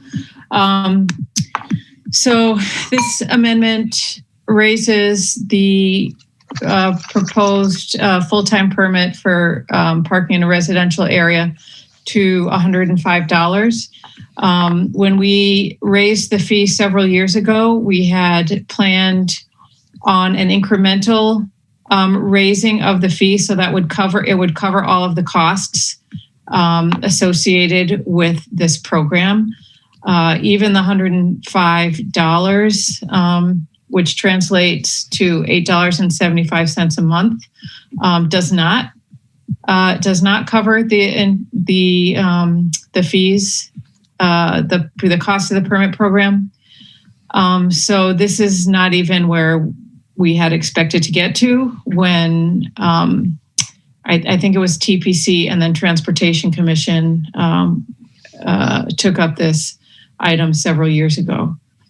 So we're doing it in this budget to not only to increase revenue to the city, but also the whole reason when we started this discussion several years ago at TPC, it was around the issue of developers building dense apartment buildings in residential neighborhoods and either charging exorbitant rates for their own parking and expecting that, or not providing enough parking and expecting that their residents could just get a $26 or it was something like that permit for the whole year to park on the street and filling up the residential streets.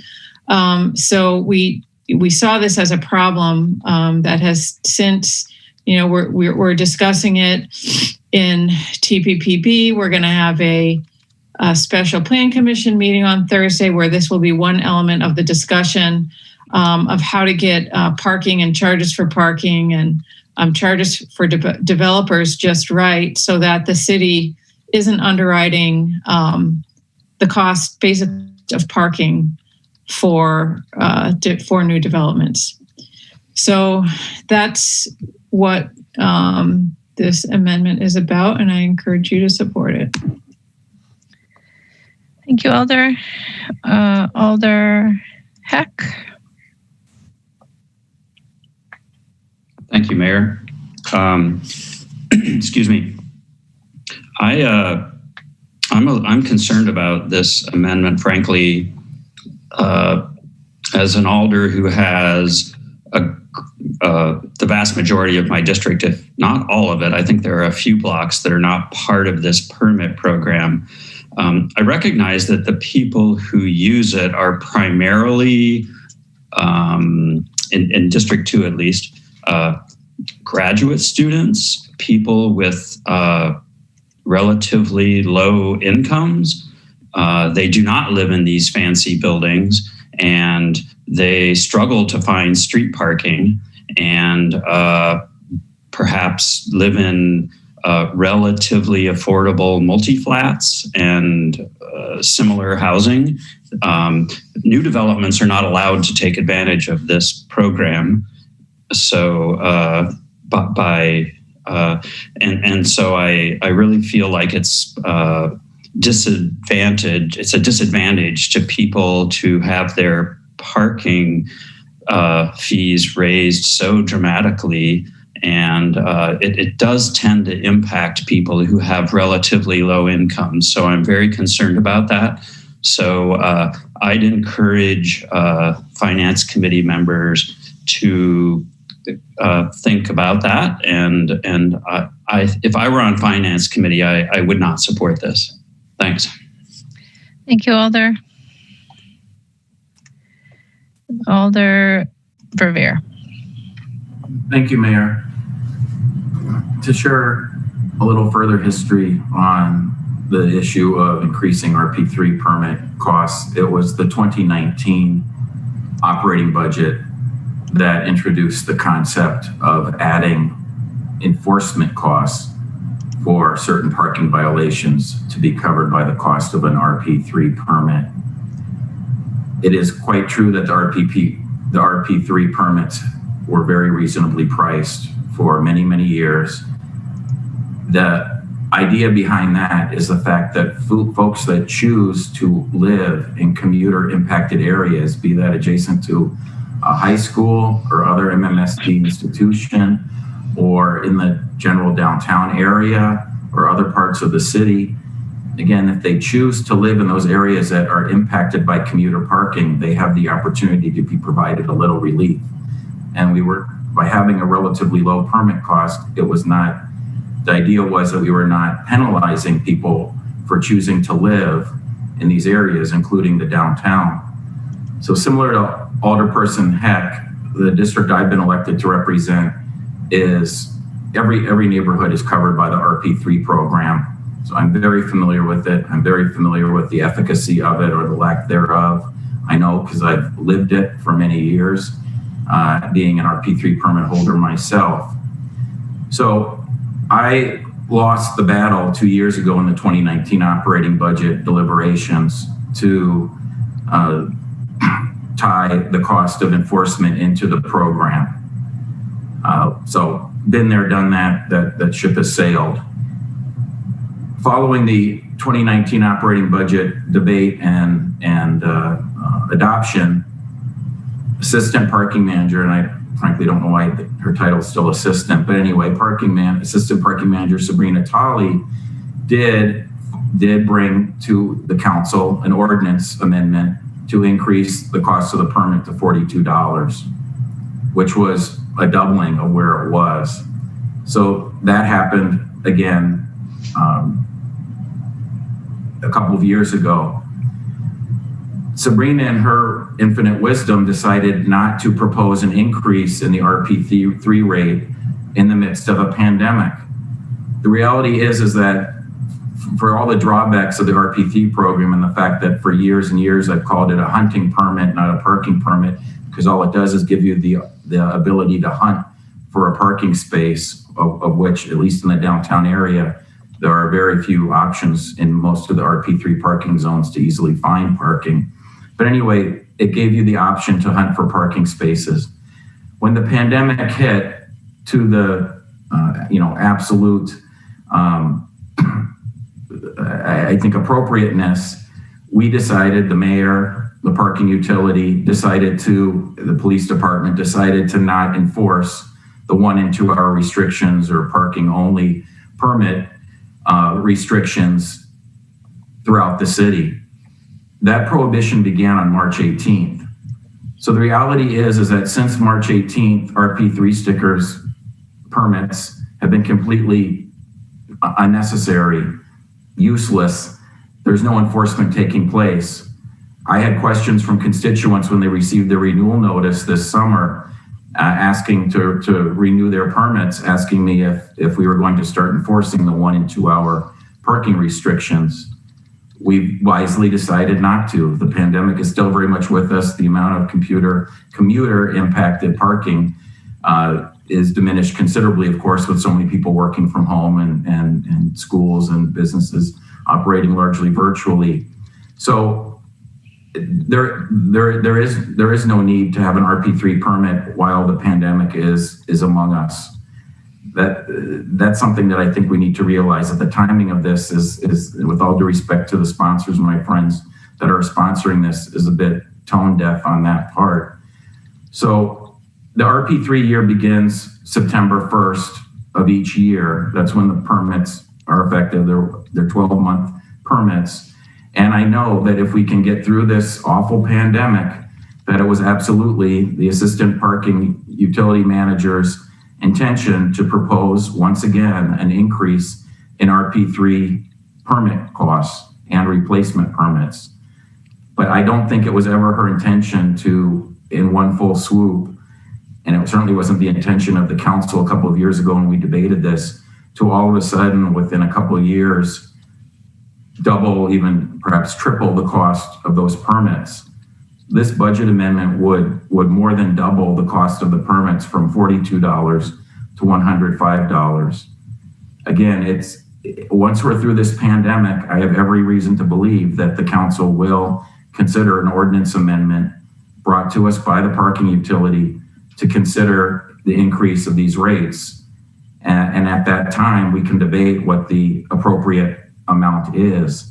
I just think that the timing of this is not appropriate while we're in the midst of a pandemic, and to ask these folks that live in commuter parking impacted neighborhoods to have the cost of their permits, again, which they don't currently use, to be almost, to be more than doubled is just inappropriate timing. And I cannot support this amendment, and urge my colleagues to likewise not support this amendment, and allow staff to bring to us at the appropriate time in the new year an increase that is more reasonable once COVID-19 is under control in our community. Thank you. Thank you, Alder. Alder Badar. Thank you, Mayor. So I will join my colleagues Alder Heck and Alder Revere as the third alder whose district is completely impacted by this proposal. And as you can see, our colleagues on finance, I hope you are hearing that none of the alders whose districts are highly impacted by this proposal are in any way supportive of it. Increasing this rate, as Alder Revere said, by 2.5 times at this point in time, really reflects a lack of understanding of who our constituents are that are using these permits.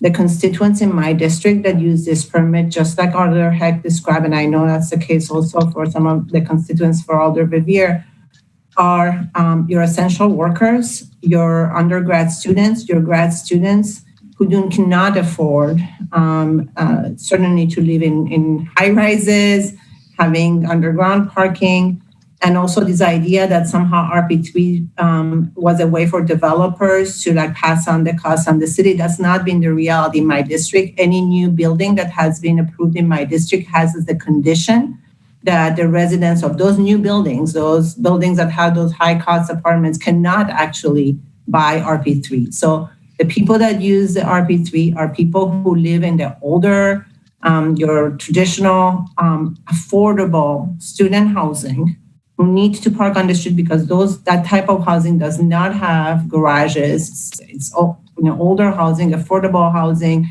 is essential workers that again are parking in these areas. So I certainly urge you to not support this kind of dramatic increase. As Alder Riviere said, when the time comes, parking utility can bring a stepped increase. And lastly, I would say that I went and looked in the city of Milwaukee, the parking permit for street parking equivalent to this RP3 is $40. In the city of Chicago, I'm assuming you're going to think, wow, it's going to have to be really a lot, $90.88. Don't ask me why they have 88 cents. That's probably a Chicago thing that we just don't want to do. But $90.88. So we are proposing a parking permit in the city of Madison that would be higher than Chicago. So I urge you to please oppose this and to really think about the high impact that it has on literally our lowest wage resident, at least in my district. Certainly will have an impact on those that maybe are not low wage in my district, who also have maybe a second car and are parking on the street. But I'm really wanting to speak on behalf of those, again, students and others who would not be able to afford $105. Thank you, Alder. Alder Harrington McKinney. Thank you, Madam Mayor. I guess the question is, why would a West Side Alder even weigh in on this? But the reason I'm weighing in and I will not support it is that I remember one of our student alders who could not afford to serve on the council based upon the RP3s, and fellow Alder Badar paid that on her behalf. And so that still resonated in my mind. And so a West Side Alder is not involved. And I remember that one of the student council members could not serve because she could not afford the cost. And so I will not be supporting that. And I join the three alders whose districts this does resonate in to say, I hear you and I understand, and I will not be supporting that as well. Thank you, Alder. Alder Carter. Thank you, Mayor. I will not be supporting this either. I am looking at the essential workers that have lost their jobs during COVID and those who have reduced hours and barely being able to pay rent.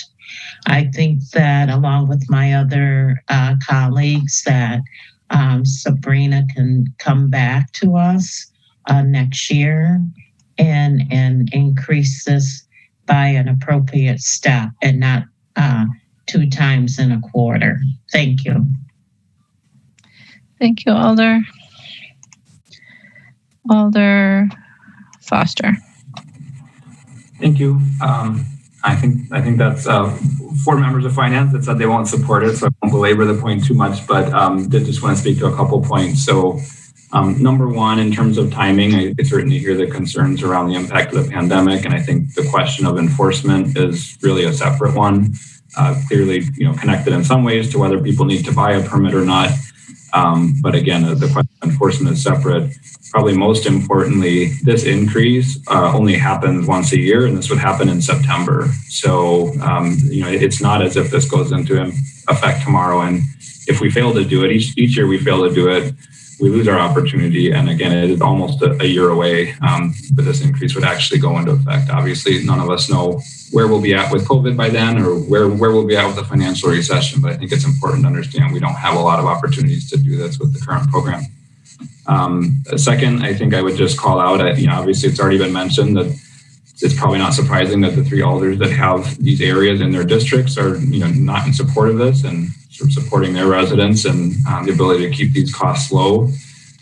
But these are costs that are subsidized by the rest of the city. And I think from a policy perspective, that really is a big part of the point here. Clearly, the increased revenues would be helpful in what are really challenging times for the city as well. But in terms of our parking policy, we are never going to get a handle on it if we continue to subsidize these to this degree. And, raising this to less than $9 a month is still an incredible bargain. We're talking about that as compared to $50 a month for most off-street parking for apartments. So, even at this very significant increase, as people have described it, this is still, we're talking about less than $9 a month.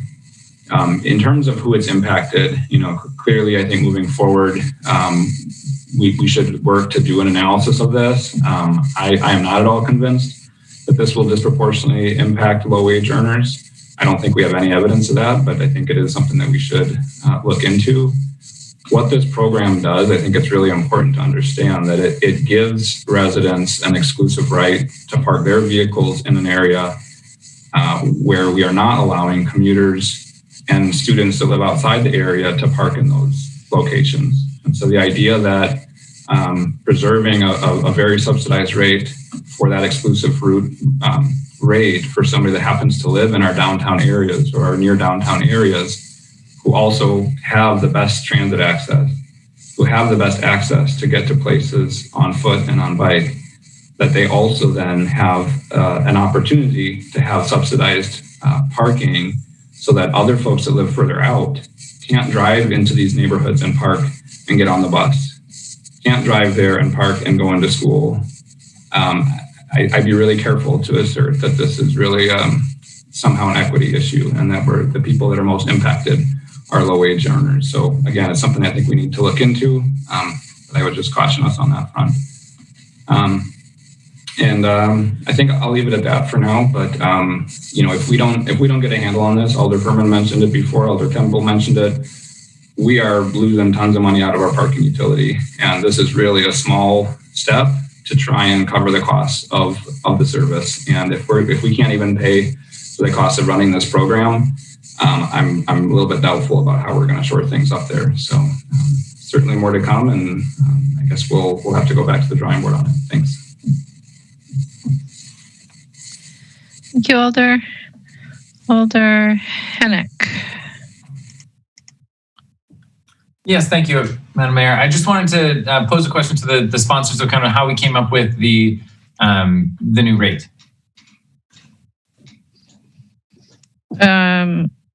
Does either Alder Kemble or Alder Foster want to respond? Alder Foster?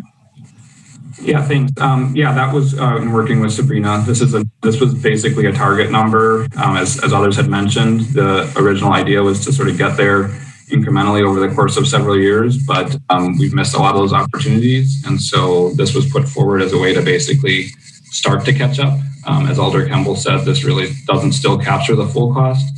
But since it was our kind of previous target of where we wanted to get up to, that's why that number was put forward. Thank you very much. Mm-hmm. Thank you, Alder.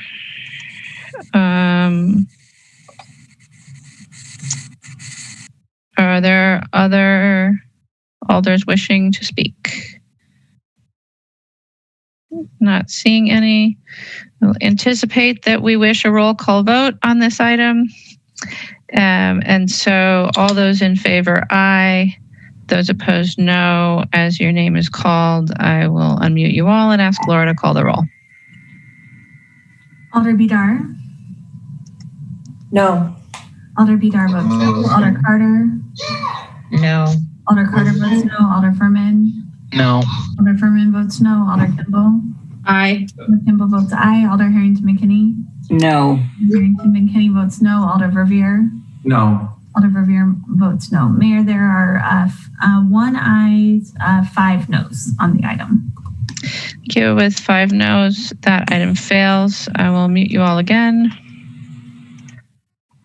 And we will move on to amendment number 8.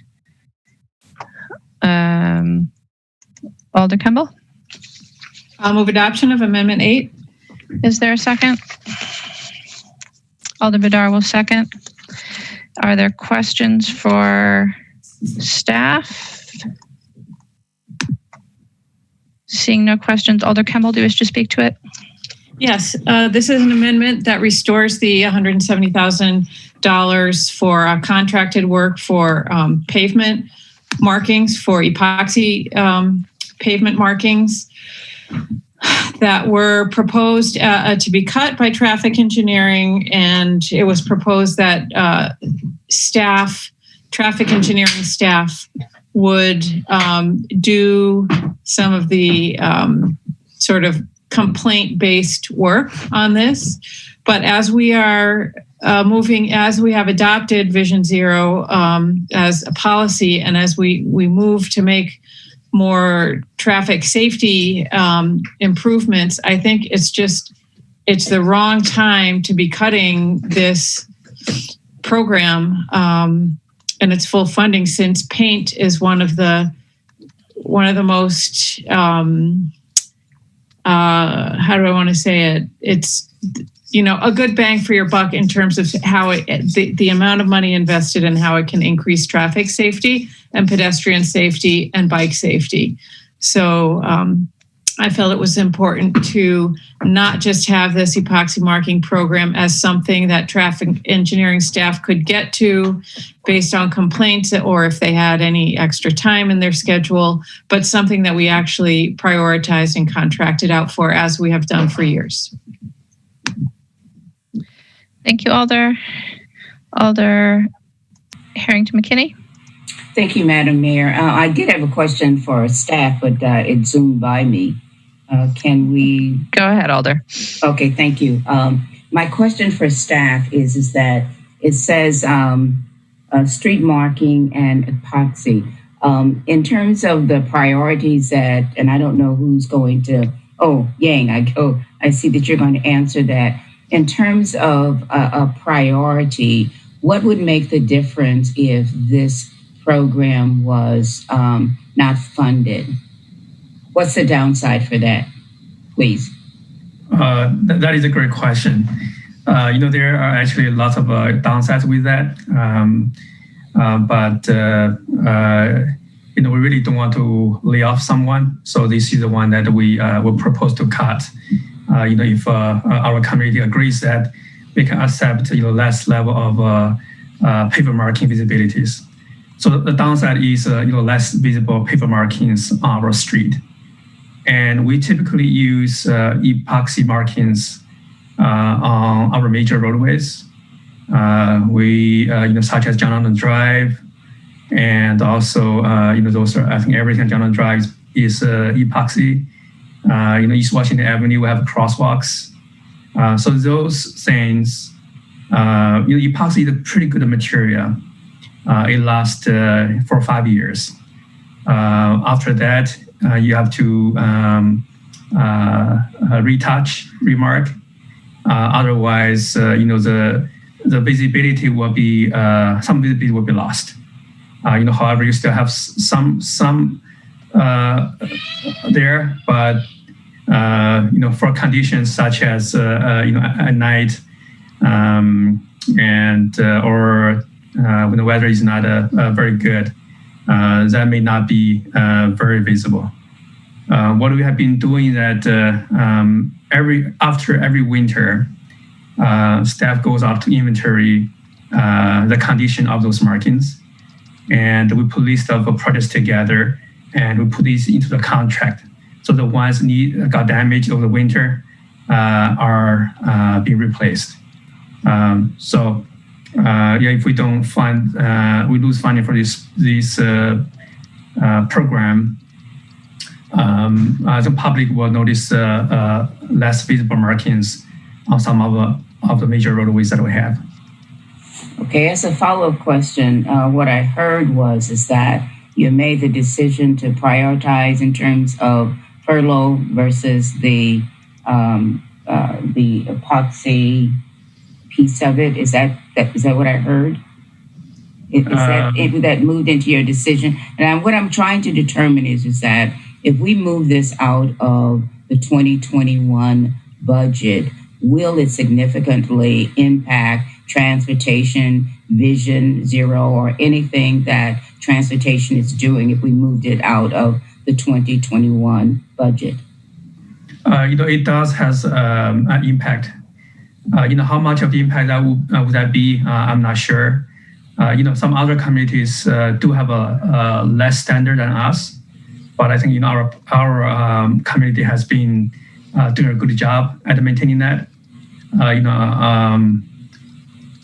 And as a result, I think because of partially because of that, and because of a lot of things, we have a relatively low crash rate and have a relatively good safety record.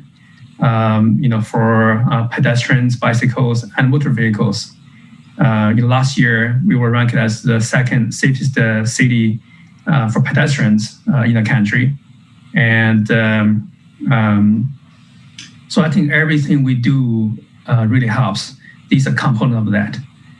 So I think it's going to be really hard to quantify that if we move this program away for next year.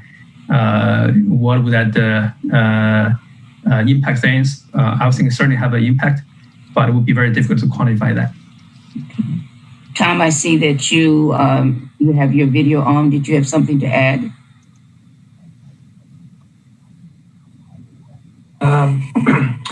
Not too much more than what Yang said. The particular item that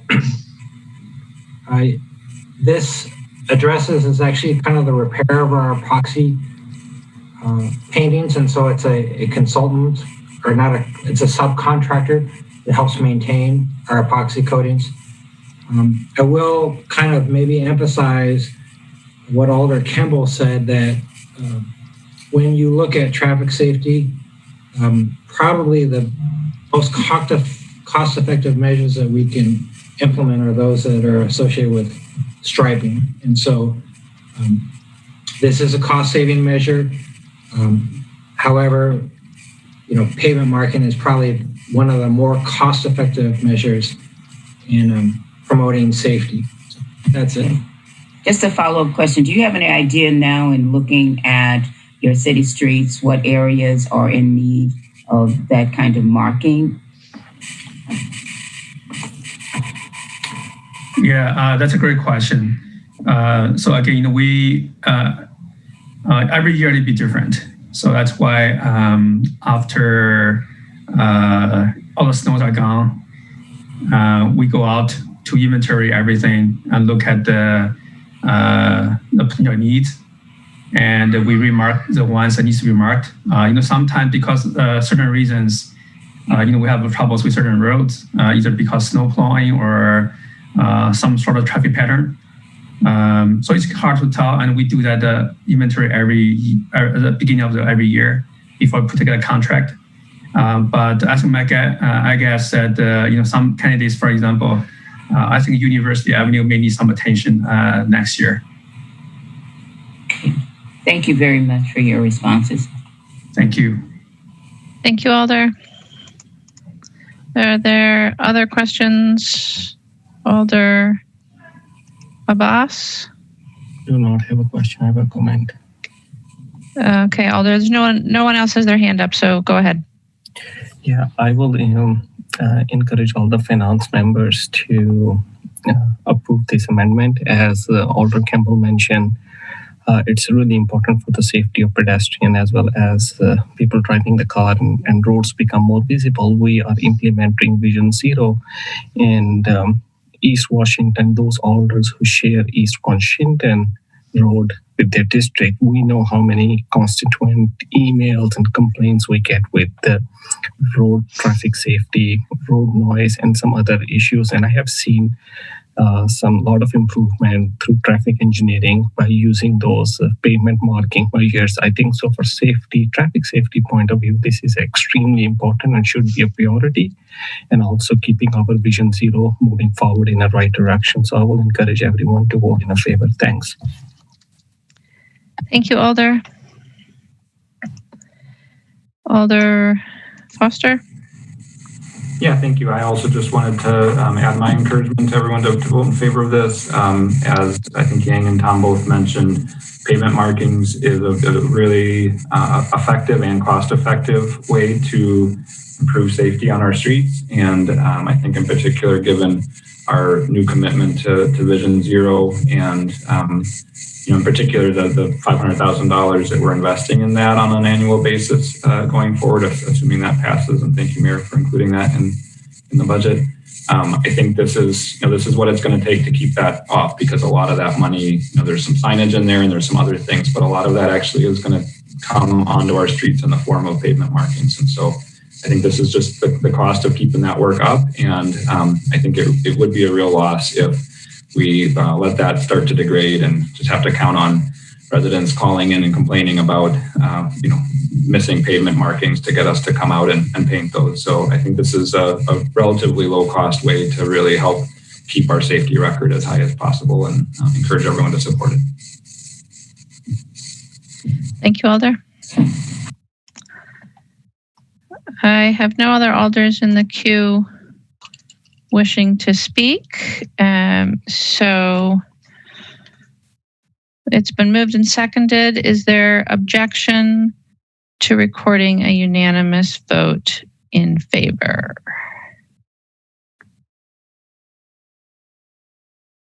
Seeing no objection, we'll record a unanimous vote in favor of amendment number 8 and move on to amendment number 9. Alder Badar? I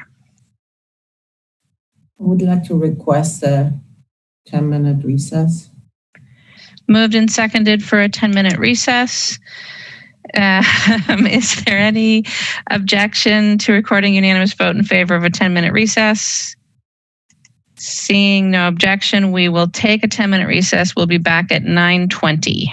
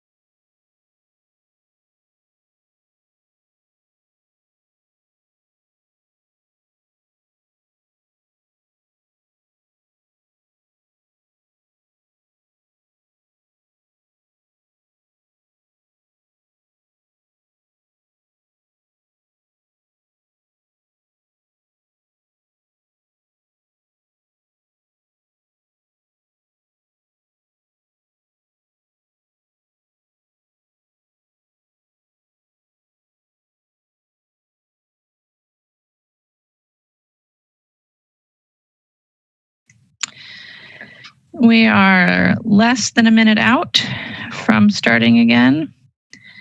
So I encourage alders to come back and turn their videos back on.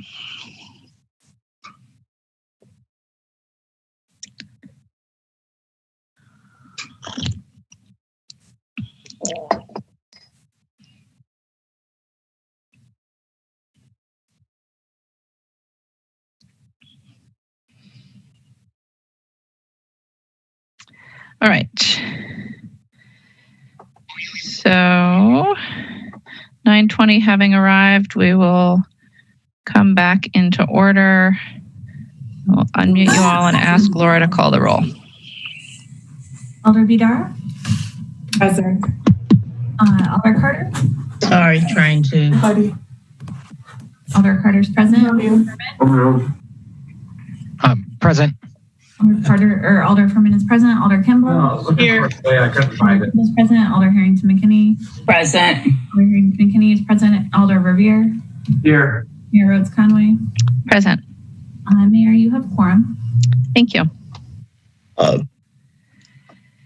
right. So now we are on Amendment 9 and Alder Carter. I move Amendment 9.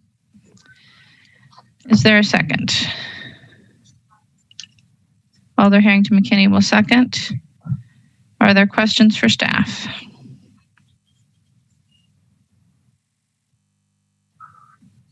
Alder Hennick, questions for staff? Yes, I was going to ask Chief Wald to if you could highlight the grant for us a little bit and talk about how we found some success in other areas in this zone, and how we would see this as impacting the area. Sure. So the application was actually put in early this year, and it was based on a number of things, based on some of the trends and issues that we've seen over the last few years in the entertainment zone, and not just with sort of the expected disorder and alcohol-related issues, but really increasing crimes of violence in the entertainment zone. And certainly we've done a number of things within our existing structure to address those that people are familiar with, DSI and our community policing teams and things like that. What we wanted to do was to put together a plan to have a group of officers that could give a little more focused attention to just the entertainment zone, focusing on State Street and sort of the adjacent areas, and really use long-term problem solving and doing some of the things that we've seen success with in terms of addressing hotspots over the years.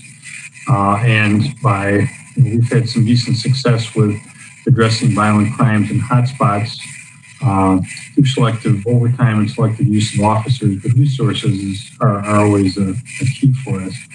So when we applied for the grant, we actually applied for 10 positions and envisioned having 2 shifts to really be able to provide a consistent presence in the area with a real focus on outreach, focus on homelessness, and focusing on violent crime in the area. And so the grant was awarded to us, we found out, and as we've been discussing internally and with the COPS officer what our options are moving forward, we've learned that sort of what you put forth in the amendment here with a smaller team and a partial acceptance of the grant to replenish these positions would be allowed under the grant, and would allow us to maintain our existing staffing and really address the entertainment zone. Obviously, when we applied last year, it was before any of the unrest or things that we've seen this year.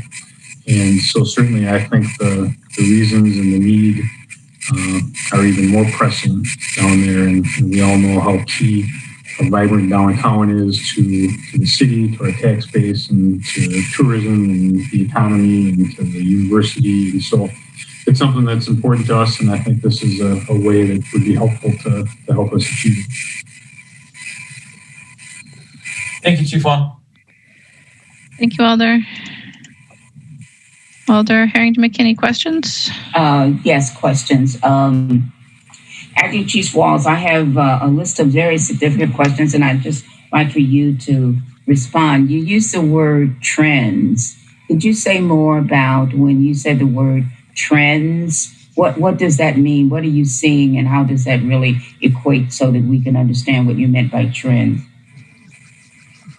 Well, so when we applied for the grant, it was based on data showing some increased trends in violent crime and acts of violence in and around the entertainment district, which we loosely define as State Street and sort of a couple blocks out each direction, but it's not, the grant doesn't limit us to that. And so certainly, again, the application for the grant was put in early this year, so it was before sort of the real increase in gun violence that we've seen this year in Madison. Now that increase that we've seen has certainly not been geographically connected to downtown. That's been sort of really taking place all across the city. But the behavior that we've seen downtown leading into the grant application was something that was concerning for us. Okay, because I'm going to stay the downtown area because that's the piece that we're talking about. So my questions will be related to that specifically. When you say crimes of violence, could you describe what either police officers were responding to or what business owners were responding to? What was happening down there that when you say crime and violence, could you be more specific related to what you saw and what was happening? Sure. I mean, it can range from lower level violence like fights, batteries, to substantial batteries, stabbings, and gun violence, including shootings. So it really runs the gamut. And certainly the other aspect of that can be sexual assaults, which is something that a category of offense that is a real issue for us downtown as well.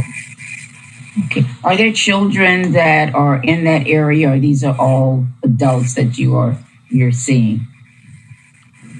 Well, certainly, I think we, see some, teenagers come downtown from, probably more regularly than they used to.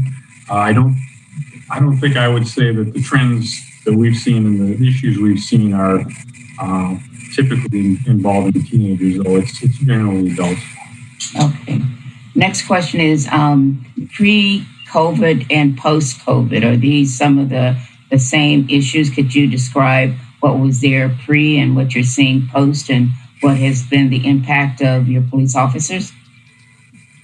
Well, certainly, post-COVID has been very different for all of us.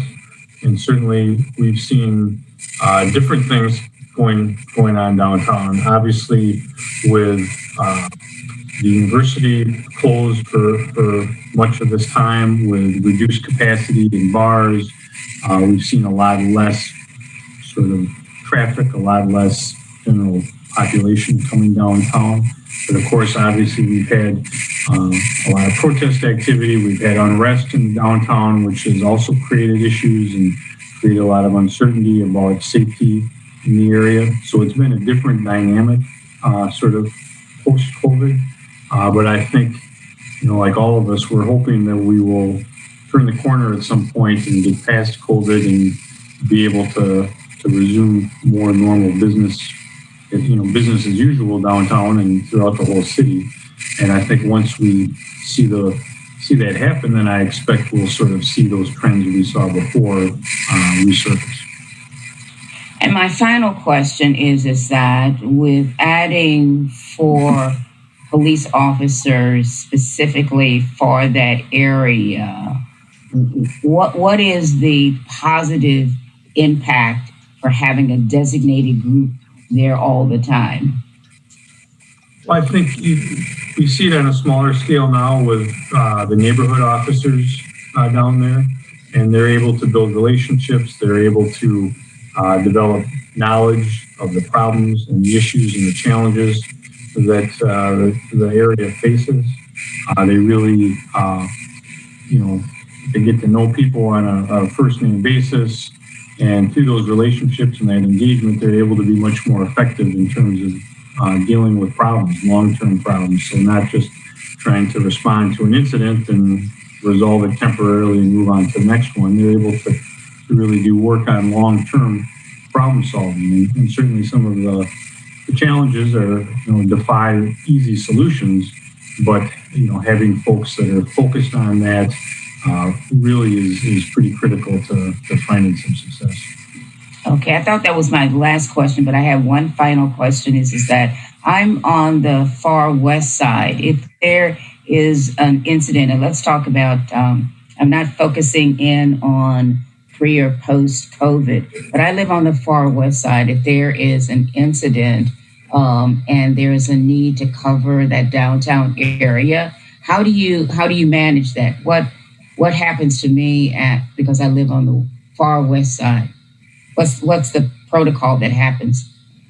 I think there's probably two ways to be impacted. Certainly, if things are active downtown and officers are needed and there's not sufficient officers downtown, then officers will come in from other districts to assist. And so certainly when there isn't coverage downtown, we have to pull from the rest of the city. And that's a dynamic we've seen the last 4 months now, as we've been staffing downtown and marches and protests and that sort of thing. It's definitely had an impact on service in the rest of the city. Okay, thank you. That ends my questions, Madam Mayor. Thank you, Alder. Are there other questions for staff? Seeing none, is there discussion?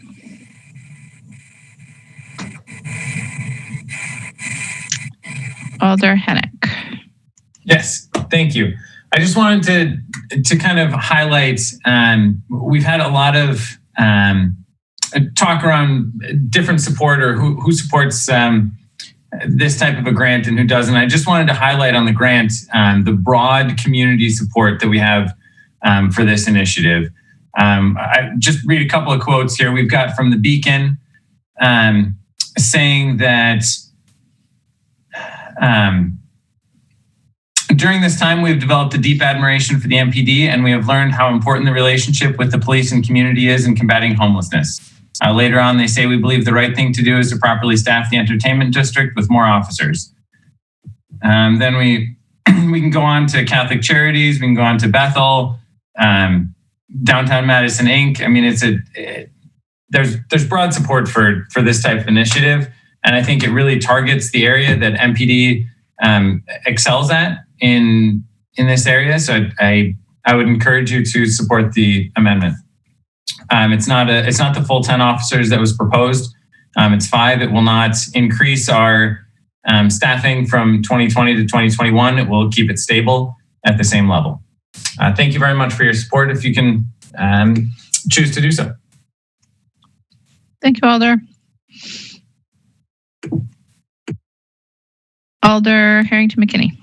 Thank you, Madam Mayor. I'm going to speak to the support of this amendment, and I'm going to reference it by one of the emails that we received as alders, and it says it is a cute and manipulative repacking of additional police officers downtown. And I want to address that. And the reason that I want to address that is that I get and understand we are reimagining what our police officers should be. And we're reimagining the goals and responsibilities and what has been assigned to police officers and what can be removed.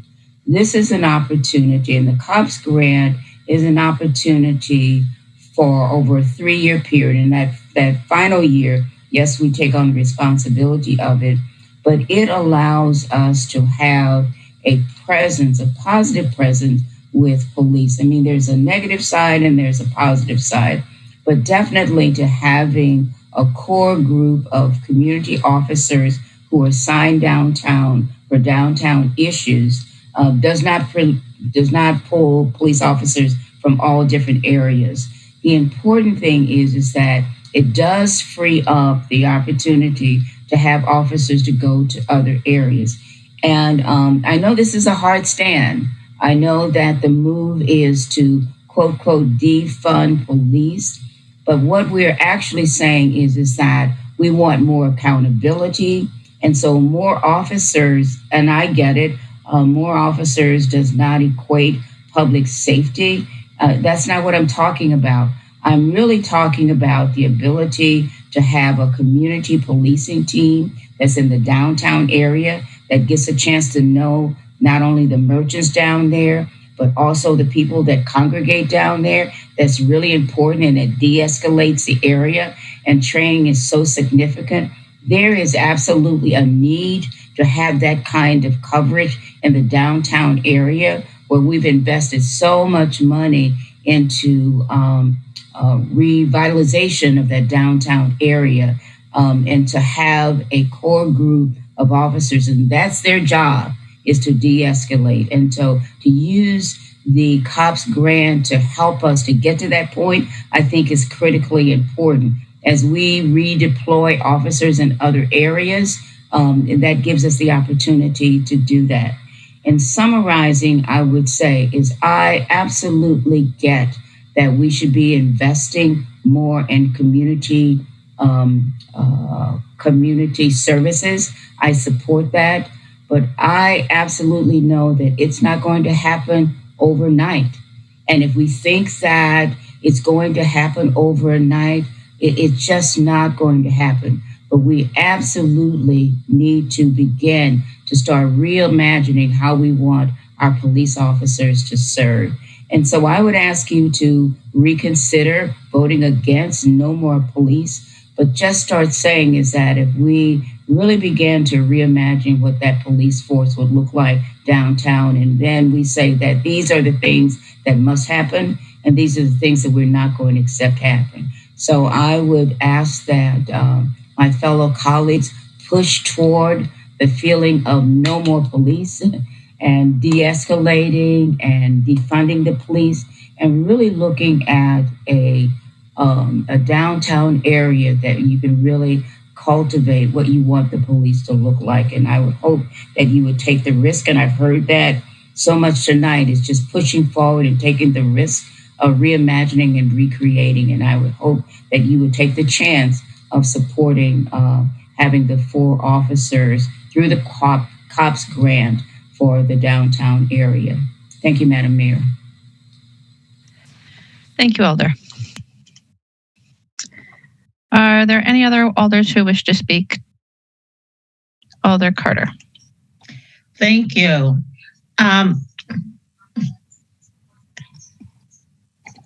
I do agree with Alder McKinney.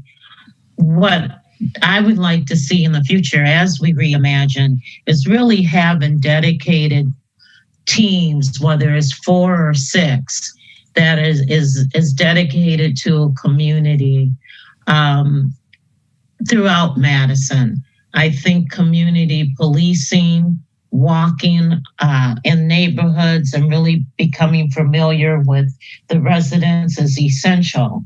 It brings me back to a situation where a person had called the police, and the police came, and the person said, "Oh, you're not Officer Alvarez?" And he said, "Well, he's off today." And they said, "Well, I'll wait until he gets back on." Now, that's a relationship where you want to tell that person the situation that you're in, or the story. I didn't really pry into what was going on with this person, but it's so essential to have relationships. I think that everything else we're talking about the police department and de-escalating and reimagining absolutely needs to happen. But we have to start with building relationships. And I'm going to support this. And I ditto what Alder McKinney said, even though I was long-winded. Thank you, Alder. I have no other alders in the queue. So it's been moved and seconded. Is there objection to recording a unanimous vote in favor? There is objection, so we'll have a roll call vote. Alder Harrington McKinney, were you asking for a roll call? Yes. Thank you, Alder. All right, so all those in favor, aye. Those opposed, no. Of Amendment 9 when your name is called, and I will unmute you all and ask Laura to call the roll, please. Alder Vidar? No. Alder Vidar votes no. Alder Carter? Aye. Alder Carter votes aye. Alder Furman? No. Alder Furman votes no. Alder Kimball? No. Alder Kimball votes no. Alder Harrington McKinney? Aye. Alder Harrington McKinney votes aye. Alder Verveer? No. Alder Verveer votes no. Mayor, there are 2 ayes, 4 noes. The motion or the item fails. All right, that amendment fails. And we will mute you all again. And go on to amendment number 10. Alder Harrington McKinney. Would you like to make the motion, please? I move the adoption of item number 10, adding a new park ranger full-time. Thank you, Alder. Is there a second? Alder Carter will second. Are there questions for staff?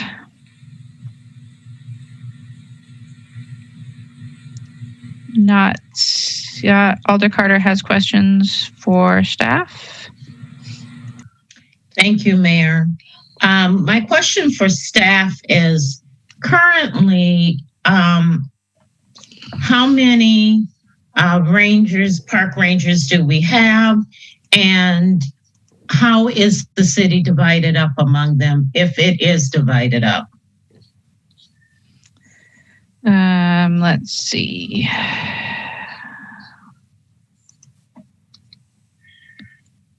Mr. Knapp. Thank you. So the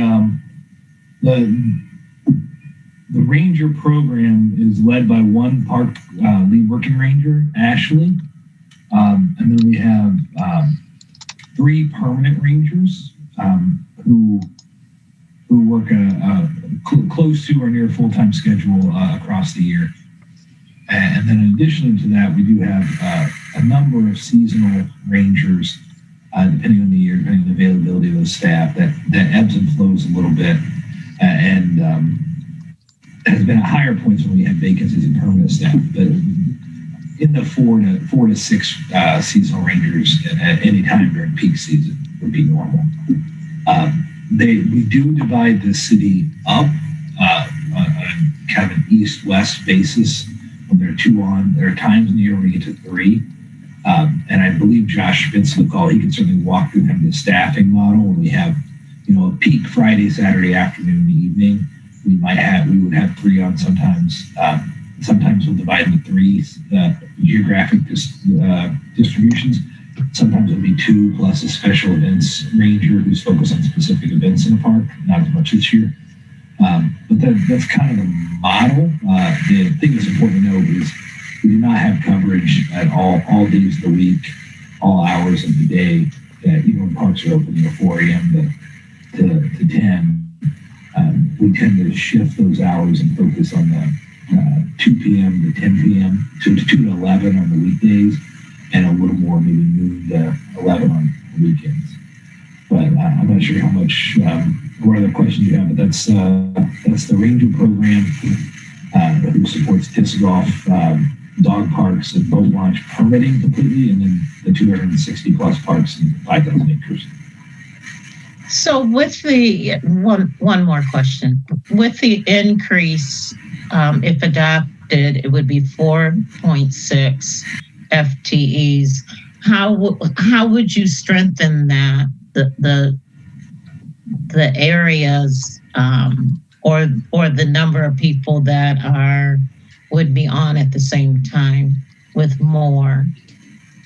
I'm going to answer that really shortly, and I'm going to ask Josh if he can weigh in a little bit. But I would say the first thing, the reason this is strengthening, is one of the unfortunate realities that I know from parks is we are heavily reliant on seasonal staffing, and our seasonal staff do a lot of work. This is not to undervalue them; they do incredibly important work. What it does lead to is very high turnover and very difficult to make investments in them from a training and development perspective. And our rangers are permanent. We invest in them much more heavily because we have the time with them to do that. And I think the biggest change we'd see is more professional development rangers, allowing them to work on the issues that are at the higher level that we generally see our permanent folks deal with, like events that are really potentially concerning, or there's potential real conflicts in that event. Assigning somebody with that experience there could be helpful. And then, frankly, a big issue that is more prevalent this year in people's attention, but has always been on our is lodging in parks, and working to identify those locations as individuals, work to make first contact, connect them to services, especially if they haven't been already. But I think that's the number one thing you would see as a change. I don't want to promise thousands, 2,000 more hours of person power in the field immediately, because we have a lot of things to figure out. But that's what I would see as the end result. It's a more professionalized staff that I heard earlier about relationships. It starts to build relationships with park users and park groups. But if Josh is still on it, he could weigh in with a little more detail, I think.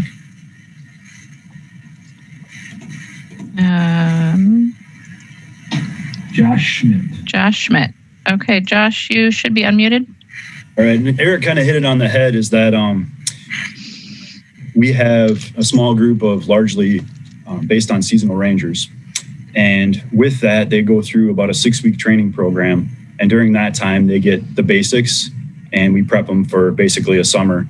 And we have somewhat of a revolving door where generally seasonal staff anyways, stay for one season, 1 year. What a permanent ranger gives that a seasonal ranger does not is continuity, the ability to get a higher return on investment. And we're going to get a better trained ranger. The public's going to get better service, and the result of that is our parks are going to be, safer places.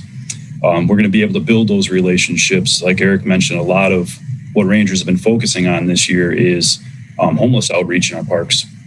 And a lot of sometimes that population is building trust, before they'll accept services. It's building that relationship where you know each other on a first name basis and they're willing to work with you. Sometimes the most powerful thing in that conversation is just for them to be able to hear that somebody cares about them and somebody believes in them, and the Rangers are doing a great job of that. And really, it's a balanced approach. We reduce a lot of conflict in parks, and when I have the ability to have a more highly trained ranger with things like crisis intervention training, with things like de-escalation training to a higher level, we're going to get better product, and the city's going to be better served. Thank you. That's exactly where I wanted to go, that would be the results of this being adopted at the 4.6 FTE. Thank you very much, both of you. Thank you, Alder. Let's see, Alder Hennick, questions? Yes, Alder Carter hit most of them, but I wanted to just kind of ask Josh if I had been hearing from staff that we've got some really talented rangers that are in part-time staff, as well as looking for the ability to really expand those skill sets and be able to serve in our parks in a broader manner. And so I kind of wanted him to talk about that, and then looking at kind of the process of how we work with our people experiencing homelessness in our parks, of kind of the process of identify, connect, and follow through, and how park rangers are a really important lead in that process. And if you could just speak to that a little bit. I know you already addressed it in Alder Carter's questions, but. Yeah, and I think I hit some of it, and I was, make sure if I don't hit all of your question, feel free to ask again, but a lot of what the Rangers have been doing, sometimes we find homeless people in remote areas of the city, and we find them back in wooded areas and things along those lines where, traditional services wouldn't get back there. It's pretty thick. And the Rangers are going into those remote areas and being able to provide that connection. Sometimes it's mapping. Lately, it's been mapping where people are camping in the parks and kind of prioritizing contacts for homeless outreach in the city. A lot of the Rangers' job is about communication and connecting people to that resource. and that building that relationship so that people can, trust the resources they're getting. And the non-homeless at that is we've seen a year where our parks have been very heavily used. It was making the news in the springtime, and that did not stop. We saw 4th of July levels of use in, anecdotally in April and March there. So we've seen a lot more people. There's a lot more demands on our system. And with that, there's also, more people using the same system. You're going to get conflict. So Ranger's job is to be master of that conflict. And I have some very, very talented people in my permanent positions that I do have here. Working them closer to full time has allowed me to keep some of them employed and from moving on. But even on my hourly side, we get a bunch of Rangers that come through, do a great job, and really want to make this a career for themselves. And promoting from within is definitely something that's high on the priority list. And just to follow up on that, you talked a lot about the astronomical levels of use in our parks this year. As we continue to layer uses in our parks and increase the utilization of every acre, do you feel that park rangers will only have a continued increased role in those parks due to increased conflict based on that layering of uses that we're seeing in some of our parks, and especially projecting for golf courses?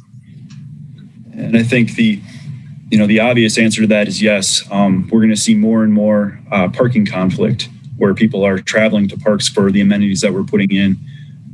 We're going to see, it's no different than if you get a whole bunch of people in the same kitchen trying to cook a meal at the same time, and they're all trying to cook different meals. I mean, there's a lot going on in parks. There's, your volleyball game may roll into somebody's soccer game. So having a ranger there to kind of de-escalate things and handle those lower level conflicts is going to prevent things from getting bigger. And that's kind of the theory that we operate under, is that if we have reasonable rules and people are obeying them, and we give them a gentle nudge when they're not, and just kind of stand for a positive use of parks, is that it's going to prevent larger conflicts. And I think that building those relationships and building that is going to make us a better city and a healthier city. Perfect. Thank you very much, Josh, and thank you for your service to the city. It's been a labor of love. You're welcome. Thank you, Alder. Are there other questions for staff? Seeing none, thank you, Josh. All right, is there discussion? Alder Harrington McKinney. Thank you, Madam Mayor. When I became an alder in 2015, I absolutely did not know what a park ranger did. But I saw firsthand, I coordinated the West Fest at Elbert Park, and there was a situation in our park that really could have blown out of proportion if we had called the police. But the park ranger was able to move into that situation and really did a marvelous job of de-escalating. I mean, he was just so skilled at doing that. And when you talk about de-escalation, something that could have really blown totally up out of proportion, the ranger just moved in and said, "What do you need and how can I help you?" And it was just amazing.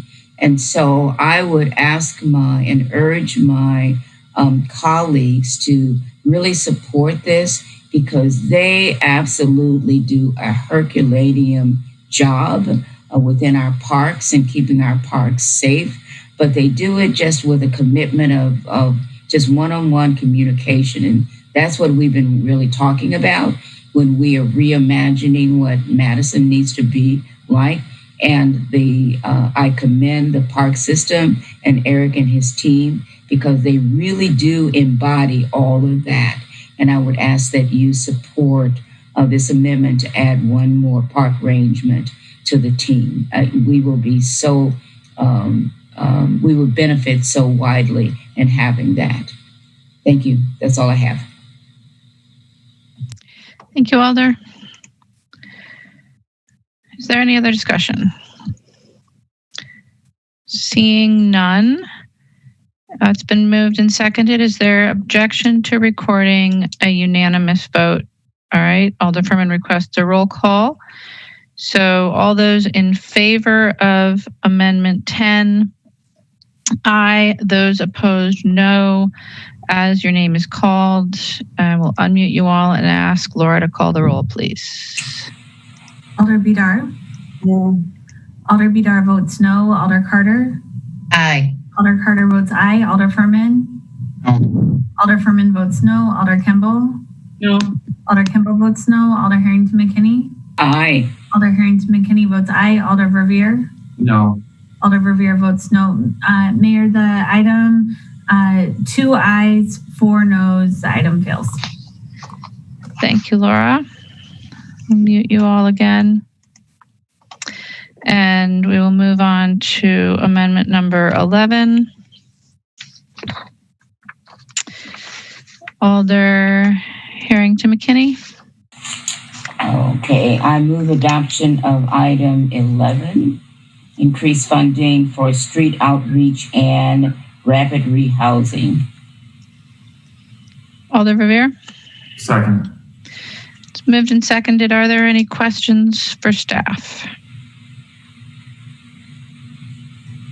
Alder Bedard. Thank you. I just wanted to see if staff could give us a brief overview of this amendment and kind of what the uses would be. All right, I believe that would be Mr. O'Keefe. Thank you, Mayor. Before I answer that question, if I can just take a moment, I want to just to applaud and express my appreciation to the work that the park rangers, Eric and Lisa and Josh and their teams have done these past 6 months or more in supporting the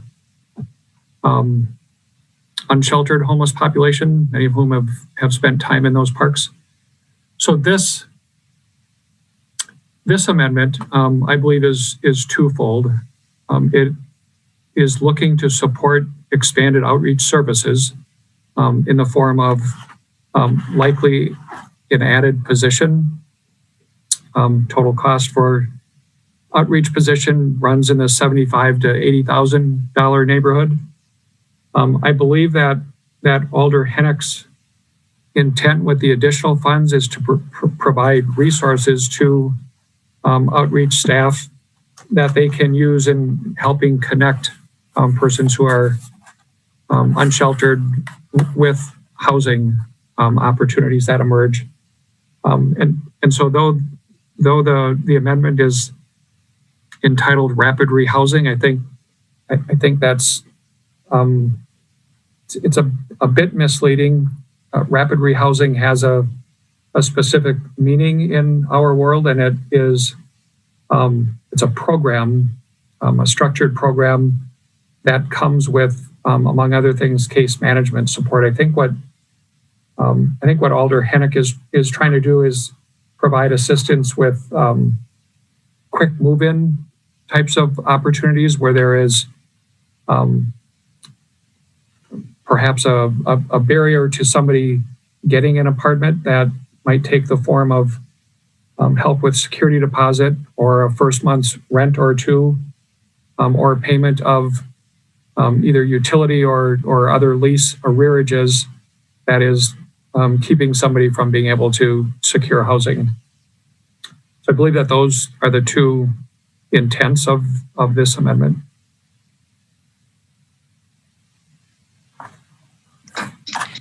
Thank you. Alder Bedard, does that answer your question? Yes. Okay. Are there other questions for staff? Alder Verveer. Thank you, Mayor. If I could ask Jim a follow-up question. Jim, could you speak to the flexibility that city levy money provides to services for persons experiencing homelessness or will soon? HUD funds, the Emergency Solutions Grant funds, are restricted to use in supporting people who are experiencing homelessness and only people experiencing homelessness. We have deployed city resources to outreach workers and been able to afford a bit more flexibility. As you know, particularly in the downtown area, there are people that are maybe proximate to or intermingled with persons experiencing homelessness, but may not be homeless themselves. So there's a bright line with respect to the use of the federal ESG funds in being able to serve or support those persons that the city levy can overcome. Thank you. Thank you, Alder. Alder Harrington McKinney, questions? Madam Chair, I just want to make sure that it's appropriate because I wanted to know if it's appropriate to hear from Alders Heck and Baudet while they move that forward. Did they have any comment? Is this an appropriate time to have that, or is that in the discussion? I think in the discussion, Alder, but there's no other Alders in the queue for questions. So we can turn now to discussions and certainly invite Alders Hennick and Balde if they wish to weigh in. But first we have Alder Badar. Thank you. I do have a follow-up question for Mr. O'Keefe. Jim, as you mentioned, rapid rehousing has a very kind of specific meaning. So have you thought about, based on the description, and again, we'll go to, as Alder Harrington McKinney mentioned, to Alder Hennick and Balde, but based on what you define, do you have a better way for us to title this? You can think about it.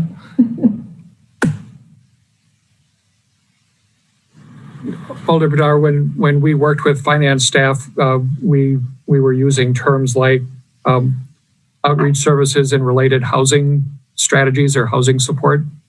So I think the intent is to, with respect to this particular expansion of outreach funding, to try to emphasize helping people who are unsheltered connect to housing, as opposed to doing some of the other important and worthwhile tasks that outreach staff do. In this case, I believe it was Alder Hennick's desire to emphasize, to focus on that connection to housing. So we were using terms again like housing strategies or housing supports. Just wanting to steer away from rapid rehousing. Thank you, Alder. Let's see, Alder Hennick, I believe you had discussion. Alder Verveer, did you have questions?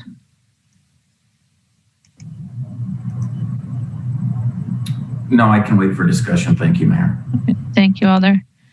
All right, so then Alder Hennick, discussion? Yes, thank you very much.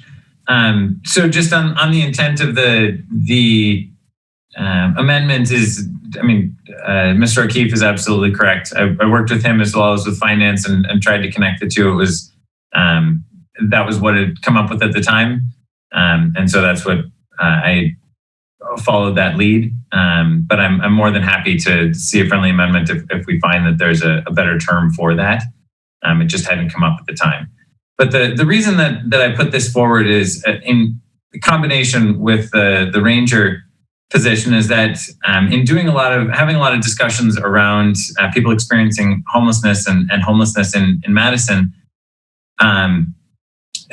it seemed like there was this path, that there was identification, and part of why we had encouraged TPEs was because outreach workers found it more convenient and there was the ability to connect with folks when they were in one place and weren't moving. There's also the COVID aspect as well, but one aspect was that they weren't moving, and so that we were able to connect with services to be able to provide for those individuals. And so with we didn't have a great way to identify those from outreach workers. They didn't always have the ability to identify in parks. And so that was the purpose behind the park ranger increase, is that to bolster that that ability. And then looking on this side, it's that connection with services, and then working effectively and putting more resources behind matching people up with that, with the ability to find that housing and figure out how to connect them with the space. So that's, Mr. O'Keefe is absolutely right. And to be able to keep up with that follow through, we've got other programs, not that they're adequately funded, but that was the missing link that became very prevalent to me. Thank you, Alder. Alder Verveer, did you wish to discuss? Yes, thank you, Mayor. I support this amendment. I appreciate the work that colleagues have done on it. I'll be honest and say I'm a Johnny-come-lately in terms of my sponsorship of the amendment, because others were working with staff to craft it in advance of my knowledge of it. I will say, just in terms of the process, that I appreciate that the amendment was shared with me by Alderperson Hennick as he was drafting it, and I did share it with Lynette Rhodes last Friday morning, obviously within hours of the deadline to have amendments finalized. And Lynette did work to massage the language. I think we just missed the title of the amendment in terms of the massages that were done by Lynette and Jim and other colleagues in CDD on Friday morning. So the intent is, in my estimation, is to provide desperately needed money that can be flexible to help those that again are experiencing homelessness, recently have experienced homelessness, are in jeopardy of experiencing homelessness, for those persons, those populations. I'm sure my colleagues have noticed that there's another budget amendment later on, amendment number 15, that I worked on with Vice President Abbas, that I can speak to obviously when we get to that amendment, but my rationale for sponsoring that amendment with Vice President Abbas is similar to my support for this amendment. And that is, I don't consider myself an expert on community services. Obviously, Alderperson Vidar and Alderperson Martin are our representatives on the Community Services Committee. But I know from my experience that, as Jim articulated in response to an earlier question, when there is city money, when there is levy money that's available, staff can be much more nimble and can use the money in a more immediate fashion. They don't have to worry about the particular rigors of the Department of Housing and Urban Development's requirements. And Jim spoke to one of those, the fact that there are a lot of people that are in our community that are in very fragile conditions. Maybe they don't meet the HUD definition of unsheltered, but they need support.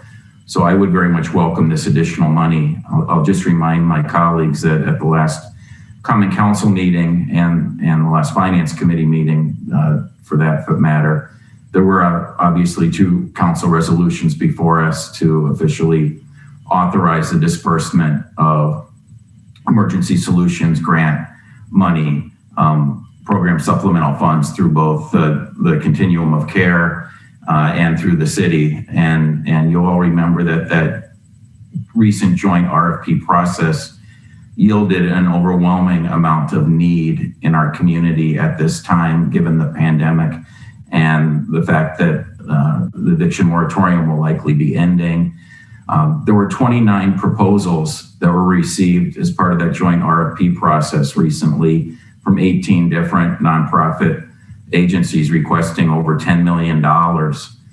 Between the city share of the CARES Act money and that the COC received via the state, we were only able to grant about 3.4 million, I believe, of that 10.5 million that was requested. There is clear need. The need is great. And I really do appreciate that this amendment is considered part of a package relating to transferring parking enforcement costs onto the parking utility and freeing up this levy capacity. I didn't feel comfortable supporting those other initiatives to do so, the acceptance of the partial COPS grant or adding additional park ranger, because I have other priorities that we haven't considered yet tonight via budget amendments. But I do think that this is a clear priority, and I certainly would welcome if Jim and Lynette believe that the current language that I admit was a little rushed in its editing Friday morning is not going to be of maximum assistance to the communities we're trying to assist, then speak up so we could consider an amendment in that regard.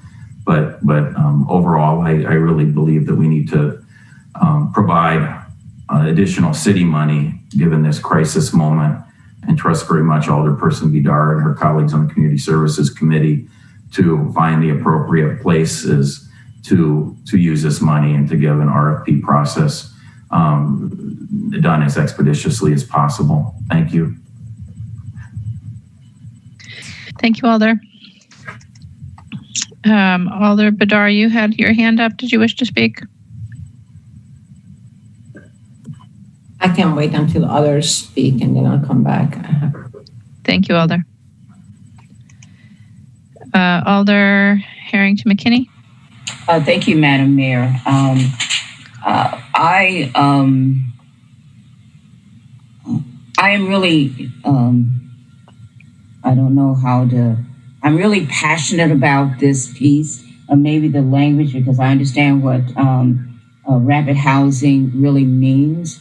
But we have spent a lot of time, making sure that our homeless individuals are sheltered, and we take that on as a humanitarian initiative.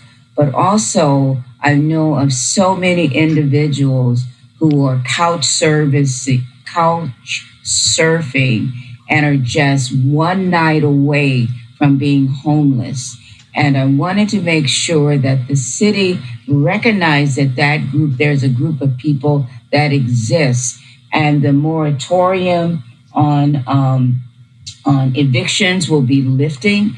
We are going to be in a state of crisis, and how we can work with community development so that the city can also look after those who are homeless and unsheltered, but also look at those who are just one night away from being evicted and one night away from being homeless. I think that is a priority that we must take on. I applaud the alders for lifting this up.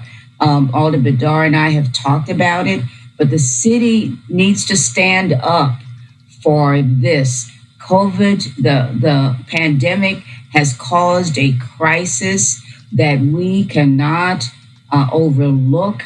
We're going into December, we're going into the holiday, we're going into the winter months, and being just one night away of being homeless is a concern that we must address. And so whether the language needs to be tweaked, whether we can move it into the something that will be coming before us later with the COVID-19 relief fund, the city must stand up and acknowledge the priority of what we're facing. And the facing of it is it public safety? If you are one night away from being homeless, that pushes you into a period in a space of desperateness that causes our community to be unsafe.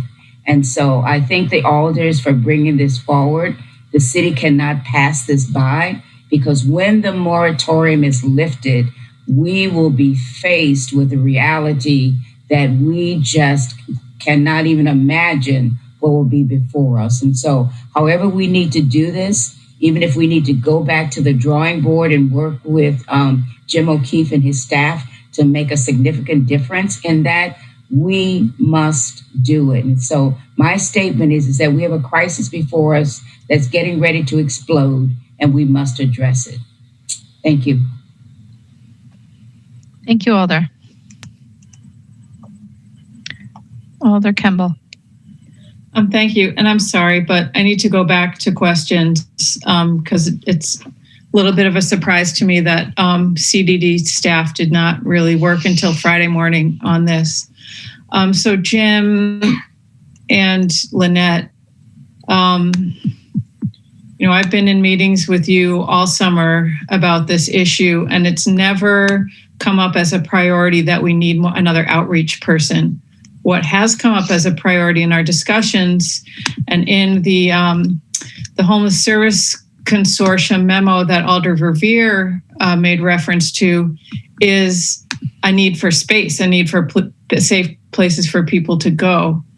And in that memo, it's not only day and night shelter, but also just public spaces for people to be safe inside, support for renters facing eviction, bus passes and gas cars, and then the, sort of overarching, national issue of access to recovery resources for people experiencing mental wellness crises and addiction. So, I guess my question to you is, do you think there are not enough outreach workers between the nonprofits who are serving the people who are experiencing homelessness and city and county resources? Is that really a top priority, another outreach worker? Alder Kemble, there are not enough outreach workers right now that are working with the unsheltered homeless population. That doesn't diminish all of the other needs that you described that are out there. We didn't solicit budget amendments. We were reacting to members of the Common Council that came to us with suggestions and ideas for how they might help. And we did the best we could to craft to craft language that was responsive to what alders were describing and that tried to meet needs that we see within the community. So we have, I think, on several occasions over the course of the summer, noted that particularly this year with the numbers rising as they have of unsheltered homeless people, that this small team of outreach workers has been in many cases overwhelmed. So is one additional outreach position going to make a huge difference? I can't say that it will, but it certainly can be helpful. And what this position can do, and I return to Alder Verveer's question, it provides a little bit of added flexibility to reach people who are on city streets in the downtown or State Street or in encampments that are not literally homeless, that are not able to be served with federal resources that are deployed to assist them. So just to follow up, so if this passes and this is in next year's budget, when would an outreach worker, when is the soonest an outreach worker could be hired or contracted for? So somebody mentioned earlier in RFP process, and as you know, and as you've heard, we've just completed an RFP process that was soliciting proposals for the full range of homeless services, including outreach services. It would have been our intent to use the results of that RFP process to allocate these funds. That nearly $3.5 million was used primarily, not exclusively, but primarily to support rapid rehousing efforts in Madison-Dane County, and to provide needed funds for shelter operations. And so it didn't leave a lot of room to support outreach services. There was a substantial award made to support outreach to urban triage, but there were a couple of other strong outreach proposals, including one that has focused in the downtown area and in encampments. I think left to our own devices, we would look to that organization and believe that it would be a matter of a month or so before they could be in a position to utilize these funds should they be approved. So February? Certainly by February. If it's in the 2021 budget? Yes. And speaking of that RFP process, what after rapid rehousing and support for shelter services, what was your next priority after that? That you were unable to fund?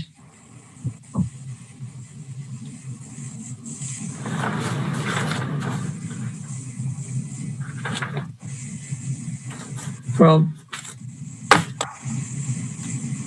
we were not able to fund the full range of requests made for rapid rehousing. We were not able to fund the full range of requests made for shelter operations. We chose in this RFP process to fund only 6 months of shelter operations because we know that there will be a subsequent award of ESG funds headed our way. The state is in possession of those funds, and they may not flow to the city of Madison. Rather, they're more likely to go to the Dane County Continuum of Care. But it was a strategic decision made in that RFP process to offer only partial funding to shelter operations, knowing that this later money would be coming and that we would support it. I don't have the full range of, and maybe Lynette might have other thoughts, but eviction prevention was not an eligible use of the ESG, the ESG funds. So for example, a proposal made by Legal Action in Wisconsin was not funded because it was not responsive to that RFP.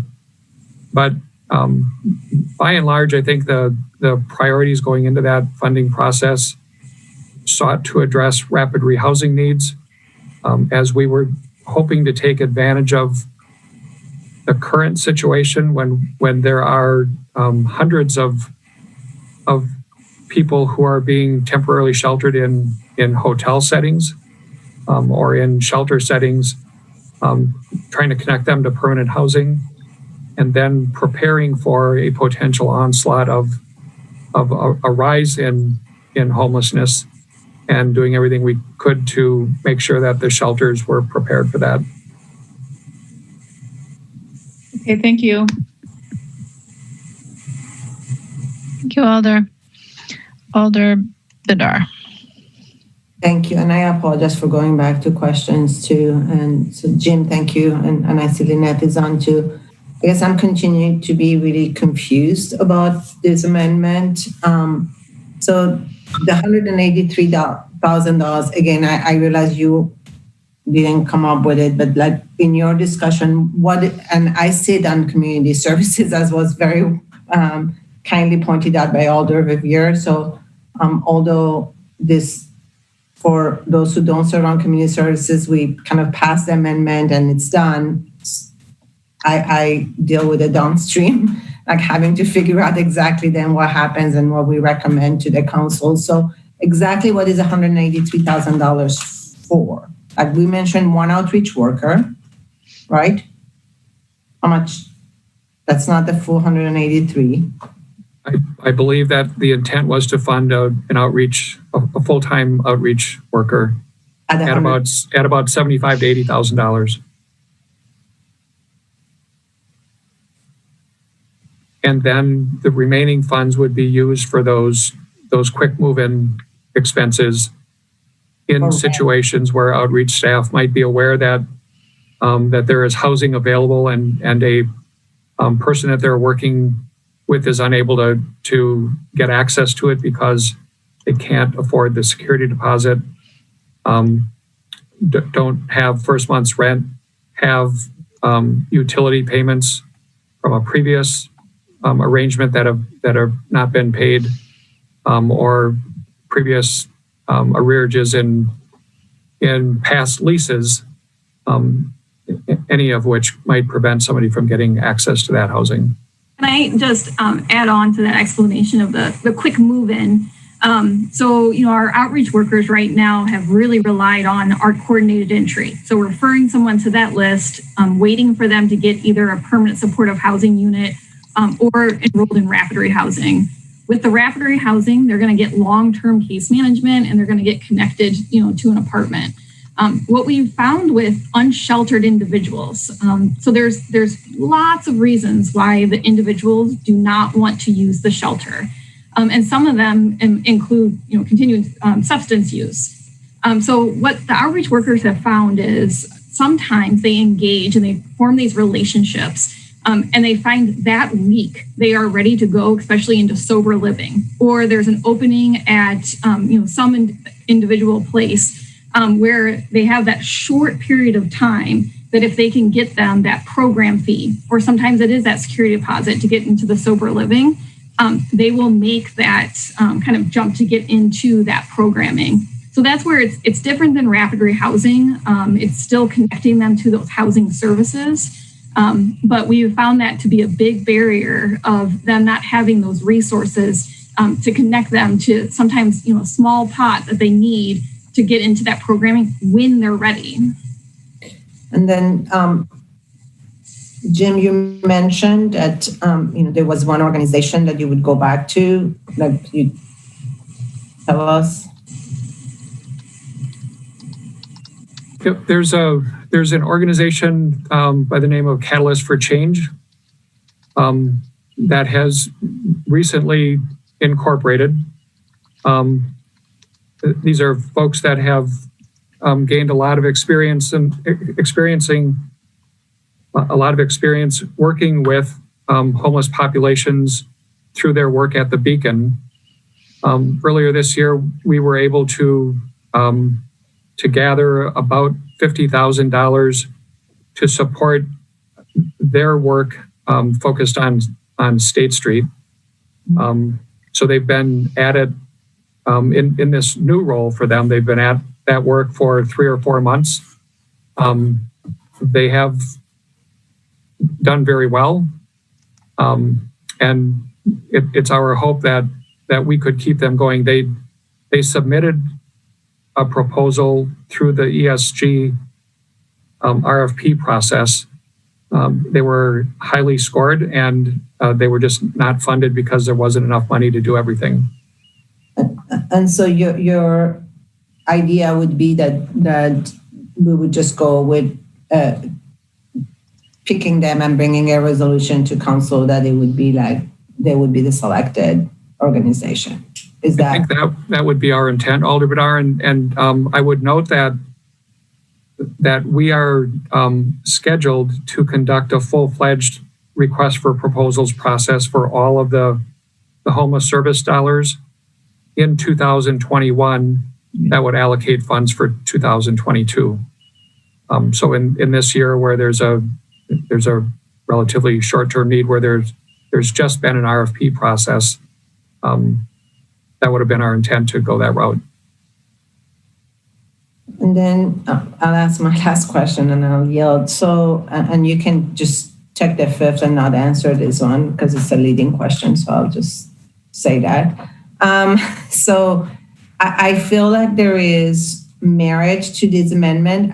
I'm not feeling really comfortable with how it's described and the language in it right now. And also if we're defining it specifically, I like the language to really be more define it further so that we don't find ourselves in a further discussion about later on about what the intent was and not understanding the language. So would you be available and would there be a willingness if this was kind of not passed tonight, not because of the overall idea, but because the language is still not fully massaged, I think is what Alder Revere called it for Friday mornings. And for us to retake it at council budget amendments? Alder Bedard, the language, but for the title, you feel is good. Reflects what we massaged on Friday. There were several references to rapid rehousing throughout the narrative of the amendment, and we tried to address that. And so that the end of the first sentence is that talks about housing strategies was our way to differentiate how these funds would be used from the more traditional rapid rehousing programs. So we didn't catch in the title the continued reference to rapid rehousing. That would be the only thing that I would change from what this amendment currently reads, unless you or somebody else wanted yet further clarity. But your clarity that you provided tonight is that your understanding is it would be one additional outreach person and then the rest of it as flexible use money. To support housing, yes. For the outreach person's work, yes. What Ned described. That is not what the amendment currently says. It just says 183. That's kind of my... Actually, I do believe, Alder Bedard, that the original amendment did specify either $73,000 or $83,000 for the position. So it did break that up, and I guess I don't want Alder Hennick to be responsible for that change where we suggested bringing those together into a single sum rather than having two discrete pieces within this amendment. I'm not trying to make anybody responsible. I'm just trying to make sure that whatever we have in our budget as approved finally, we know exactly what we're using it for, so we don't, have a debate about what we intended it to say. For that's my only intent, is to have clarity in the language that we have in the budget.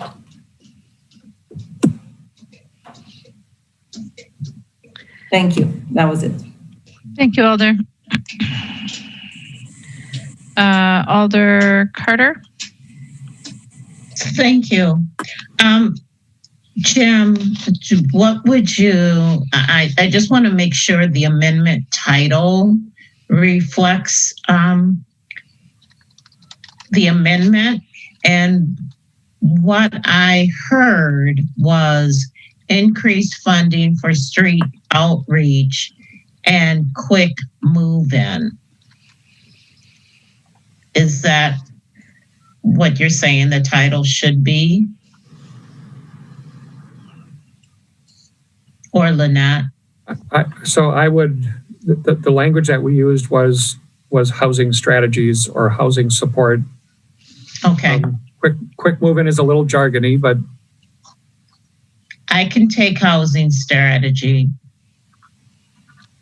Or housing supports, if you want to be even more specific. Either one works for me. I'll do support if that's what you're comfortable with.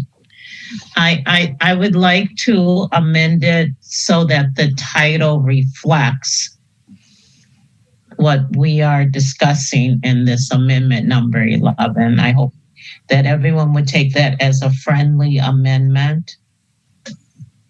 So, Alder Carter, you're making a motion to change the title of the amendment to increase funding for street outreach and related housing support? Yes, indeed. Is there a second?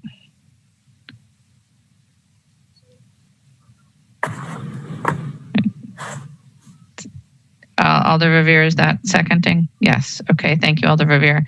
Is there any objection to considering that change friendly to the body? Seeing no objection, we'll consider that change friendly. And Alder, is that all, Alder Carter? That is it for me. Thank you. I think this is very important, and I hope we get support for it. But that's all from me. Thank you. Thank you, Alder Carter. Alder Harrington McKinney. Thank you, Madam Mayor.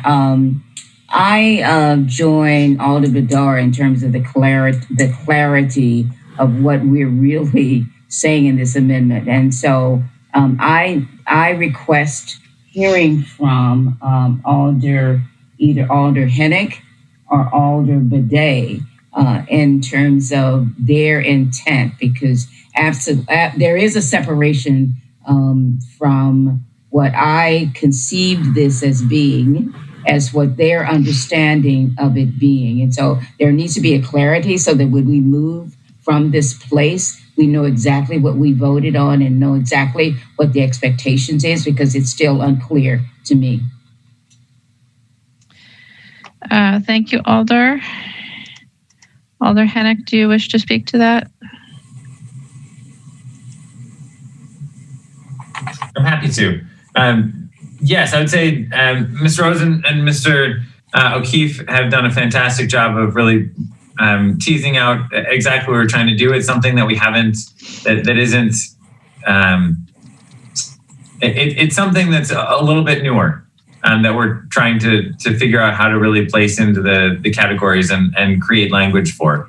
And they were not only consulted on Friday either. I've been working with Mr. O'Keefe for some time, trying to figure out how to really work through some of these issues. But he hadn't seen the actual legislation until Friday. But yes, absolutely, it's tricky. But they've done a great job of really articulating, some of the concepts and thoughts that we had around this, or that I had, and that I was discussing with them.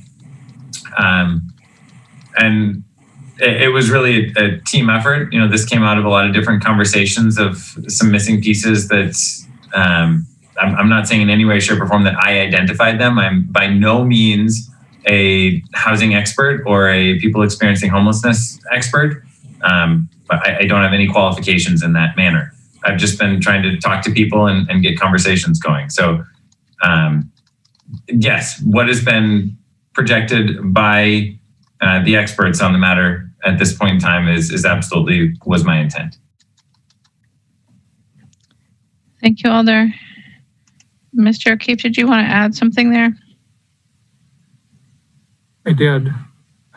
Because the issue has come up, Mayor, I just want to be also clear on this notion of whether or not these funds would need to be RFP'd for use in 2021, or whether instead the council would be comfortable with us drawing on the results of the just completed ESG RFP process. Mr. O'Keefe, at the moment, there's no language in the amendment that would require an RFP. So just so everyone is clear on that. All right, Alder Harrington McKinney, did that answer your questions? So, Madam Mayor, I'm going to turn to you for clarity in terms of this amendment, not killing it or dissuading it, but how can we bring this back? Obviously, the maker of the motion, I sponsored this as a member of the Finance Committee, but clearly I was not on the same page. And so how do we keep this alive is what my question is. Does that make sense? Well, it's before you now, so if you want it to be included in the budget as written, then you should vote for it and convince your colleagues to vote for it. If you feel like it needs additional work, you could take, I think, one of two paths forward. One would be to try and amend it tonight, which maybe would be a little messy and take a while. That's sausage making.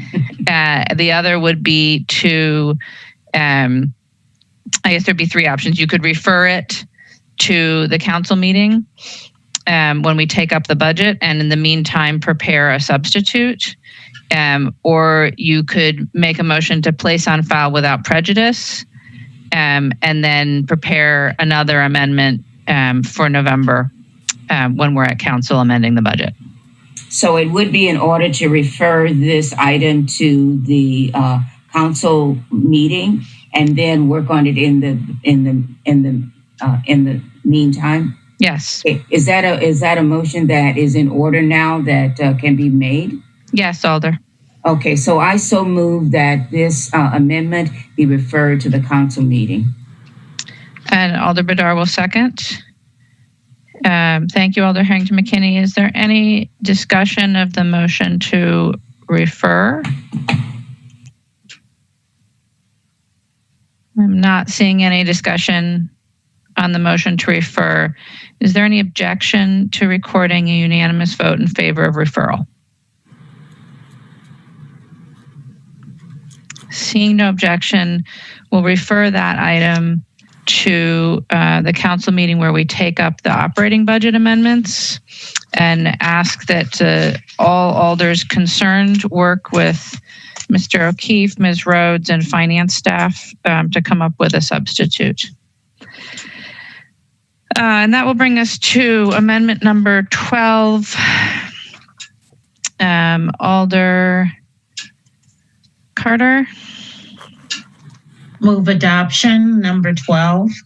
Alder Harrington McKinney, will you second? Second. All right, it's been moved and seconded. Are there any questions for staff? Alder Furman. Thank you, Mayor. I'd like to get some, Attorney Haas to explain how changing alder pay and actually even mayor pay works in our ordinances. Attorney Haas.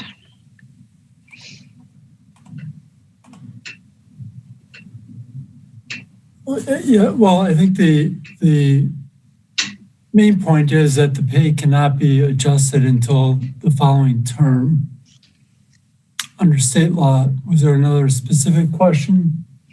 So to be clear, so for alders, we cannot adjust our pay. We would be adjusting the pay for the term that starts on 2021, and we could not change this mayor's pay. We would have to change the pay for whoever wins the next mayoral election. That is correct. Okay, thank you. Thank you, Alder. Are there other questions for staff?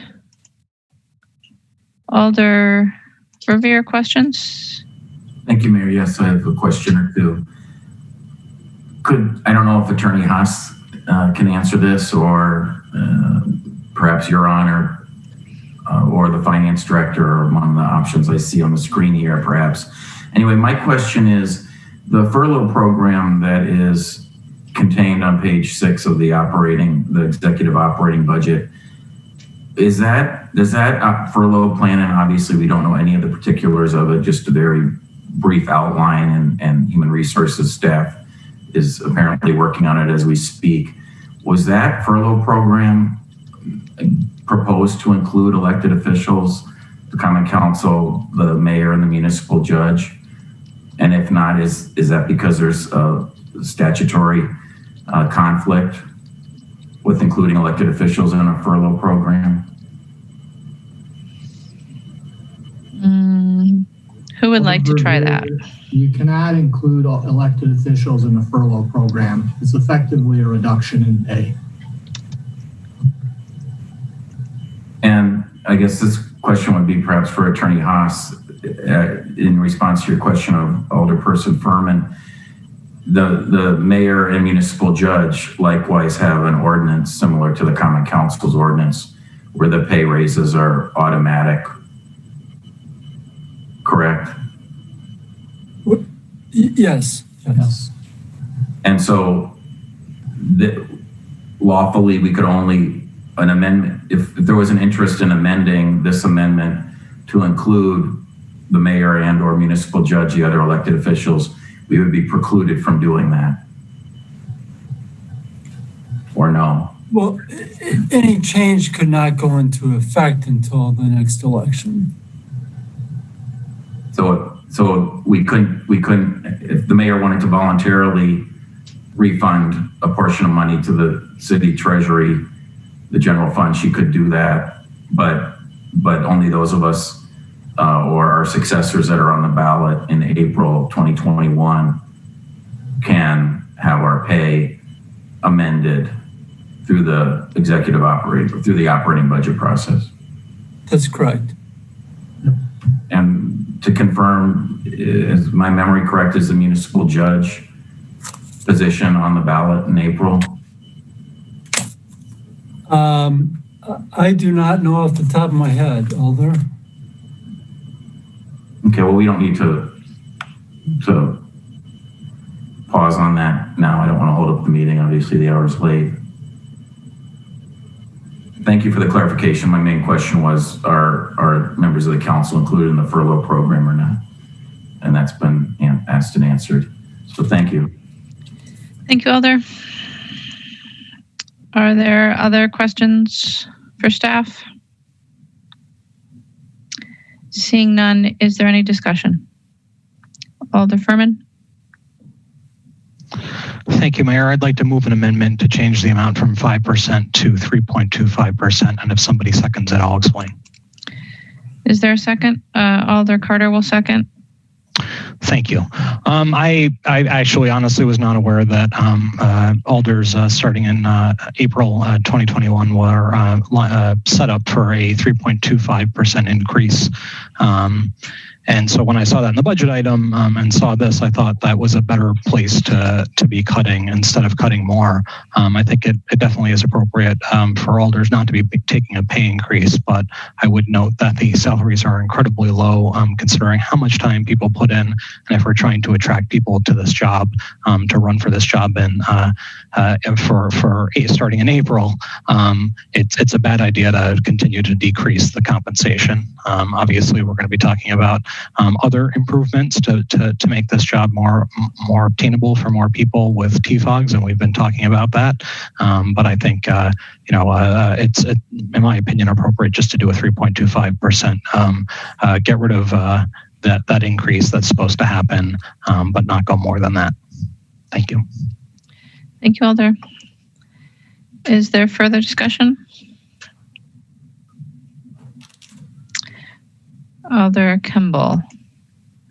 Yeah, I'm not clear if that was an amendment. Was that? Yes. It was? Okay. Well, I guess I'll speak to the amendment and the proposal. Alder Furman just mentioned TFOGs, and the TFOGs recommendations were exactly opposite of what this proposal is doing.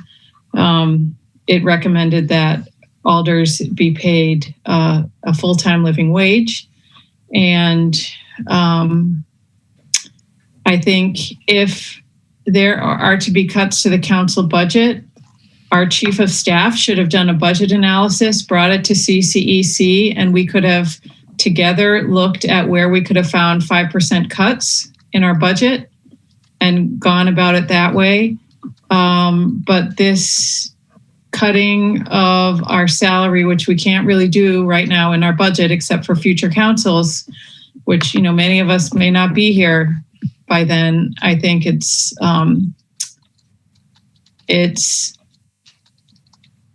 symbolic and kind of meaningless. I mean, I think it's really important for the council to look at our budget. We should have looked at our budget before now.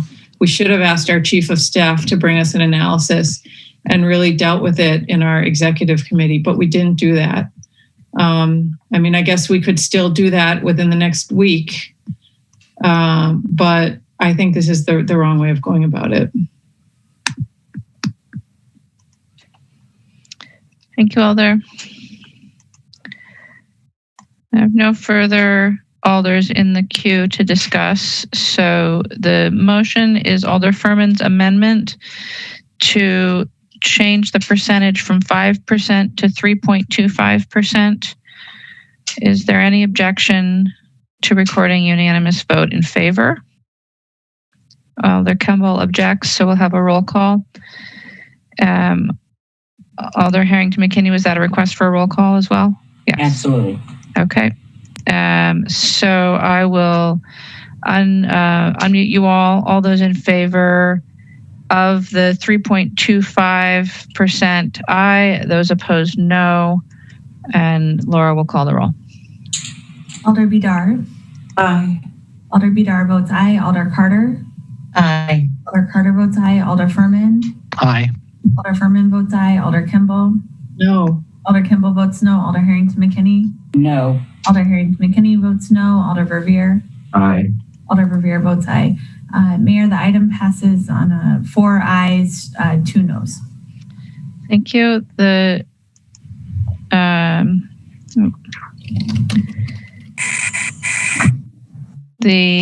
amended motion is still before us. Is there further discussion? Seeing no further discussion, is there objection to recording unanimous vote in favor of the amended amendment?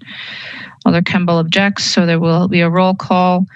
All those in favor of the amendment as amended by Alder Furman, aye. Those opposed, no. As your name is called, I will unmute you again and ask Laura to call the roll. Alder Bedard. Aye. Alder Bedard votes aye. Alder Carter. Aye. Alder Carter votes aye. Alder Furman. Aye. Alder Furman votes aye. Alder Kimball. No. Alder Kimball votes no. Alder Harrington McKinney. No. Alder Harrington McKinney votes no. Alder Verveer. Aye. Alder Verveer votes aye. Mayor, this item passes 4 ayes, 2 noes. Thank you. All right. So with that, we'll move on to item number 13. Alder Furman. Move adoption. Alder Kimball. Second. Moved and seconded. Are there questions for staff? Seeing no questions for staff, Alder Harrington McKinney, questions for staff? Questions for staff. Go ahead. Let's see. In the creation of the Director of Resident and Community Engagement, and it might have been outlined in the descriptive, what is that going to be in terms of an annual cost to our city budget? Alder, let's try Mr. Schmidtke or Ms. Larson on that one. Alder McKinney, there's no cost to the city budget. The assumption is that basically the salary budget for the chief of staff would suffice for this Director of Resident Community Engagement. Okay, my second question, and I don't know if that goes, I'm going to put it out there, whoever chooses to answer that. What is the descriptive of what this staff person would be doing? What would be the responsibilities of that, and who would monitor that position? The position would be monitored by CCEC, and its duties would include, as is described in the amendment analysis, facilitating the work of city boards, commissions, and committees, by helping to establish standards, best practices, training of members, and annual evaluation of each of those entities, assisting council members with engaging residents in the community, and as well as supervising and overseeing workflow and work plans in the common council office. And a follow-up question is that would that position be able to sit in on the mayor's staff meetings? Would that be elevated to that position? So a double question is that the chief of staff now sits on those executive committee meetings with the mayor. Would this position allow that to happen?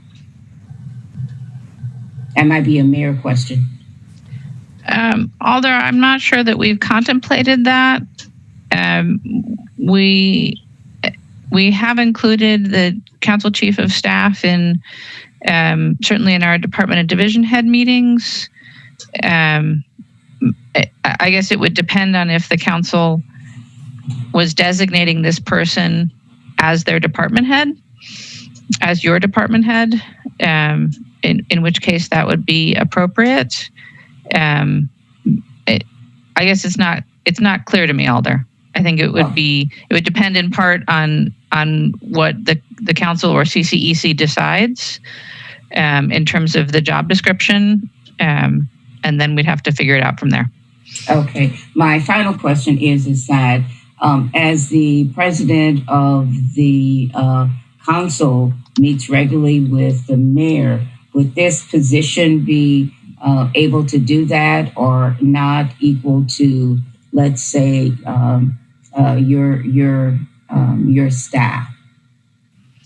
Again, Alder, I think to a certain extent that would be up to the council and to CCEC whether they wanted that to be one of the duties of this position. I'm not sure that's something that I can answer. We certainly would continue to have council leadership meetings with my office. Before there was a chief of staff position, I don't think that council staff attended, but I'm not sure.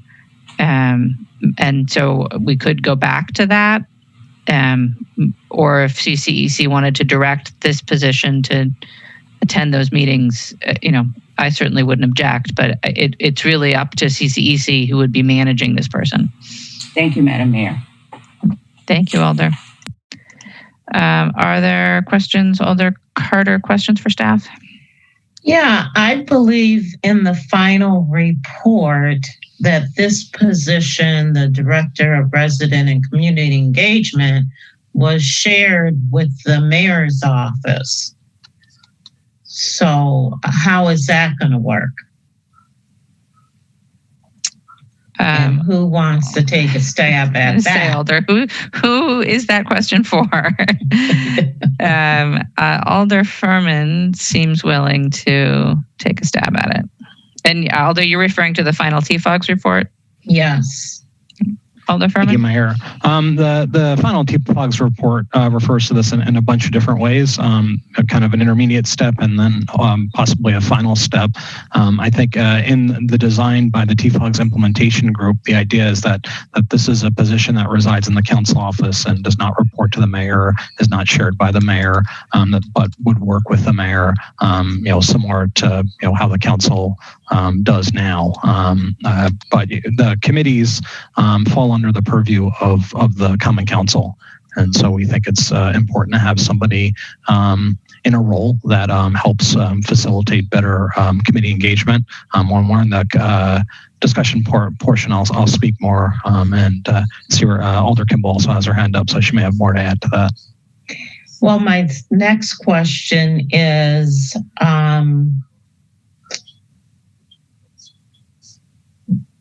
what is the position description? Where is that at? And if you don't have one, how long is it going to take you, not you personally, but take you to design one? And go ahead and answer that. I have one more question. So I think Director Schmidtke focused on the broad outlines of what the intent of the position is. But I think one of the things that we felt in TFOG's implementation group was that we weren't going to get together a full position description in time for these budget hearings, and also didn't think that was appropriate. We actually thought it would be better to have a process that brought more people in to talk about the TFOG's recommendations, to talk about what roles we wanted to continue that the Chief of Staff was doing.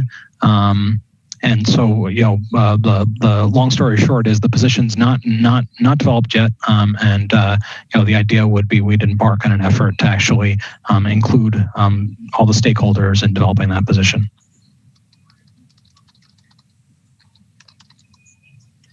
Alder Carter, does that answer your question? I have one more question. I believe that this position also had support staff, their own support staff. So in the TFOG's report, there is a discussion of a new department with, support staff, et cetera. That is not what's being proposed. We're not proposing any, new support staff for this position. Okay, thank you. Thank you, Alders both. Alder Kemble. Yeah, I raised my hand just to clarify. It was what's in the TFOG's report is a proposal for an Office of Resident Engagement and Neighborhood Support, and that was contemplated as having joint oversight by the council and the mayor's office, and that office had multiple staff in it. So that is not what's before us today. What we are proposing, what the TFOG's implementation group is proposing in this, is to sort of codify the steps we've already taken. So we've already taken the step to task our chief of staff with leading this BCC administrative support team, and to convene that and to start working on some of the items that are spelled out in this in the last paragraph of the narrative of this amendment. And so what we're talking about doing now is really reorienting the position to be a more active, to be more hands-on and to think about actually designing better systems for our BCC, administrative support, as well as designing better ways for us to engage residents as alders, and not just as alders, but residents as they engage with the city's committee process.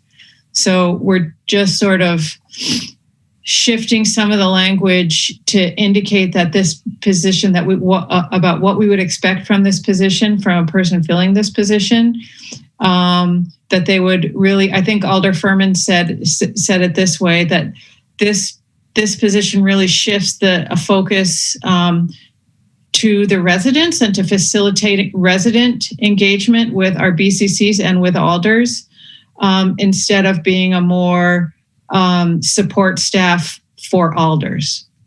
So that's the intention of this. Thank you, Alder. All right. Are there any further questions, or is there discussion? Alder Carter? I won't be supporting this. I believe that this should have came to CCEC for discussion initially. Thank you. Thank you, Alder Carter. Alder Bedar? Thank you, Mayor. I first want to thank the members of the TFOG's Implementation Committee and certainly, of course, of TFOG's. I find myself not being able to support this tonight, and I'll just outline some of my reasons. I definitely and 100% support all the conversations and the recommendations of TFOG's around resident and community engagement and how we need to improve that, specifically around just the entire structure of our BCCs and how they interact and how the community interacts with them. So that said, I do feel that there is a few things that are mixed in this amendment. One, it just does away with the chief of staff position. And that may be a decision that we decide to take or not as a council, but I feel like that conversation needs to happen on its own. Like we really need to kind of have a conversation around what has worked, what improvements may have been needed for making that position successful, and then arrive to a conclusion of whether we think that position description that we have needs to be either refocused, rewritten, or another position created. So I think that conversation needs to happen. Then I think there is another step that I don't see here, and I completely understand it's kind of the chicken and the egg, so I get that. But I also feel like without a real position description, and I did read the narrative, and there was some level of description in the narrative, but there's not a position description. And as I go back and think, for example, at the work that we did around bringing forth the package of recommendations for the independent monitor, we really wrote all the details so that everybody really understood exactly what we were moving forward with when we were taking the vote on that position. So I feel like we're taking a budgetary decision, but really haven't really thought about the position description, which leads me also to really think we have arrived to a conclusion that this position is a director level position, and I'm not sure that it is. And again, that may be just because I haven't seen the position description. But as I was reflecting a lot on this and the structure of just generally the council office and what is the most effective ways of creating a structure that has an external facing person that really, external and BCC kind of management role and community engagement, and then another role that's really about the workings internally of working with elders, the management of the council office. Maybe there are two positions there, but maybe those two positions are not at the level of a department head. Maybe they're at the management position. And I'm just posing these questions. I haven't arrived at a conclusion. I'm just saying that those are all conversations that I would like to have. I don't feel like those are conversations that we can have within the setting of budget conversation and a budget amendment.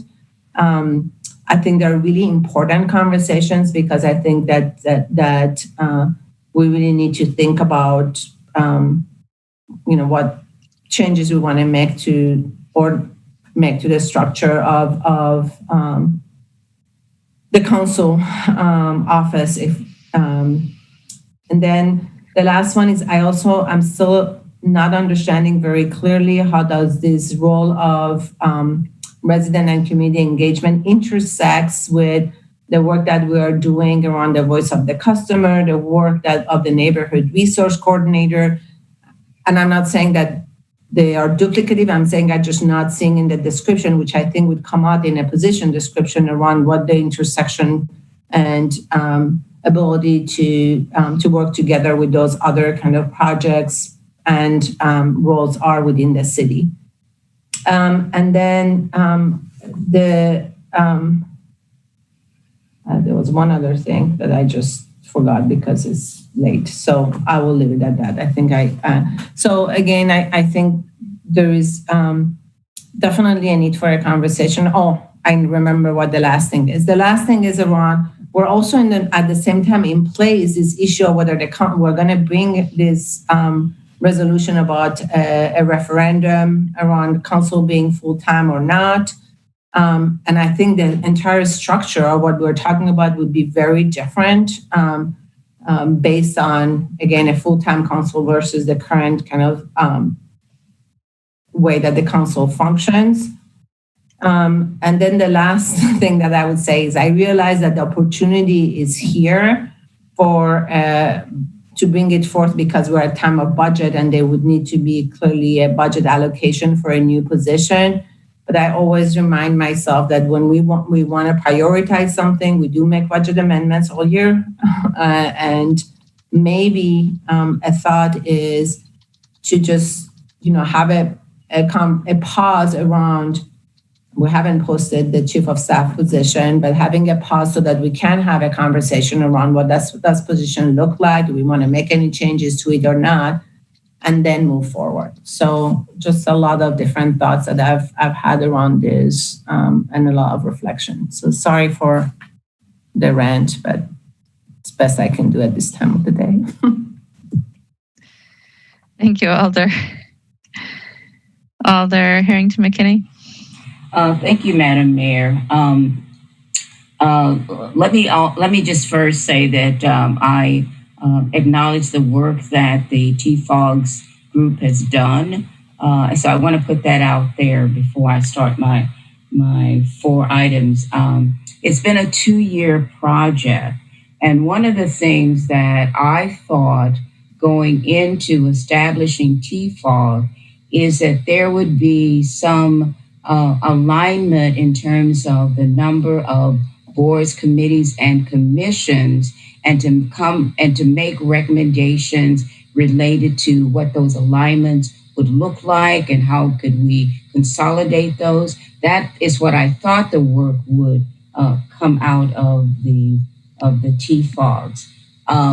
And what is before us is that has jumped to, and I'm seeing it as a fast track of eliminating the chief of staff position.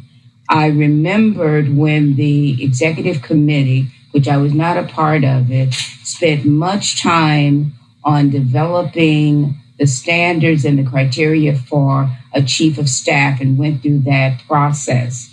And then to completely eliminate that position causes me consideration because there is no parity with the mayor's office. And so if you are eliminating that, and we're not sure where that fits, is that the common council elected by the people does not have that parity with the mayor. That is a concern of mine. And I'm not seeing a clear operational piece of how that fits into the structure of government. That still is absent from me.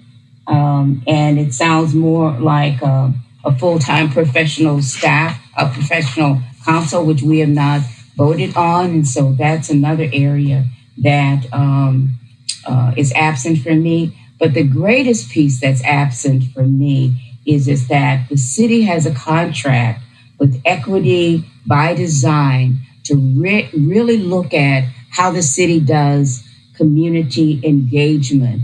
And and that has been a very insightful process.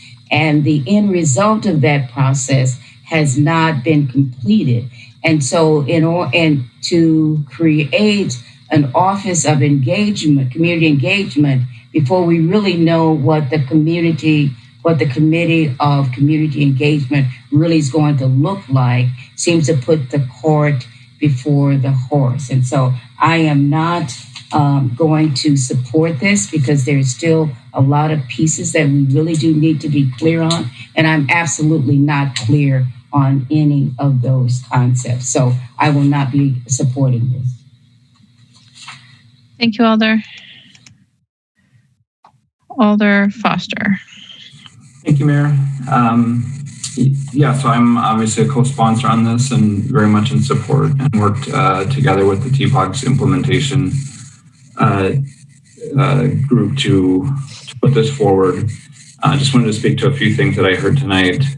So one, I guess just around the timing and the approval of a budget position ahead of having a position description drafted. And I guess I would liken it to one of the advanced recommendations that came out of the ad hoc committee for the independent monitor, and how we, number one, first adopted that recommendation, and then included it in the following year's budget, obviously without a position description at that time.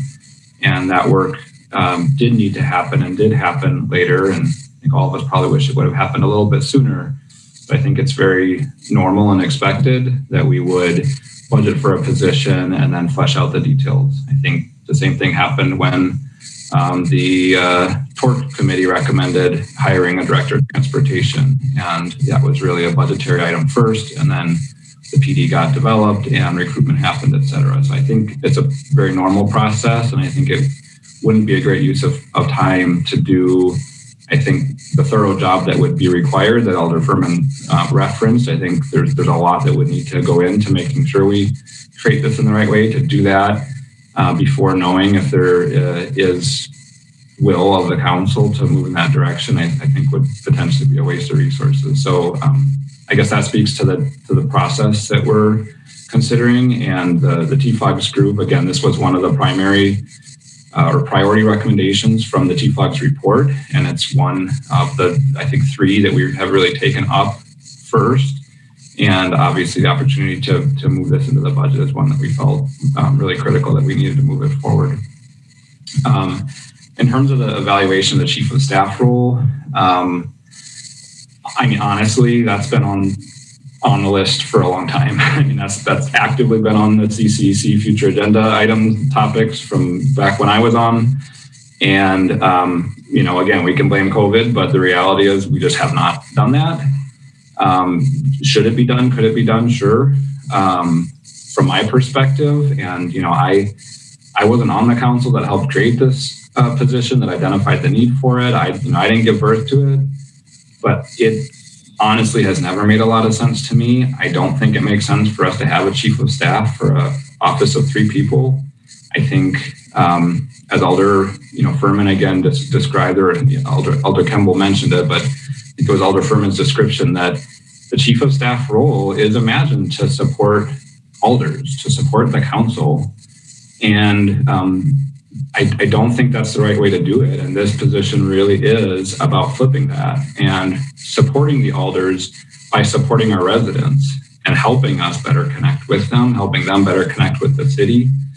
And so I think that's really the right way to move with this. I don't think we need a chief of staff position for the council as it has been imagined. And so I would rather start here with, I think, a really identified need, a high priority recommendation from a group that put a ton of energy, again, very much like the ad hoc group, and I think really came up with very smart recommendations. And, I understand that not everybody was intimately familiar with all of that work, but I think, again, just like we really trusted the ad hoc group to distill a ton of information and bring forward recommendations, I really hope that the majority of the council really supports that work that TFOGS did and really gives a lot of deference to those recommendations. And, obviously this is a really tough budget season. And so I don't think anybody here is suggesting that we would keep the chief of staff position and create this role that was a priority recommendation. So again, this seems like a smart thing for me.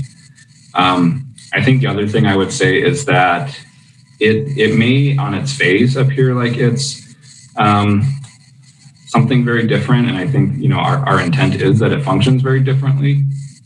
But I would say through the work in the communications work group, and I'm not sure if folks have had a chance to read that report yet, but one of the things that really stood out the most there is this idea that alder communications and council communications are city communications and vice versa. And that really when we talk about the role and the needs of alders to communicate with residents, it's really about making sure residents are connected with the city.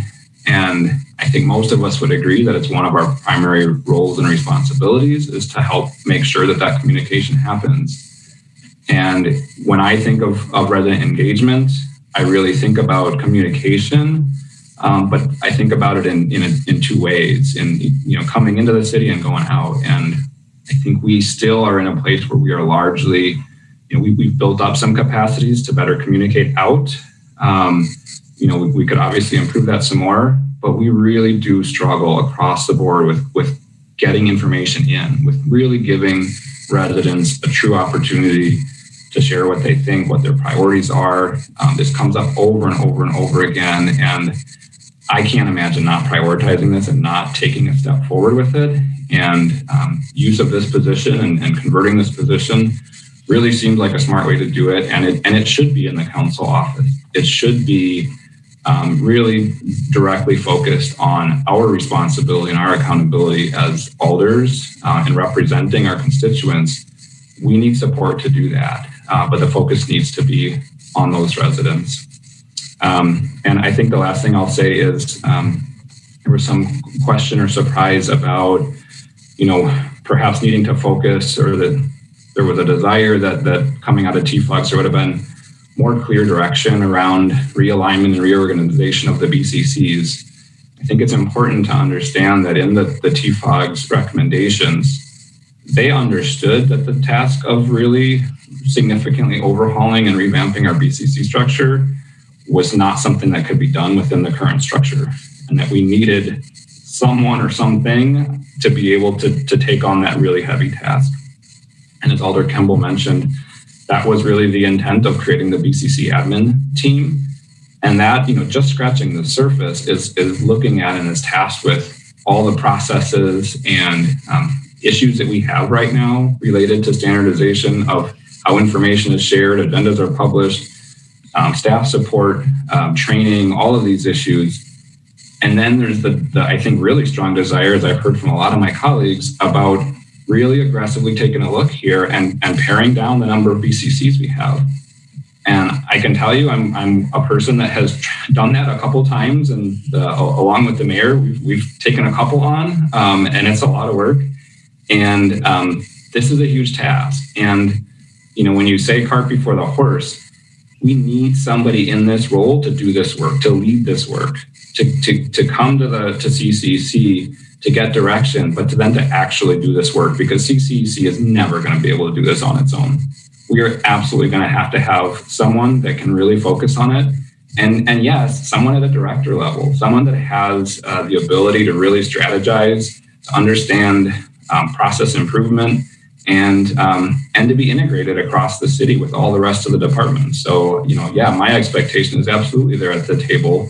They should be in discussions with all of the city agencies, should be a real asset to the mayor's office. And I think, honestly, it could be our connection as a common council to be better connected across the city. So I'll leave it there. I'm very strongly in support, and sounds like a number of you are not quite convinced at this moment, but I hope you consider it. Thank you. Thank you, Alder. I have no other alders in the queue wishing to speak. So on Amendment 13, I anticipate a request for a roll call. So those in favor, aye. Those opposed, no. Excuse me, Alder Carter. I was just going to ask for a roll call. Thank you. You got it. Those in favor, aye. Those opposed, no. As your name is called, I will unmute you all and ask Laura to call the roll, please. Alder Bedard? No. I'm sorry, Alder Bedard, I didn't catch that. No. Alder Bedard votes no. Alder Carter? No. Alder Carter votes no. Alder Furman? Yes. Alder Furman votes yes. Alder Kimball? Aye. Alder Kimball votes yes. Alder Harrington McKinney? No. Alder Harrington McKinney votes no. Alder Verveer? Aye. Alder Verveer votes aye. Mayor, it's a tie. 3 yeses, 3 noes. With 3 ayes and 3 noes, the motion fails. So I will mute you all again, and we will move on. Actually, I just want to pause. We're about to take up item 14, which means that we're roughly halfway through. It is almost 11:30 at night. And I'd like the finance staff to give us an update where we are with respect to the levy. Yes, so we are about to take up Amendment 14 of 25. Based off of actions that have been taken up to this point, the Finance Committee has reduced expenditures in the general fund by $213,278, which means that based off of current actions, there is $734,001 remaining under the allowable levy limit. Thank you, Laura. All right, so on to amendment number 14. Alder Bidar. Move adoption. Is there a second? Alder Carter will second. Are there questions for staff?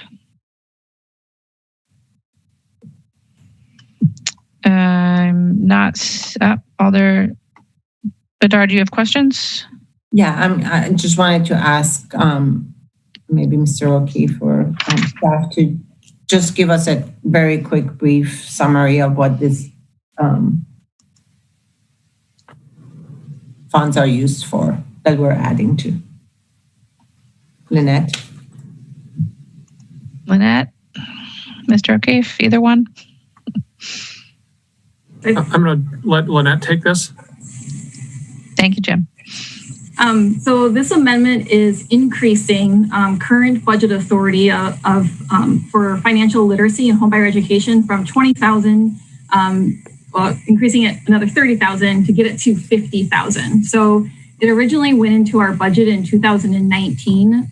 We had requested through supplemental budget requests financial literacy to increase by 40,000. At that time, Mayor Soglin put it in the budget for 20,000 and asked for us to find matching funds. In 2019, we did try finding matching funds. At the same time, the Homebuyers Roundtable, which does support the face-to-face education that's currently happening in Dane County, was also finding that they were losing sponsors for that programming as well. So we took that year to really focus on what the needs are for homebuyer education and financial literacy. Within the last, I would say, 6 months in the start of 2020, one of the things that we very much focused on was the need for more actual, financial coaching, not just homebuyer education where someone sits in a class for 8 hours, talks about budget and then walks out the door. We need a more robust program. Really focused on first generational home buyers as well. So individuals who might not have the support system around them to kind of go from, interacting with someone and hearing the steps that they need to take to have that ongoing support that they can eventually, obtain home ownership. So it's a model that we did pilot out in Allied before we built Mosaic Ridge, where individuals that went through that homebuyer education ended up, purchasing single-family homes in that area who previously had lived in that neighborhood. So we are trying to replicate that more intense homebuyer education programming. Thank you. Thank you, Alder. Are there other questions for staff? Seeing none, is there discussion? Alder Carter. I have my hand up for staff. Oh, I'm sorry. Go ahead, Alder. So, Lynette, you said how this program was pilot in the Mosaic Ridge area. So are you proposing with this one to be citywide, or can you give me a little bit more direction on what this program and the audience for this program? Sure. So right now in the draft resolution or draft RFP that we've written, we've talked with community members and we are either asking for proposals in targeted areas. We are kind of leaving it up to nonprofits to identify where those targeted areas are. The reason we're leaving it up to the nonprofits to identify is we are about to release our second RFP of the year that's focusing on housing development. So this is our Housing Forward RFP that will be federal funds. And then in the 2021 capital budget, we have $500,000 dedicated to city levy to focus again on that first generational homebuyer down payment assistance. So the reason that we are not specifying in the RFP, what areas we would like to see some of the nonprofits come in and partner, especially the nonprofits that might focus on the development or doing down payment assistance, partner with the programming that can happen with financial education. So we have those two pieces together where someone might be proposing a I was going to use, South Madison and doing lease purchase, and then also having that programming that can support individuals buying into their lease purchase, or up on the north side. So it's kind of right now just asking them to explain to us those targeted neighborhoods. But mostly we're trying to target the individual that would qualify for this programming. And that is going with the language of, actively marketing to those first generational home buyers, or people who typically have barriers to the home ownership market. And so that would be, if I understand you correctly, it could be anywhere in the city of Madison, that individual that you're targeting. And they could purchase a house anywhere in the city of Madison, whether it's lease to own or something that's super affordable. Yeah, most likely it's going to come in with a developer who is going to have a program, though, targeted to a certain area. Okay, thank you. Yeah. Thank you, Alder. Are there any other questions for staff? Seeing none, is there any discussion? Seeing none, it's been moved and seconded. Is there any objection to recording a unanimous vote in favor? Seeing none, we'll record a unanimous vote in favor of Amendment 14 and move on to Amendment 15. Alder Verveer. Thank you, Mayor. I move adoption of the amendment. Is there a second? Alder Furman will second.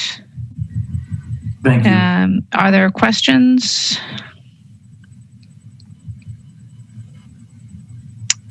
Seeing no questions, Alder Verveer. Oh, I'm sorry. Alder Kemble, did you have questions? Yeah, I did, of staff.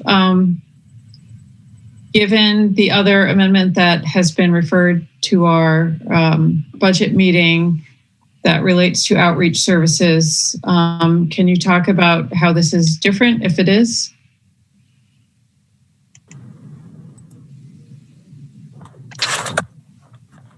I can. At the risk, Alder Kimmel, making this seem like a presidential debate, I'd like to go back to a previous question, if I might.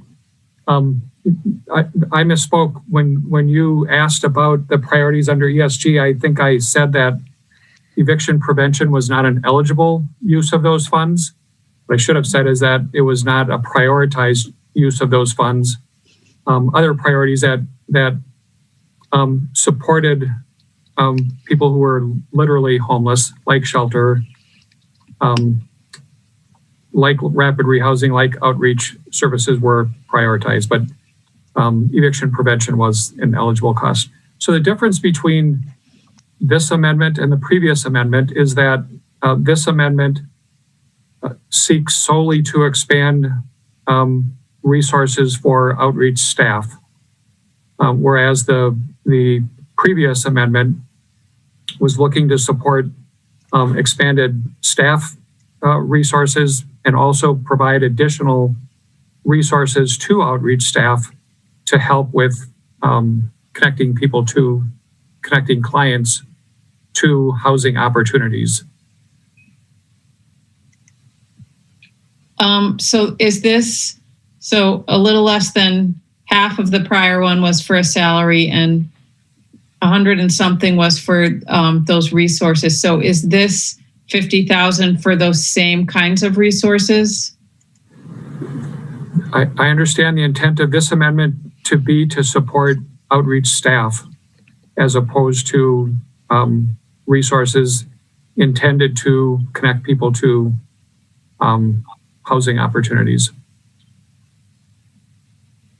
In the previous amendment, there were funds explicitly for the use of those quick move-in expenses. This amendment does not address that need.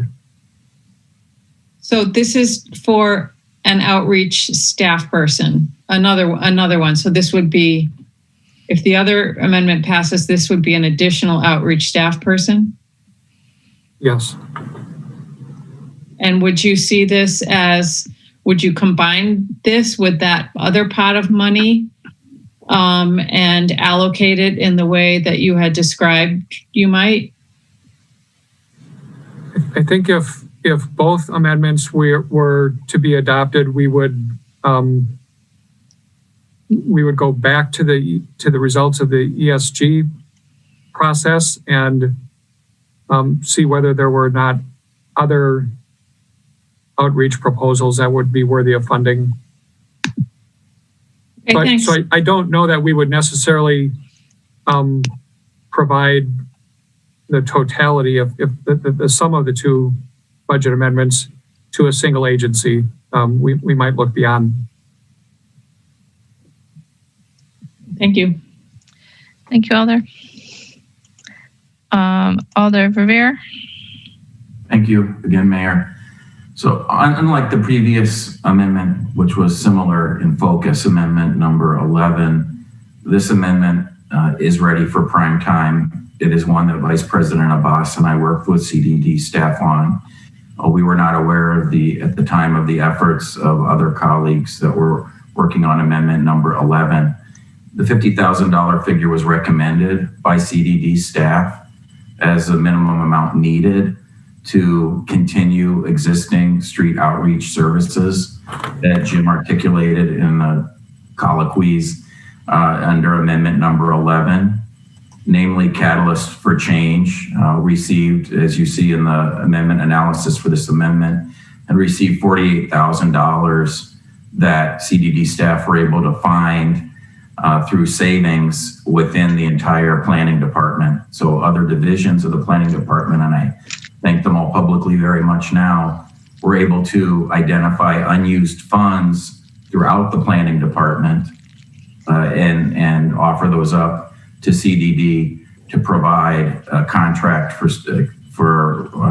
street outreach services for only a handful of months at the end of this year. So that contract is expiring literally within weeks.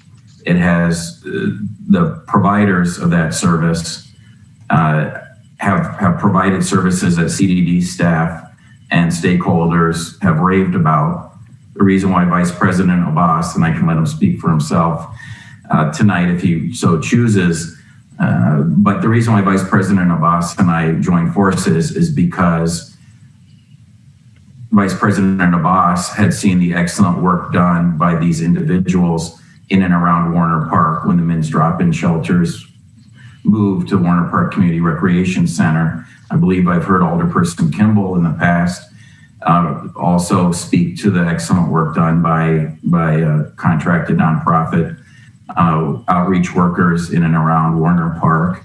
And I can speak from my own experience of the downtown and the fact that Catalyst for Change has supplemented the work that Sankofa does. As you heard staff explain in the previous amendment conversation, the current street outreach services that the city is able to provide are stretched exceedingly thin, particularly given the pandemic and the fact that street outreach is needed throughout the city in parks and in particular and more immediately in the downtown area, and certainly in and around Warner Park would be included in that level of service.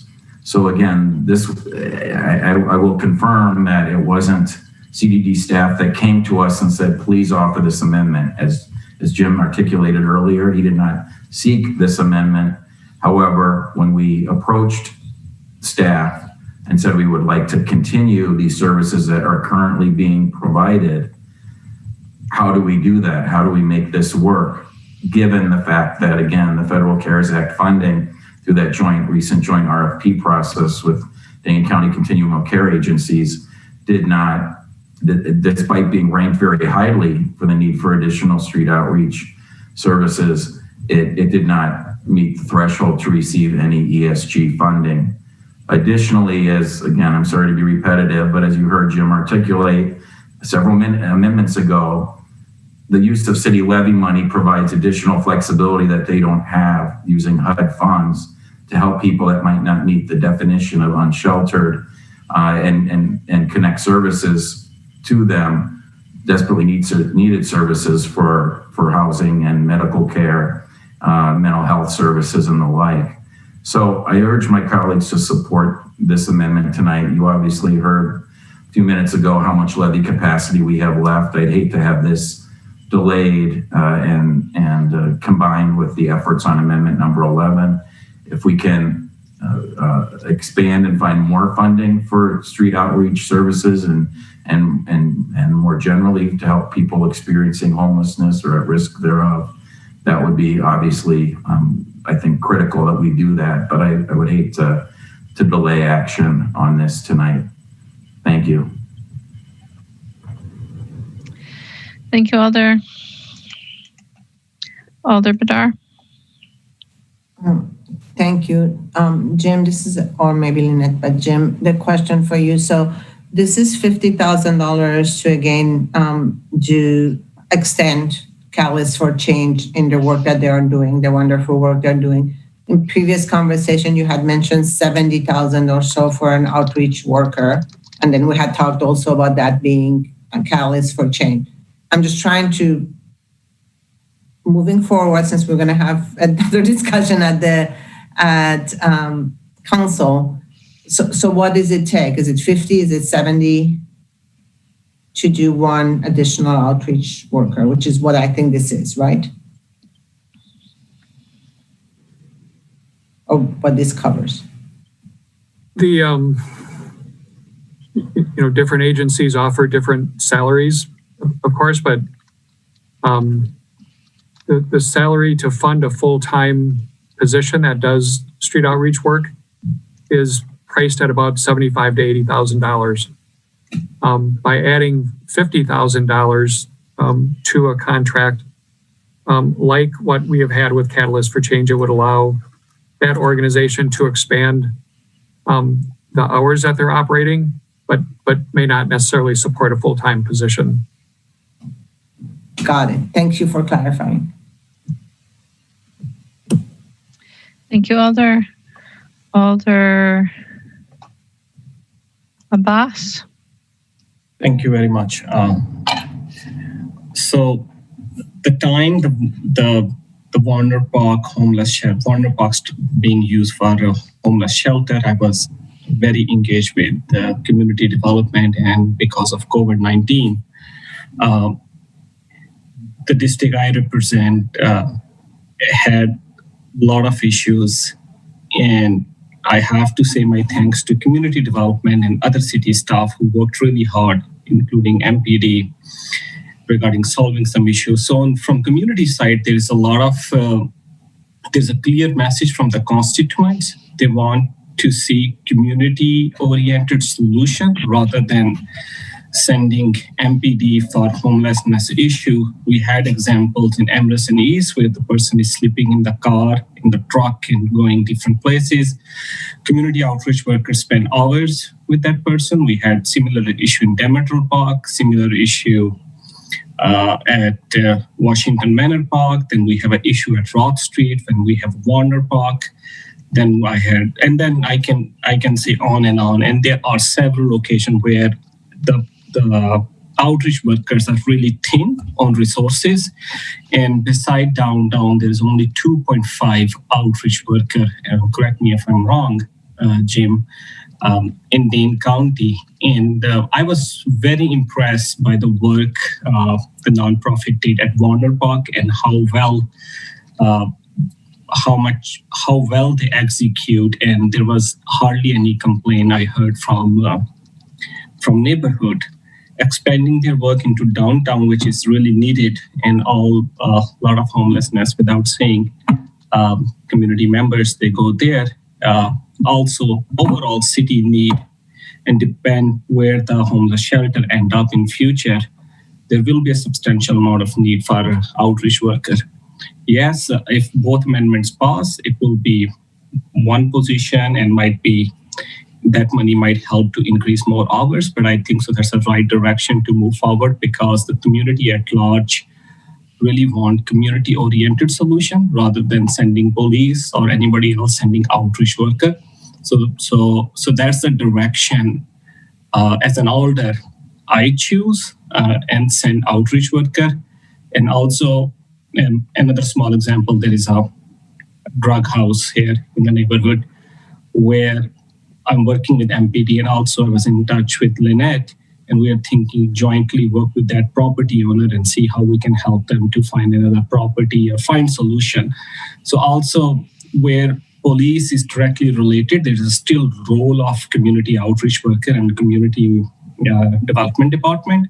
And I think it's very important for us to support whatever we can, especially during the time of COVID, and we are facing a homelessness crisis.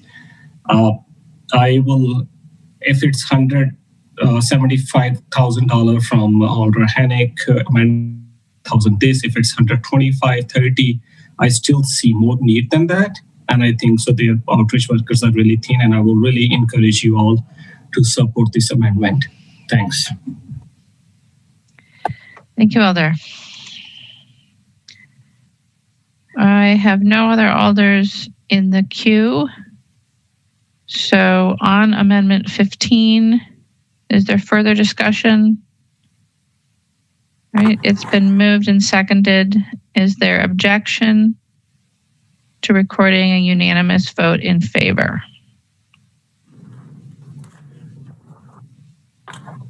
Seeing no objection, will we record a unanimous vote in favor of Amendment 15?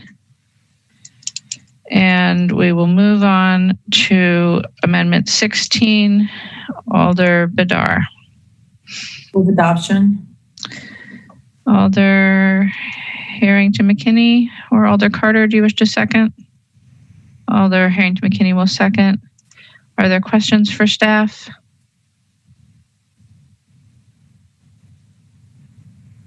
Seeing none. Alder Bedar, do you wish to speak to the amendment? To answer questions, but I don't need to speak. We don't have any other alders in the queue.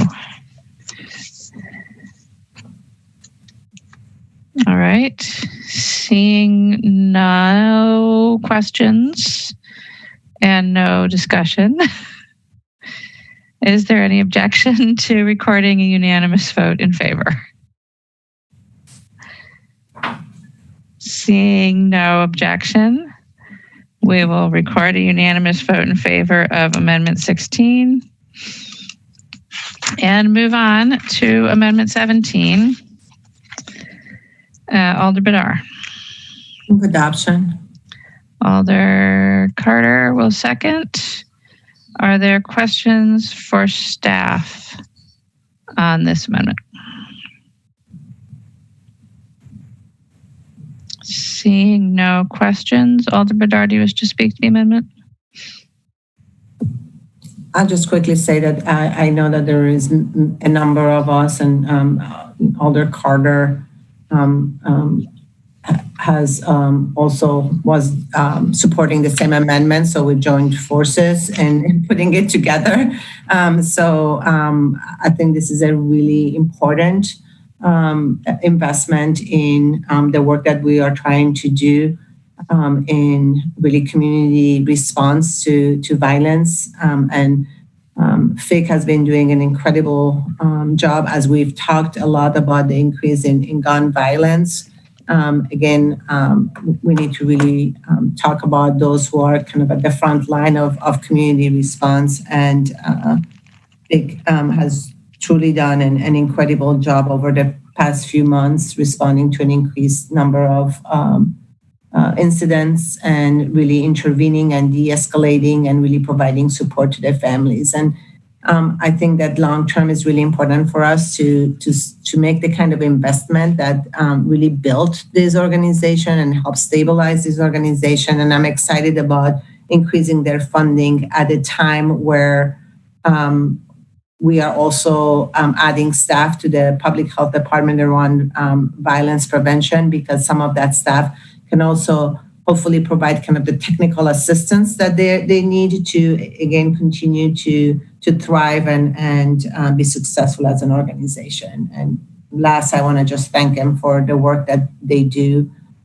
day in and day out. And special thanks to Anthony Cooper for joining us what seems to be many hours ago to provide testimony. Thank you. Thank you, Alder. Alder Harrington McKinney. Madam Mayor, would you add me as a co-sponsor, please? Yes, Laura, would you please add Alder Harrington McKinney as a co-sponsor for this amendment? Thank you, Laura. And Alder Carter. Thank you. Yeah, I just want to echo what Alder Bedard said. You know, this is an investment that we need to really take seriously. And I want to also thank Anthony Cooper for his work, and not only Anthony, but also the staff that works with Anthony. They did a tremendous job this year, but they've been working on this for a few years. And I think that it shows. And if we're serious about violence prevention, then we have to be serious about making the investment. Thank you. Thank you, Alder. I have no other alders in the queue wishing to speak. So on the amendment, it's been moved and seconded. Is there any objection to recording a unanimous vote in favor? Seeing no objection, we will record a unanimous vote in favor of Amendment 17 and move on to Amendment 18, Alder Kimball. I would like to move the substitute of Amendment 18, which was sent out to us by email earlier today. Is there a second? Alder Furman will second. Are there any questions for staff? Seeing no questions for staff, Alder Kimball, would you like to speak to the amendment? I'd like to ask Alder Foster to speak to it because I wasn't involved in the substitute and he was, and he can explain it better. Thank you, Alder. Alder Foster. Thank you, Mayor, and thank you, Alder Kimball. Yeah, so really this is meant to help with our accounting going forward so that we have good clarity and transparency around the costs of snow removal as it relates to our shared use paths, sidewalks, and bus stops that are maintained by city staff. So the original version, there were some, it was based off of the increased amount of budgeted expense for those things in last year's budget. And the intent was always to instead begin to capture the actual expenses for engineering and streets, which are the two divisions that facilitate that snow removal. So what this does essentially is to create snow removal accounts in both of those agencies, in parks and engineering, so that beginning in 2021, those charges will actually be identified separately outside of the other agency accounts, and with an end goal in future years to be able to move all of those expenses under a snow removal budget. So that's what the substitute does. Thank you, Alder. Is there any further discussion? Seeing no discussion, is there any objection to recording unanimous vote in favor of the amendment? Seeing no objection, we'll record a unanimous vote in favor of the amendment and move on to Amendment 19, Alder Kimball. Move adoption. Is there a second? Alder Bedard will second. Are there questions for staff? Seeing no questions for staff, Alder Kimball, would you like to speak to the amendment? Yes. So this is an amendment that came out of hearing Chief Davis at our budget hearings, hearing him talk about how this would be a pilot program with a soft rollout in March and an evaluation point in June, and then another evaluation point in September. And he, at the beginning said he would prefer a 24/7 service, but that this is, a pilot, so they were just going to go with 1 8-hour shift. I also think we ought to plan for the eventuality of if at the evaluation point in June, we feel like we can go to 24/7, we should have the resources to do it. He mentioned that the cost for a 24/7 annualized service would be about $1.3 million. So I thought about a half a year is about $600,000 because there's some.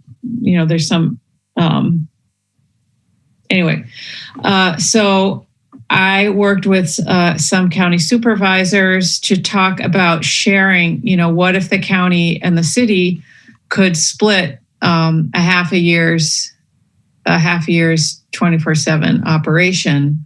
So at the county board, Supervisor Hassel and Wegleitner are also proposing an amendment for $250,000 for the county to support this. And this $250,000 in this amendment represents half of a potential half a year's 24/7 operation. It's not specified as to whether it's going to be in, the expansion would be in hours of operation or geographic coverage or a combination of that. So we left it a little bit open, but we really we want to learn from this and build on whatever successes we have early on. Thank you, Alder. Is there any further discussion on the item? Alder Carter? Yeah, Laura or Dave, where is the funding coming from for this, the $250,000? And then I'll let you answer that. So as proposed, the funding for this amendment will come from reducing the size of the police recruit class next year. So based off of the amount that was included in the executive budget, that would fund about 39 recruits, which is based off the 3-year vacancy or the 3-year attrition levels. So based off of if the academy size were to be reduced by 250, that number would be reduced by about 4 to 5 recruits. And so essentially what that means is that MPD's authorized strength will remain the same, but they will likely have vacant positions that they'll be unable to fill when it comes time to start the academy next year. Okay.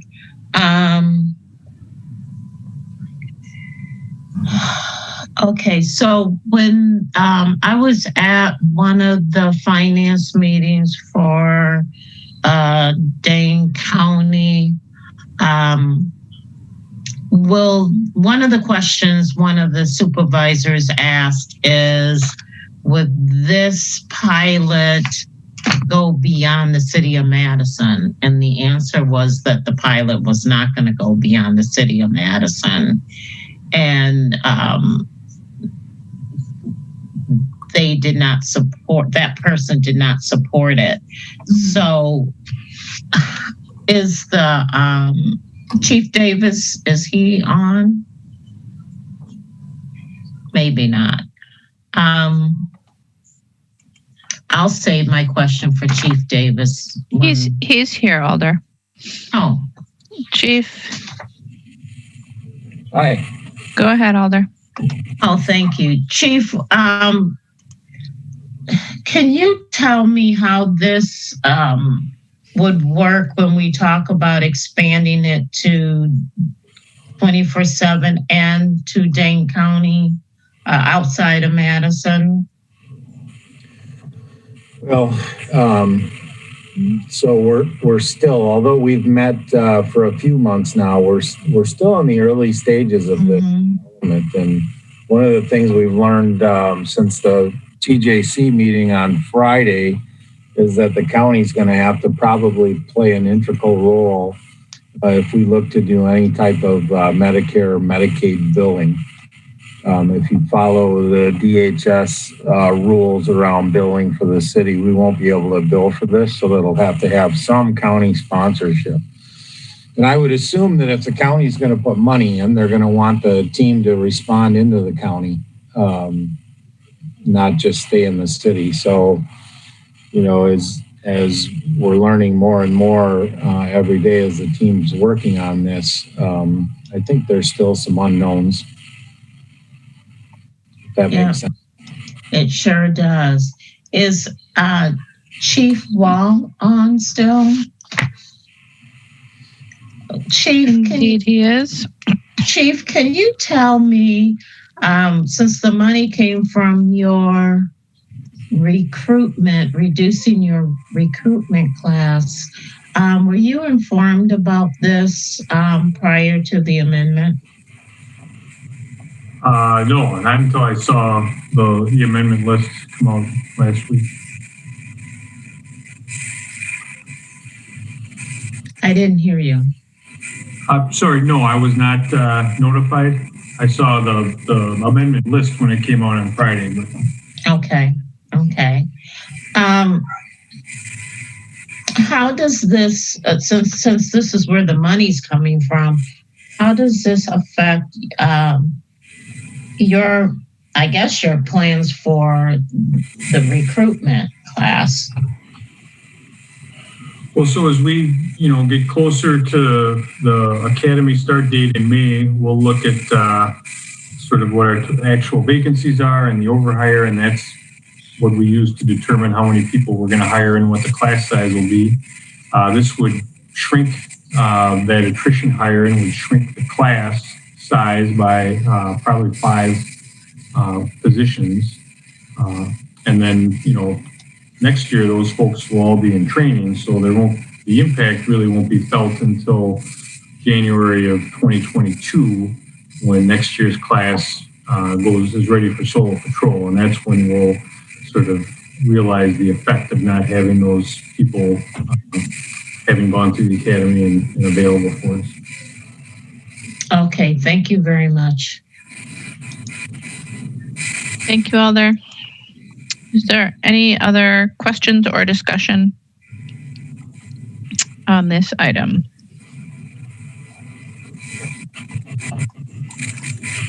Alder Harrington McKinney. Thank you, Madam Mayor.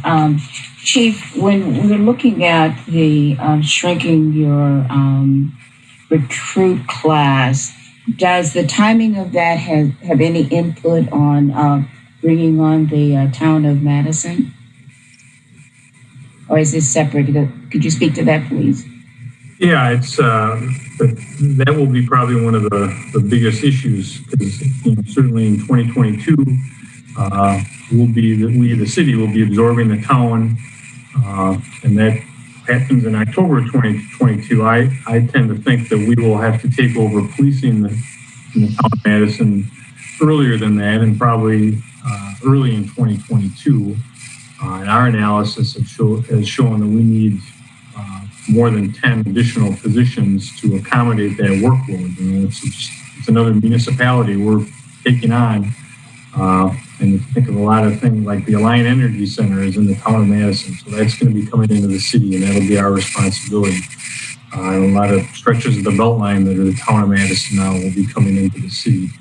And so that's, without having staffing to deal with that, it'll be a challenge, and it's probably going to take some significant overtime expenditures in order for us to be able to cover that additional workload. And not having that those spots in the academy will be part of that equation.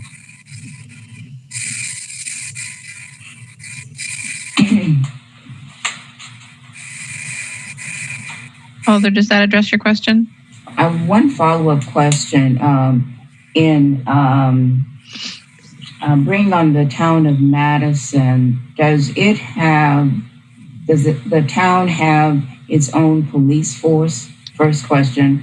And a bridging question is that will we be bringing on those officers into Madison Police Department? Yes, the town of Madison has a full-time police department.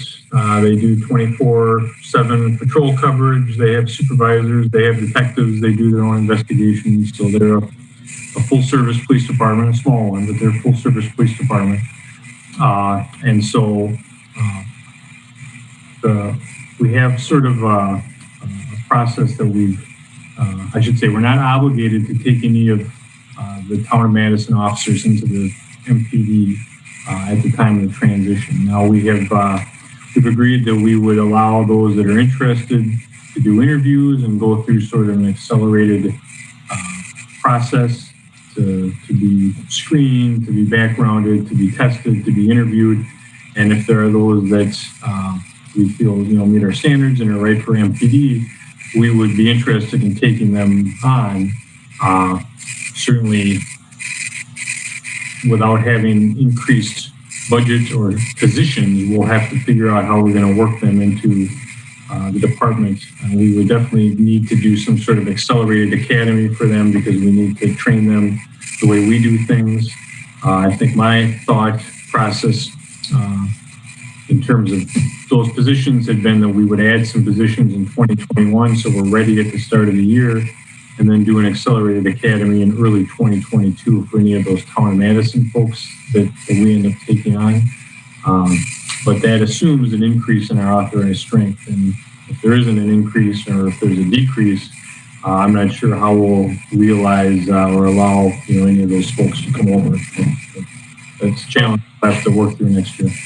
Okay, so let's sit with that just a minute. And if the authorized strength is not increased, and we're taking on police officers in the town of Madison, they would have to go through a special class. What happens with the funding? How are we going to absorb that?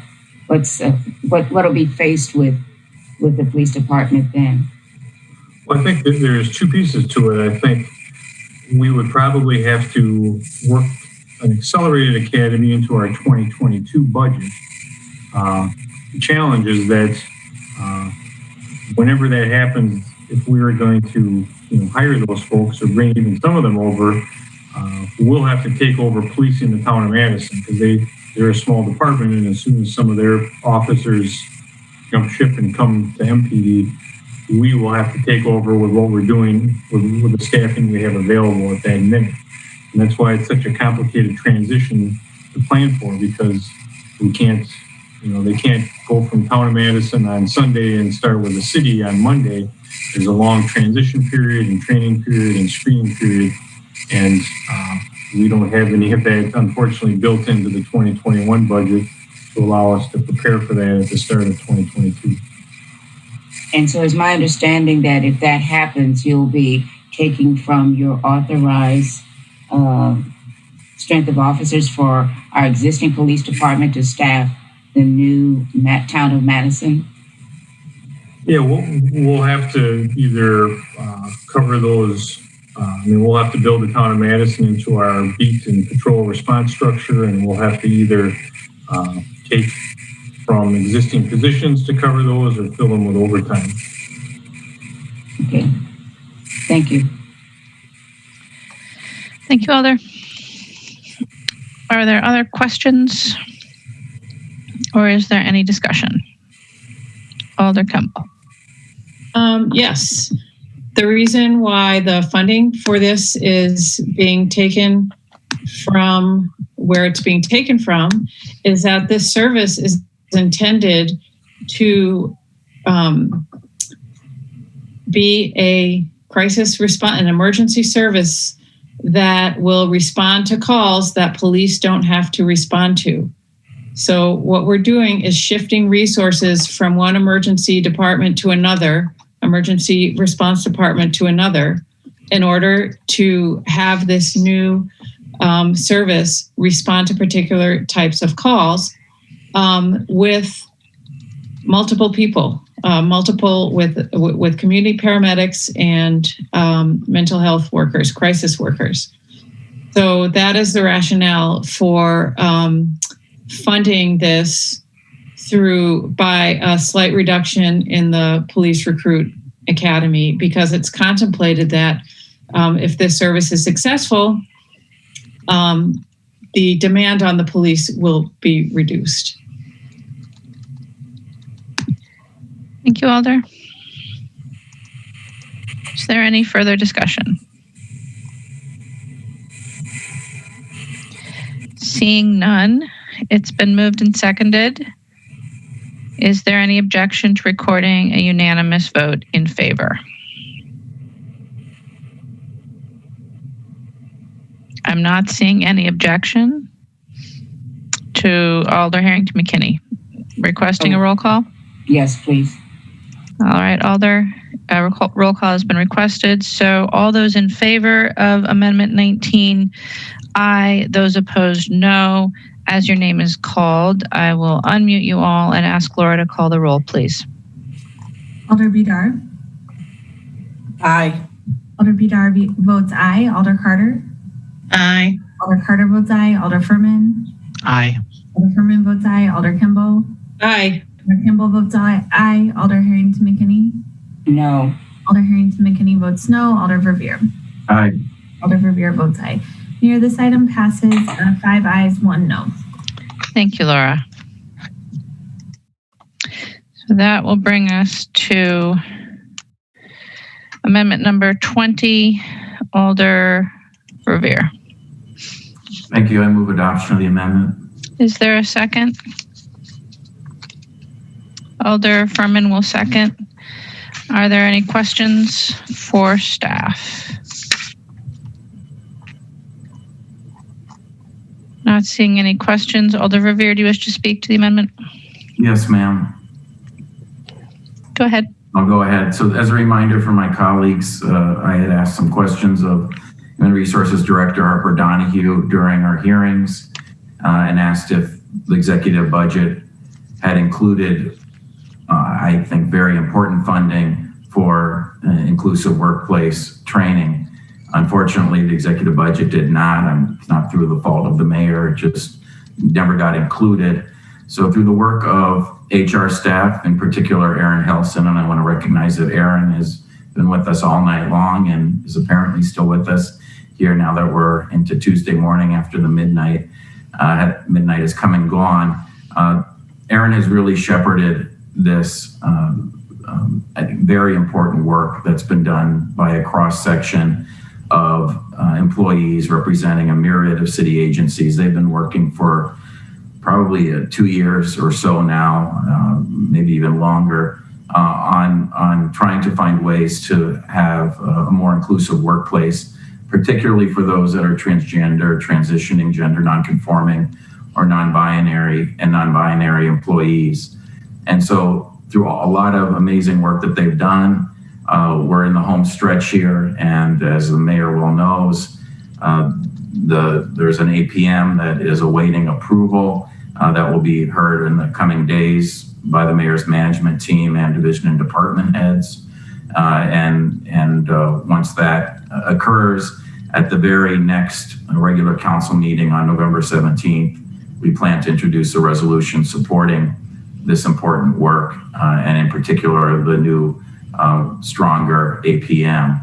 So this is a very modest budget amendment. In fact, I think it has the least impact on the levy of any of the budget amendments at only $3,300 because of the work that again, HR staff was able to do, rearranging line item from supplies and assuming that once we're past the pandemic, that there will be revenue again flowing for training sessions offered by HR. So I urge my colleagues to support this important amendment for inclusive workplace training. Thank you. Thank you, Alder. Is there any further discussion on the amendment? Seeing no further discussion on the amendment, Is there any objection to recording unanimous vote in favor of amendment number 20? Seeing no objection, we'll record a unanimous vote in favor of amendment number 20 and move on to amendment number 21. Alder Verveer. Thank you, Mayor. I move adoption of the amendment. Alder Kemble. Second. Moved and seconded. Are there any questions for staff? Indeed, there are. Alder Furman. Thank you, Mayor. I'm hoping HR could provide an update on the search for replacement jobs in the city for these parking cashiers. Thank you, Alder. Sabrina is here, as is Aaron Hilson. I don't know if either of you can answer the Alder's question. So to my knowledge, I know there have been discussions with public health about potential opportunities. I don't have an update on any known additional opportunities at this time. Aaron, do you have anything? Yeah, pretty much the same. There have been a handful of opportunities for more short-term displacements. And then looking to potentially create or have a few positions in Metro Transit that are available for staff, but not, I wouldn't say successfully, a plan for a significant number of them to move into new positions. I think it doesn't look like Harper is with us this evening. Is that correct? That's correct. Okay, Harper, I discussed that there was going to be some sort of meeting on Tuesday. This was when we were talking about this at the Committee on Employee Relations last week. So does either Aaron or Sabrina have any information on a meeting on Tuesday that Harper was supposed to have about this? I do not. Okay. All right. Thank you both. Thank you, Alder. Alder Carter, questions? Yes. Sabrina or Aaron, can you tell me how many staff are involved in this?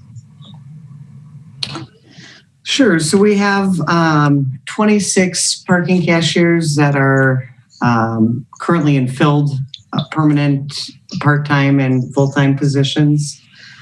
So it's up to 19 people who could be impacted. And certainly we are, so we're currently moving forward with filling 3 positions. We submitted the request to fill for 3 existing vacancies. One that we've been holding for salary savings since earlier this year, and then a recent promotion. So those positions we're moving forward with filling now, hoping to fill those internally with parking cashiers. And then additionally, the other positions created or proposed to be created in the budget, we're intending to post internally to parking utility employees only. So it's, I think up to 19 people could be impacted. However, we're hoping that we can get applicants who are interested in some of the other positions in parking utility and promote into those. And go ahead. I'm sorry. I was just going to say the only other thing that I would add is in response to Alder Berman's question, the meeting tomorrow is with public health about those public health positions I mentioned. Those are contact tracer positions, it looks like, and so would not be expected to be long-term positions that they would be able to move into on a more permanent basis. Okay, thank you very much. Thank you, Alder. Are there other questions for staff? Seeing none, then Alders Verveer or Kemble, would you like to speak to the amendment? Alder Verveer. Thank you, Mayor. I urge my colleagues to support this amendment. We spent a lot of time over the course of those 2 nights of agency budget hearings talking about the treatment of parking utility cashiers in this budget. I know the hour is very late, but I frankly believe very strongly that even one layoff is one too many if it can be avoided, and I do believe it can be avoided here. I won't take the time to recite once again the official parking utility agency budget submittal in July, where there literally are many sentences of arguments why these positions should continue to be funded. Obviously, there's been a change in kind of stature of the parking utility at this point, given their fund balance condition deteriorating on a daily basis, and I totally get that. And we frankly haven't helped tonight through our actions adopting some of the amendments to provide even more of a burden on the parking utilities fund balance. But with that said, I do not believe that, again, laying off a single cashier is warranted at this time. Most immediately, and I tried eliciting this information by asking different department heads the question, again, a couple weeks ago at our agency budget hearings, but parking utility and cashiers are currently being redeployed and used in critical mission positions at the public health department. That will continue, that need will continue, whether it be contract tracing or working at Alliant Energy Center testing site or other testing sites like at the Villager. You saw, I hope some of my colleagues saw some of the written communications from affected cashiers and some parking utility employees that are not directly impacted, that are in jeopardy of layoff status come New Year's Day. But in some of those emails, you get the sense of the redeployment work that they've been doing, including in public health, in the Parks Division, in the Streets Division. Those superintendents are still with us tonight at this hour in this meeting, and they can speak to the important work that the parking utility staff have provided them during the course of this year. The point is that those agencies then provide for the financial support of those displaced parking cashiers' work. That will continue. You know, I wish this pandemic would go away, of course, yesterday, as we all do, but it's not going to. And it's a double-edged sword as it relates to this amendment, because one, it's hard to argue for the need for cashiers currently in our facilities, but on the other hand, there is work for them to do that can be funded by other agencies, including most notably Public Health, Madison and Dane County, given the significant funding that they appropriately are receiving from federal and state, including the first resolution we had on our agenda tonight. So I really don't see an argument why any of these employees should be laid off. And then once we recover from the pandemic, the parking demand will be there. There will be special events again. I pray, of course, sooner rather than later, but special events that will require the cashiers to be staffing pay on entry, among other things, providing critical services in the city's entertainment district, particularly on nights and weekends. That work will come back.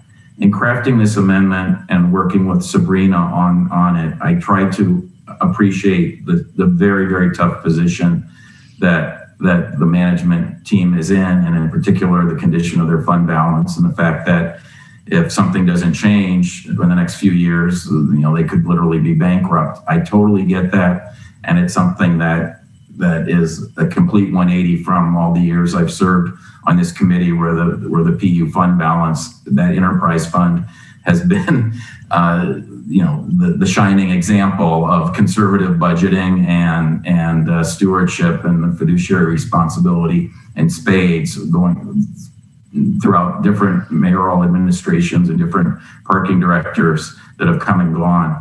So times have changed, and I totally get that. Sabrina mentioned earlier tonight that the PU did receive a $5 million payment for the Judge Doyle Square podium. That is obviously an important lifeline at this time. But in closing, let me say, think of the humanity of all this. These are employees who literally could be losing their health insurance coverage, their health benefits in the midst of a pandemic, losing their livelihoods. It's just cruel for us to do this when there are alternatives, I believe, strongly out there. So in working with Sabrina, you see the language in the budget amendment does make a number of assumptions to try to preserve the work, the fund balance to the best of our ability. You see them at the bottom of the amendment in the analysis. The assumption is that all of these reclassified positions that are listed there, I won't read them because you all have them in front of you, will be filled by existing parking cashiers. They are qualified to fill these positions. They will hopefully, every single one of these reclassified positions will be filled by a cashier. I know Sabrina, in talking to her privately as recently as Friday, that is her absolute intent and pledge to do that. Additionally, as you see in the second point, that any of the existing vacant parking cashier positions will not be filled. The parking utility has had a budget over the many years of providing maximum flexibility to them in terms of authorizing positions, but only filling them if they believe they really have the need. Well, there's an assumption that, of course, no vacant positions of the cashiers will be filled in the new year. And then again, but to me, the most important thing is that there will not be any layoffs, that none of the existing parking utility employees, some of whom have worked for the city for decades, are not irreparably harmed, do not lose their livelihoods, do not lose their health benefits in the midst of a pandemic. So I urge you, and I appeal to your humanity and urge your support for this amendment. Thank you. Thank you, Alder. Alder Furman. Thank you, Mayor. I'd like to move referral to the council meeting, and if I can get a second, or council budget hearing, if I get a second, I would explain more. Is there a second? Alder Bedar will second. Thank you. I think we heard this evening that there are going to be more discussions tomorrow, and there are continued discussions on trying to get these employees different positions in the city. So I don't feel like there's enough information yet to make a decision, and so I really would like to see us continue to get more details on, for example, I remember hearing in our hearings, and I guess it is made clear here, if these people are able to get positions, there is no need to lay them off.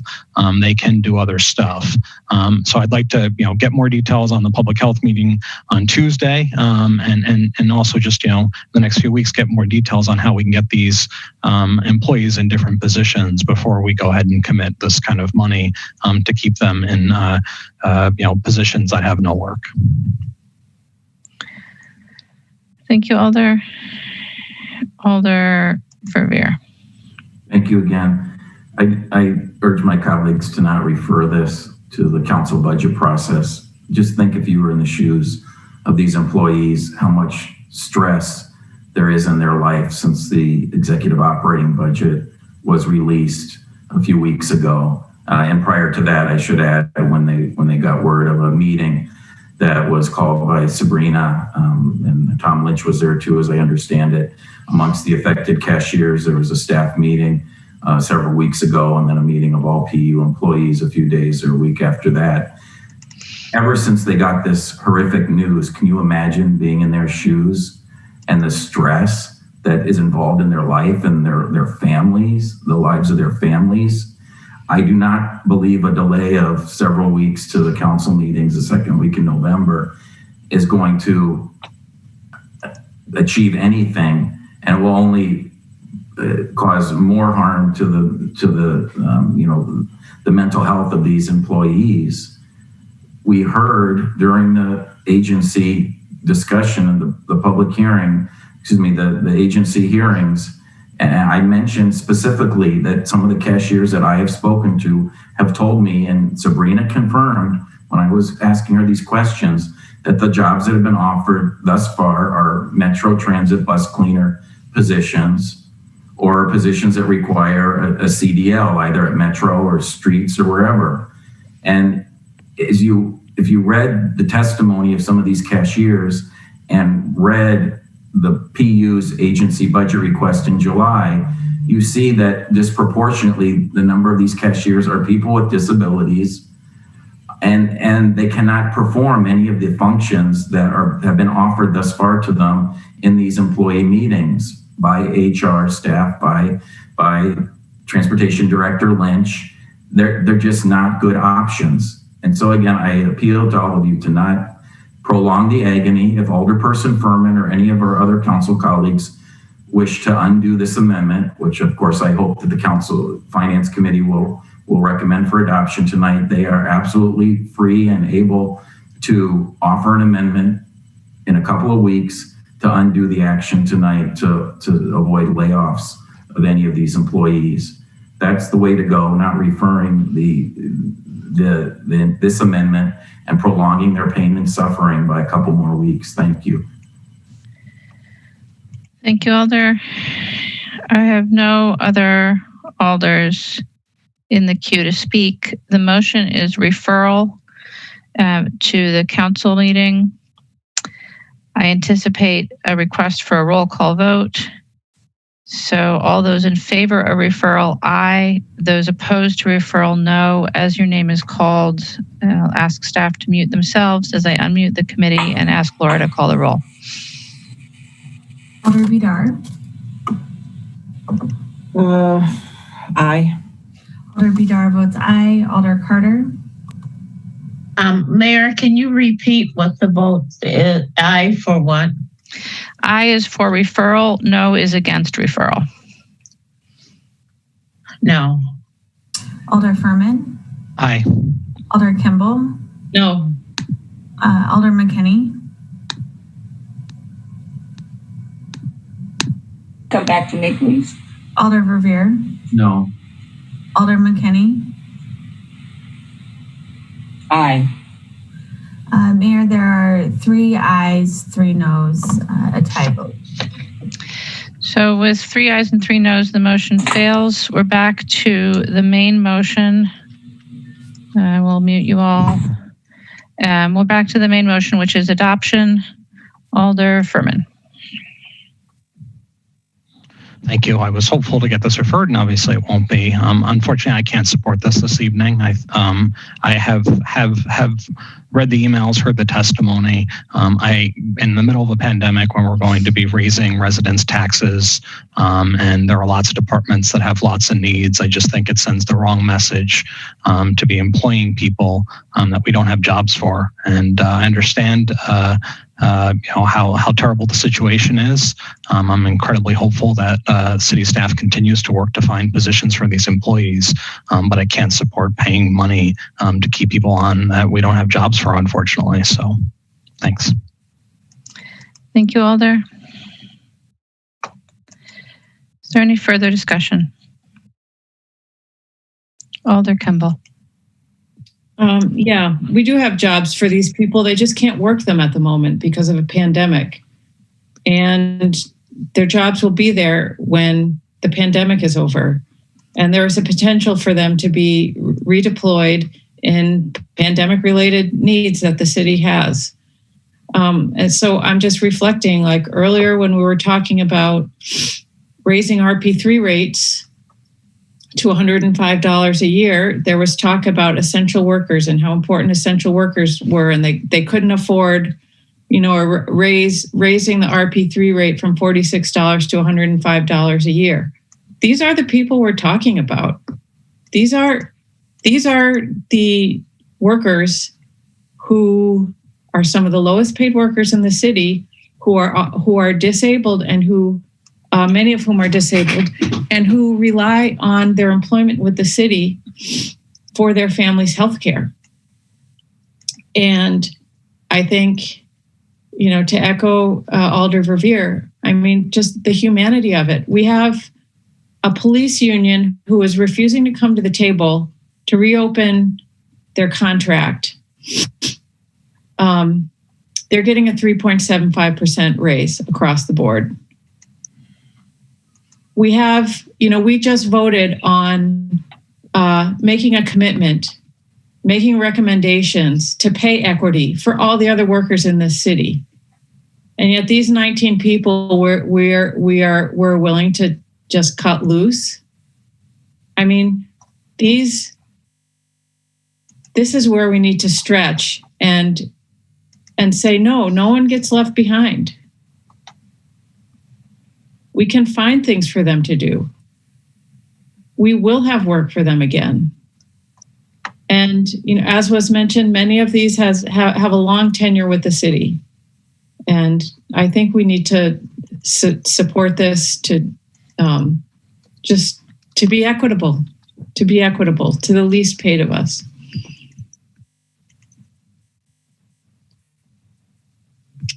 Thank you, Alder Badar. Thank you, Mayor. I'd like to put in a request that we get reach an update to all alders by Wednesday, November 4th, which has a logic for those of us who are following budget, on what the status is of kind of finding these positions, the vacant position. I really feel very strongly that there is a lot of conversations, but I'm not putting my arms around the concrete of exactly what positions are they going to be able to get into that are permanent, what are the temporary positions. And I realize that there is a meeting tomorrow, but by next week, I would like to request a written memo by HR. I think that's probably the best place that it fits on the status of these employees and their temporary or permanent reassignment. Thank you. Thank you, Alder. Aaron, if you can convey that back to Harper, I'd appreciate it. Thank you. I have no other alders in the queue. The motion is adoption of Amendment 21. I anticipate the request for a roll call. So all those in favor of adopting Amendment 21, aye. Those opposed, no. As your name is called, unmute you and ask Laura to call the roll, please. Alder Badar. Aye. Alder Badar votes aye. Alder Carter. Aye. Alder Carter votes aye. Alder Furman. No. Alder Furman votes no. Alder Kimball. Aye.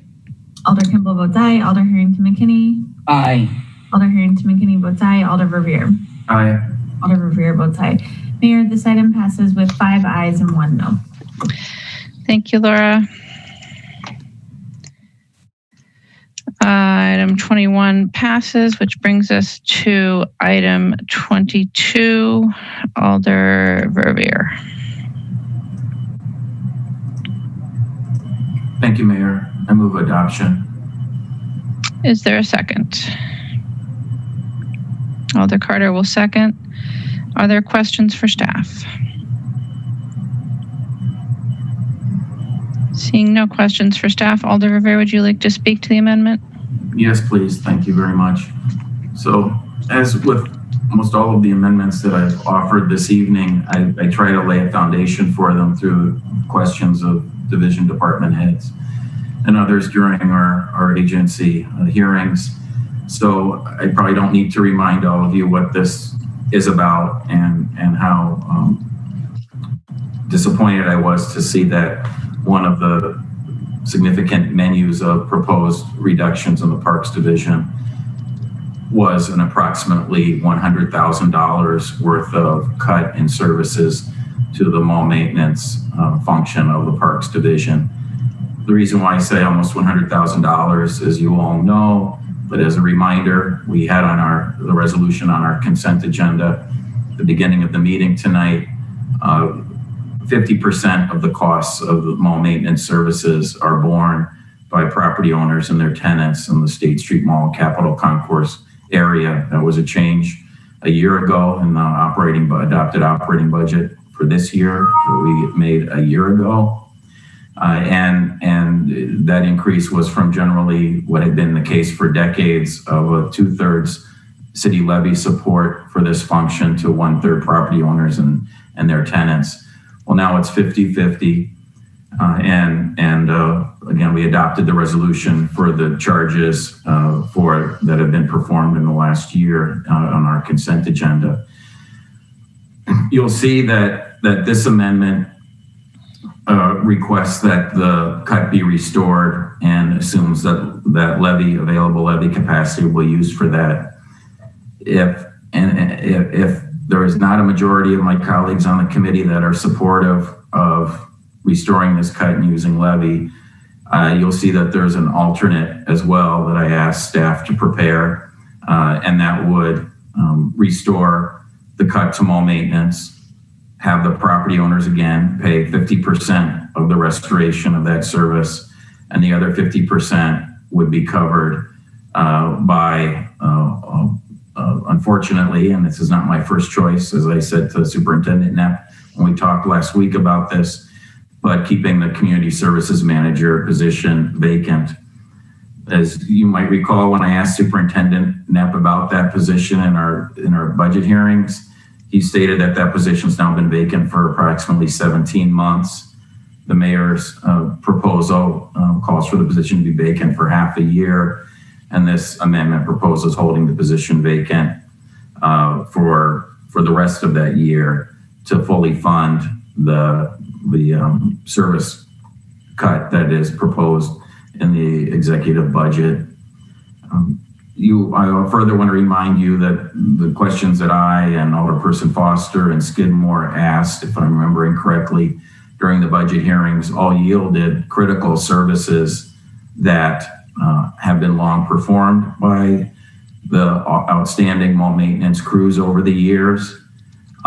Some of them might not be considered more critical than others, but among those that are, I would say, absolutely critical is snow and ice control.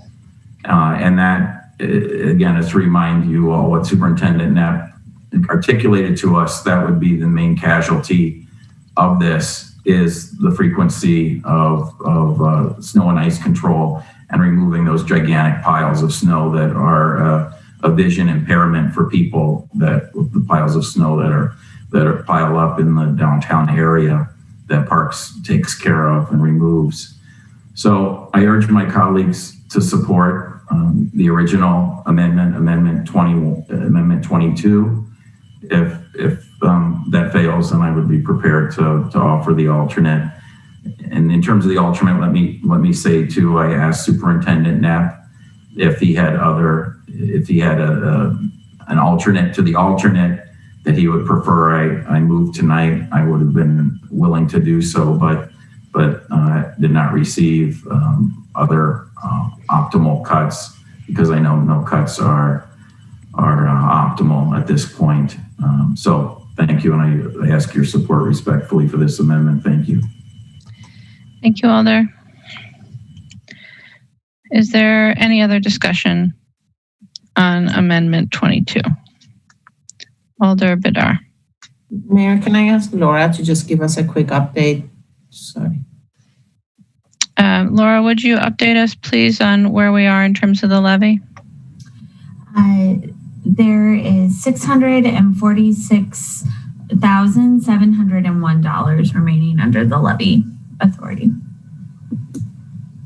Thank you, Laura. Alder Bidar, anything additional? No. Is there any further discussion? Seeing none, it's been moved and seconded.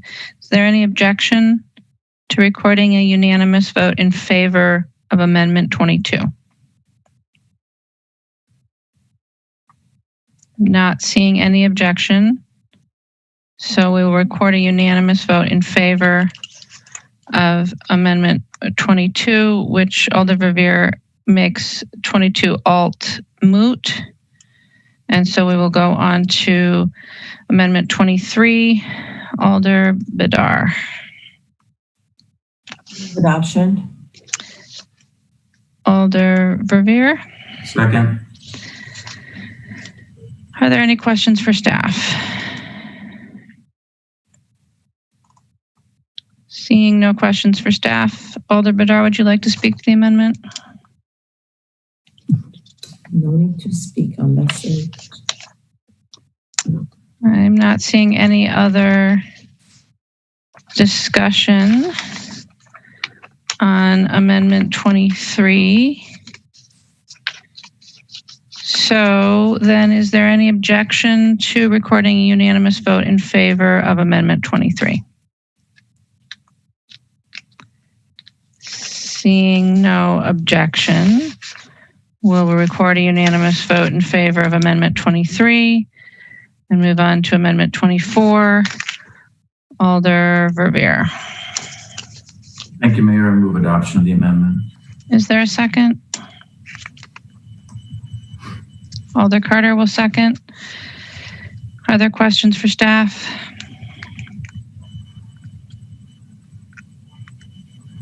Seeing no questions for staff, Alder Verveer.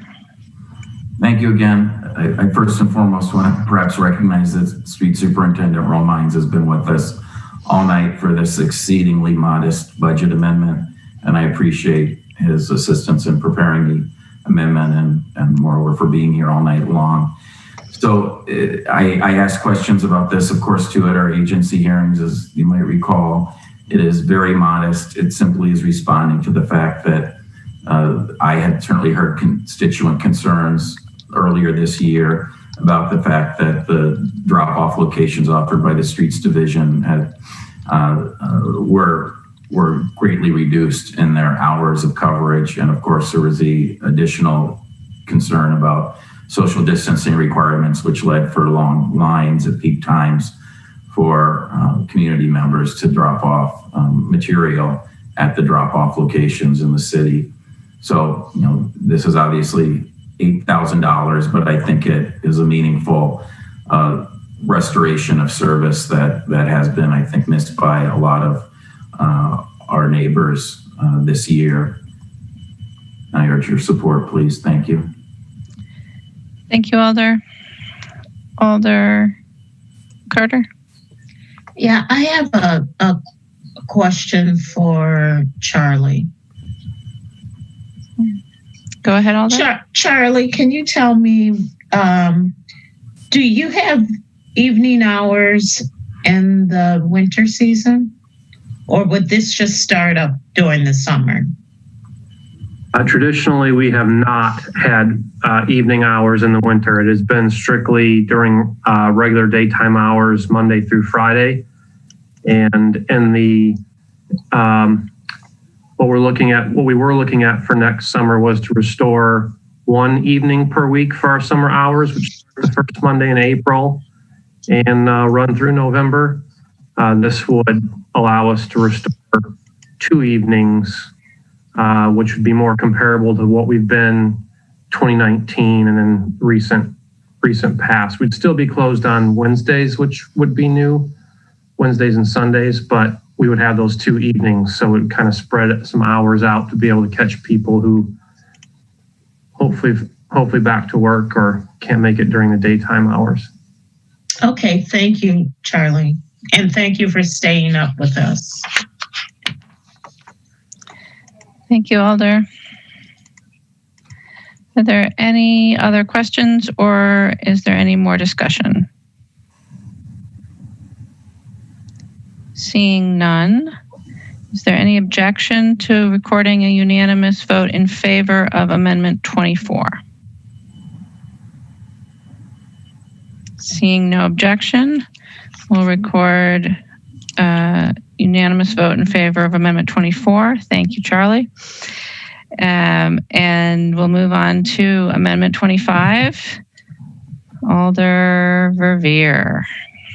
I move adoption of the amendment. Is there a second? Alder Carter will second. Are there questions for staff? Seeing no questions for staff, Alder Verveer.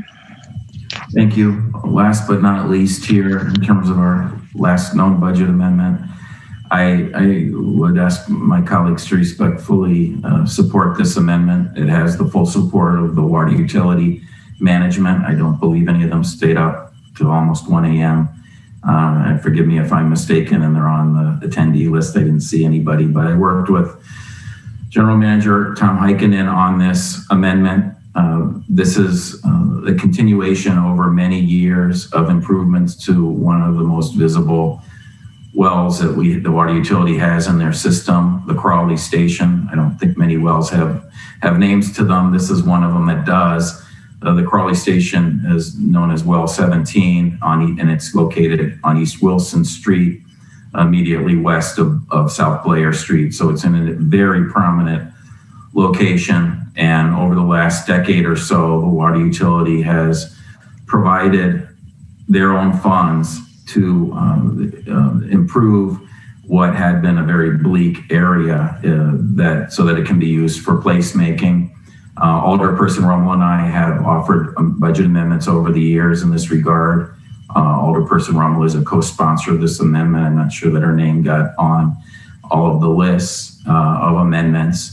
But the timing is perfect for this because the neighborhood that includes this well, which is called the First Settlement Neighborhood, is in the midst of a public engagement process that would prioritize improvements to the area there. There was a community garden that was